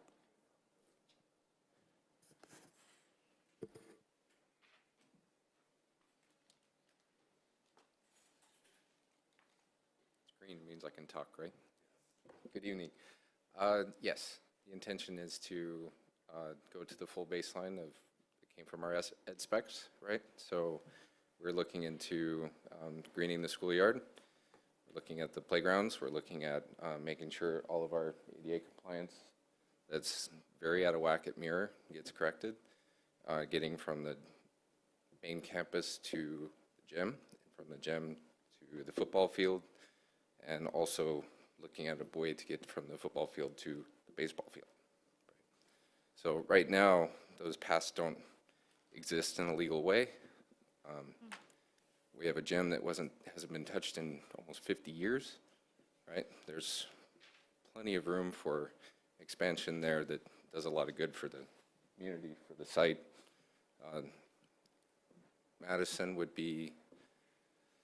Madison, we have a design plan that includes greening of the school space, greening of the, the greening of the schoolyard, replacing all of the exterior gates, increasing possibly the staff parking, having a drive-through because that corner is very tight. The streets there are very small. We're worried about collisions with the children. At Longfellow, we have a really good design plan that started because we were already looking at the playground space. We've already had a good chance to include quite a bit of the flat work out there to move the garden, include a lot of need. They were saying they had a lot of need for outdoor education spaces, so those were already kind of in the plan. This would include all of that and quite a bit more, adding a chiller, a secondary chiller for backup, and I tried to put everything I could in the board report to point that out. I thought I saw permeable surfaces too. So yes. Thank you for taking this opportunity to green more of the outdoor spaces. Ms. McKenzie? So just for clarification, when the initial specifications came forward for these 3 primary projects, it had a significantly expanded scope than what we actually agreed to because of cost constraints at the time. So now that we have additional dollars, my understanding is that all we are merely doing at this point is going back to the original scope and including all of the things that were proposed versus having to pare down to the necessities to be able to pay for them. Did I miss something, or is that what we're doing right now? Yes. Again, going back to the baseline, right? You gave a clear directive that you wanted to have a baseline at every site. This would bring us up to that baseline, for sure. Thank you. And then secondly, since we're now going back to the original scope, question of the hour, is Longfellow going to get that new kitchen? They were already. Amen. Absolutely. So we can, maybe get some brownie points somewhere there. Okay, so I do have a question about this, and I think it came up in the meeting last night in the COC because people feel very strongly that they didn't get TT money and that this is going to happen to them again. So I'm glad that you read what you read, spoke to what you spoke to, because it's very important to people that they feel comfortable going forward and trust us. Okay, thank you. I need to have a question. Should we have public comment before we continue the discussion and conversation? Because, Public comment. Let's go to public comment. yeah, okay. Darryl Qualls. Yes. Good evening, everyone. I will be brief. I know you've been here for a while already, so I actually wrote out what I wanted to say, so I didn't waste too much of your time. So again, my name is Darryl Qualls, and I am a product of the Pasadena Unified School District. I matriculated through all the schools here, from elementary school, junior high school, which was right across the street back in the day, and then graduating from John Muir High School in 1980. I no longer live in Pasadena, but I volunteer in this community and our schools on a regular basis. I drive in just to give back to our community. Currently, I'm the president of the John Muir High School Alumni Association, and I've been the president for about 6 years now. And our association has about 2,800 members, not only in the United States, but some abroad across the world. As you know, the John Muir High School campus is quite expansive, as what we just heard.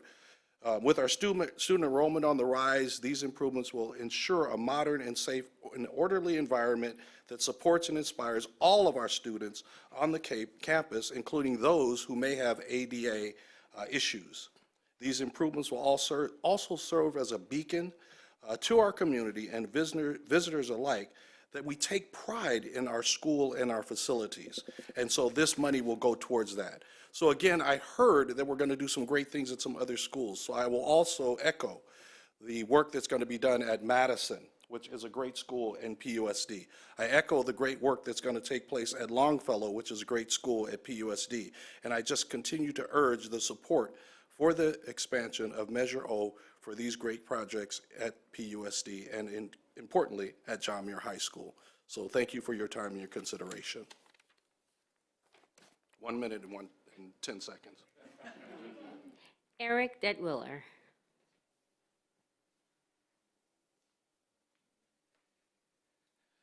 Good evening. I want to ask you to consider pausing the discussion, or at least voting to table the discussion about expanding the budget and the scope of the 3 schools. There was no committee meeting for facilities this month, which I think was unfortunate. We're having to have this discussion out here in front of everybody without a chance to really review everything, but schedules are what they are. And we spent a lot of time spending resources figuring out how to spend the Measure O money, a lot of meetings figuring out what the scope should be, and scopes were set and priorities were set.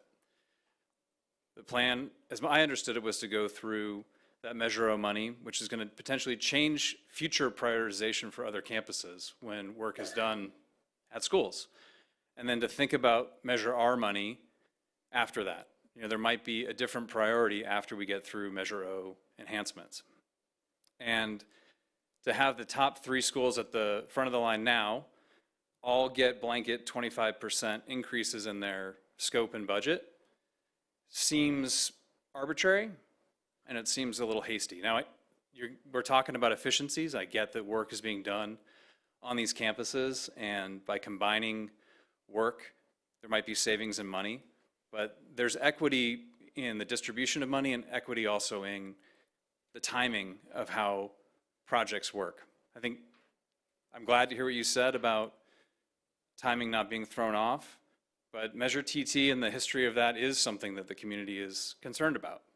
This has happened really quickly, that these increases have come about, and it's up to you as a board to ultimately square that and where the public is going to trust you that you're making the most efficient, right discussion. It's not about Muir or Longfellow or Madison not getting all these things. They should have all the things. But it's about the timing in which it happens and the fear that the money is going to run out and that we're not being responsible with the Measure R money that isn't even in the bank yet, and we're already spending it. So I just ask you to maybe think about it a little bit further. I know time is of the essence, and I want all the campuses to get all the things that they want, but we should really think about what is the priority in scope and timing. Thank you.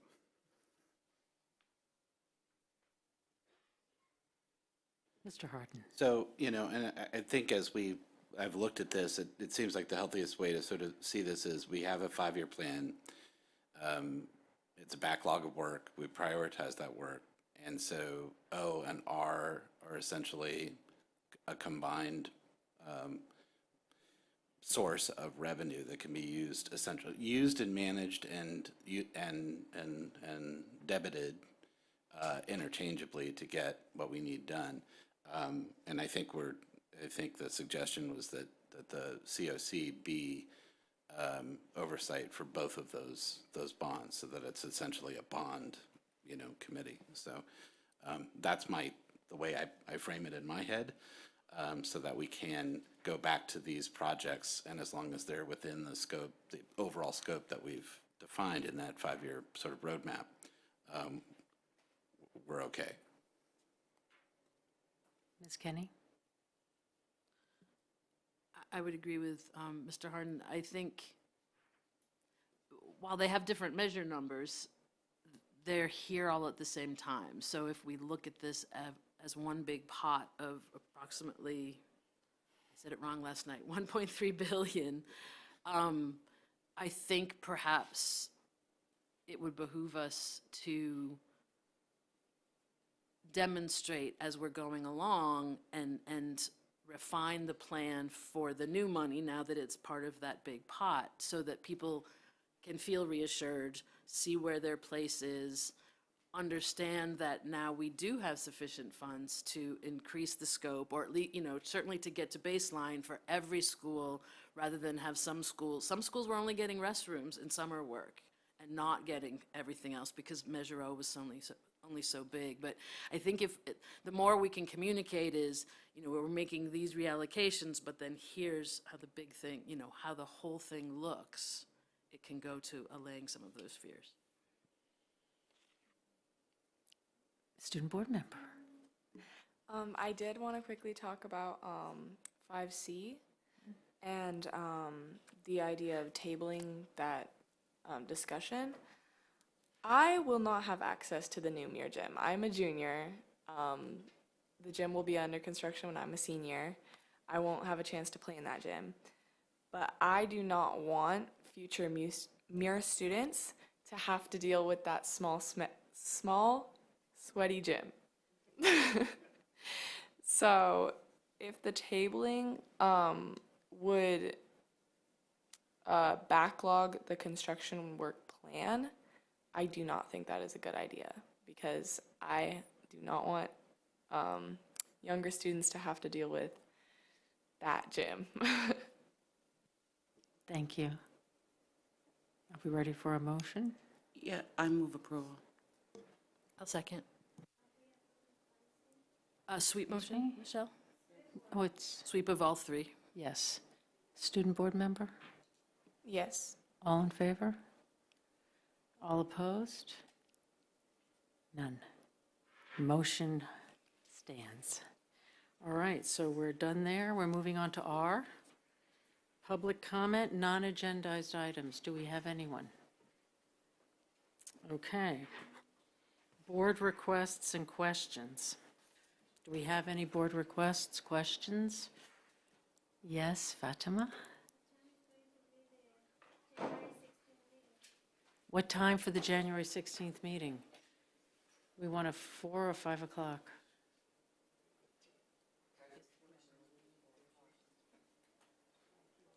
It's 5? How about, we shouldn't do it 4, we should do it 5. Well, she doesn't get off till 6. Well, 5 is fine. She can get off at 5. You can do 5, We okay. just want to do it as late as possible. Is 5 okay? Well, it's fine for me. I don't know about Patrice's coming across the freeway. Okay. Yeah. Okay, let's do 5 o'clock. If we have to do 4, we have to do 4. My community service time starts over in January. So early on, I'm okay. Well, let's not push But I it. use it up really fast. I know, that's why we don't want to push it. I think 5 is okay. All right, so let's do 5, and now we can move to T, future agenda items. Does anybody have any? Just to, I think we talked about it earlier and we got off track, but just maybe those that want to do a quick summary in addition to a write-up of their time at CSBA. All right. Ms. Fredericks? It doesn't have to be everyone. I thought that was going to be under committee reports or whatever. No? No, because it's not a committee. That's why Committee we were of the getting off track there, so Okay. it belongs on future agenda. Okay. On the topic of CSBA, the urgency of going to the coast to coast, I would like, the early registration is like February, so if we can agendize the board approval, I think we need to approve who's gonna go. So I don't know if we need to do it in January's meeting, or February might be too late, so maybe January. Okay, does anybody else? Because I have one. Visalia School District did a great job with their professional development by creating this novel idea. No, it's a request. I just said CSBA. Conversation with a board member. What they did is they had a board member go to one of the schools and just be there for a certain amount of time to talk with parents, teachers, have students see them, and it really helped rejuvenate their board and connect them closer to their school community. And it was such a huge success. They've made it permanent. And I was wondering if maybe that's something we could discuss on an agenda item for January. And it doesn't have to be our school assignments. It can be any school you would want. We could try it out. But it might be a good way for people to get to know us, because so many people in our community don't even know what we do. And I think it might be a good idea going forward this year to really talk about what it is we do, how we do it, why we do what we do, and they can ask us questions, and they may have a lot of questions right now, given the bond and the parcel. It's one of my ideas. I'm sorry, I got distracted for a second. So would we have our board meeting in the community, or it's just like No, conversation with a board member. We would have to. road trip? A little road trip, like coffee with a board member, but we could talk in January about how we would do it. But Visalia found it to be so helpful to them that they really enjoy it and the public really appreciated it. I would humor it, but we need matching outfits. Done. Approved. All right, that sounds I'll great. match you, I'll match your outfit. Okay, thank you. Yes, Ms. Velasquez. Can we evaluate what are the budget reductions for the school board trustees? An item on agendize our budget and the prospective reductions in the face of everybody else having reductions? Wait, I don't understand the question. I don't either. You already approved your budget, and I think you reduced it. Right, you already reduced it. I wouldn't suggest reducing it anymore. You reduced it by $40,000. By 40,000 this year. We did? All right, so, Wait a minute. all right, Ms. Bailey, do you have a question? Wasn't the conversation in policy where the budget was discussed, or was I wrong about that? We didn't change the budget, okay. All right, so that brings us to the end of our meeting. Yes, Ms. Fredericks? That second meeting, we said it's optional, right? So we can also use that as a study session meeting? Or, Yes, we can. That's a penciled-in second meeting every month. It's penciled in. We can use it if we want to. We can use it as a study session. We can use it as committee of the whole. Yeah, I think, yeah, go. like, for example, there were so many presentations in this meeting, like, we could have maybe decided to kind of put that in this We might be able to do that, yes. second Yeah, I meeting. think that's a Kenny? good idea. So I know we talk about wanting to have a study session as a second meeting. So in January, we know we're having a budget meeting, a regular meeting. February, there's probably an opportunity to have an extra meeting. March, we already have 2 scheduled. April, we've got spring break, so we probably can only do 1. May, we could do 2. So I'm just saying, there's only a few months in the year where we're not already having 2, and I just want us to think if there are any board retreats or board professional developments that we're going to do, Right. that might be, anyway. Yep. Oh, we have a February 27th. Board retreat, professional development with a new person. Yeah. I didn't know that we had scheduled it. Not just for the new person, girl. Is it on the calendar? So, I'm sorry, the 27th is our... February 27th. I don't have my list in front of me. We were going to do it after or before? Motion to adjourn. Yes. Same day. Second, Professional. second. All right. Wait, whoa, what happened? Motion adjourned? Thanks. I've only done this once. Motion to adjourn. There you go. That's right.